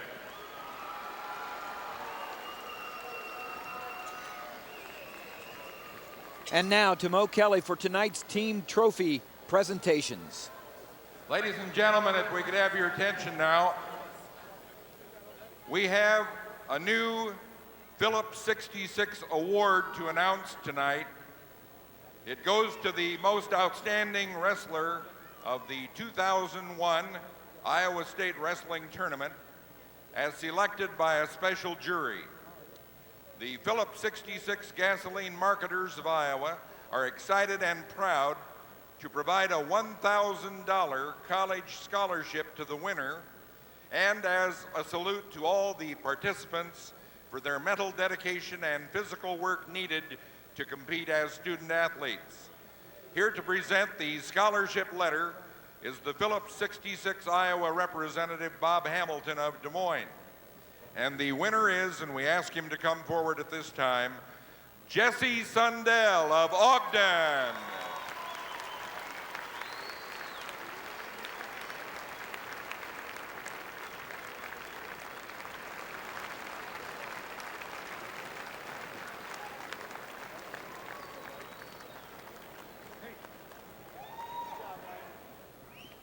Okay, we're ready now for the trophy presentations, and let's begin in Class 1A, representing the Board of Control of the Iowa High School Athletic Association, presenting the awards. To my immediate left is Dave Sextro, Superintendent of Schools, Albia. Next to Dave is the current chairman of the board, Steve Waterman, Superintendent of Schools, Osceola Clark. Next to Steve, representing the Department of Education on the board, is Dwight Carlson of Des Moines. And next to Mr. Carlson is Lee Wise, Superintendent of Schools at MFL Marmac. Here we go in 1A. If they'd come forward, third place, 67 points, Bedford, Coach Gail Christensen.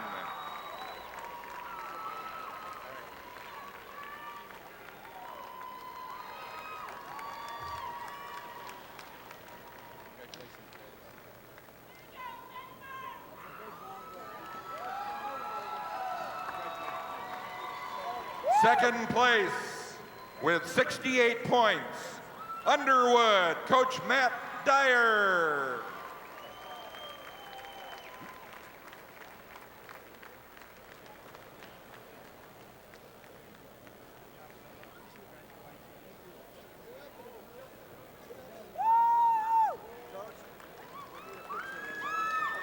And our 1A champions, 106.5 points, Belle Plaine, Coach Bob Yellick.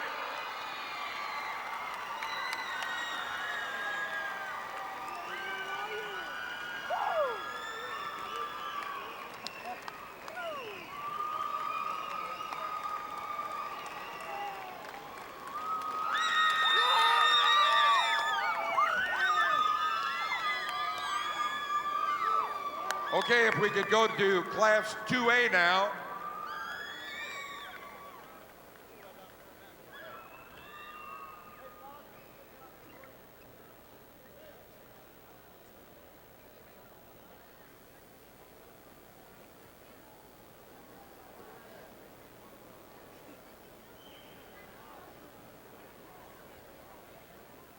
Okay, Class 2A. Board members presenting to 2A. To my nearest left is Les Daumert, Superintendent of Schools at MOC Floyd Valley. Arlo Flagey of Waverly, representing the Iowa Association of School Boards. Steve Waterman, current chairman of the board, Superintendent Osceola Clark, and the superintendent at Newton High School, Phil Hintz. In 2A, third place, 90 points, Assumption Davenport, Coach Bill Mattis. Assumption.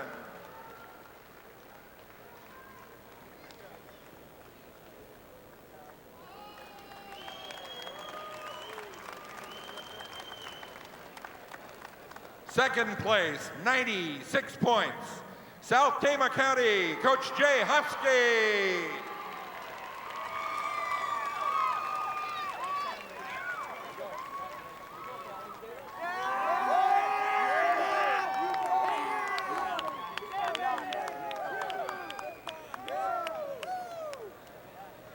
And the 2A championship team, 154 points, Emmetsburg Armstrong Ringstead, Coach Bob Kenny.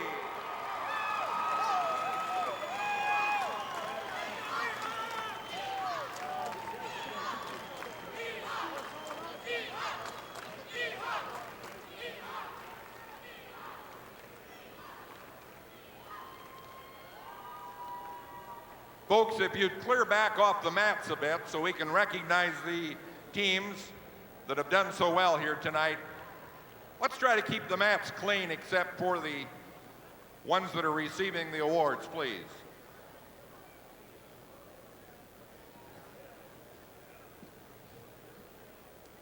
Let's back off the mats here, please.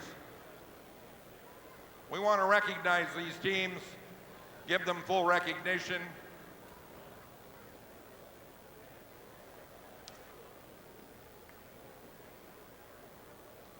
Okay, presenting the awards to the 3A teams, we have Jerry Stillwell, principal at Des Moines East, Lee Wise, superintendent of schools, MFL Marmac, Chuck Van Heck, Athletic Director, Muscatine, and Steve Waterman, Superintendent at Osceola Clark. Our third place team, Class 3A, with 69.5 points, Coach Mark Ryland and Iowa City West.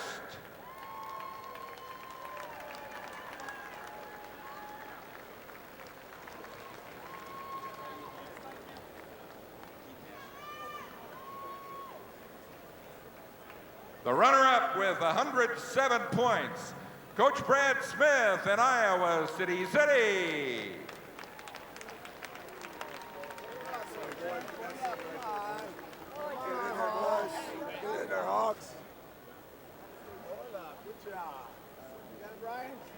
And our champion, setting 2 new records, most team points in an Iowa State championship, and the most champions in an Iowa State championship. 188 points, Lewis Central and Coach Keith Massey.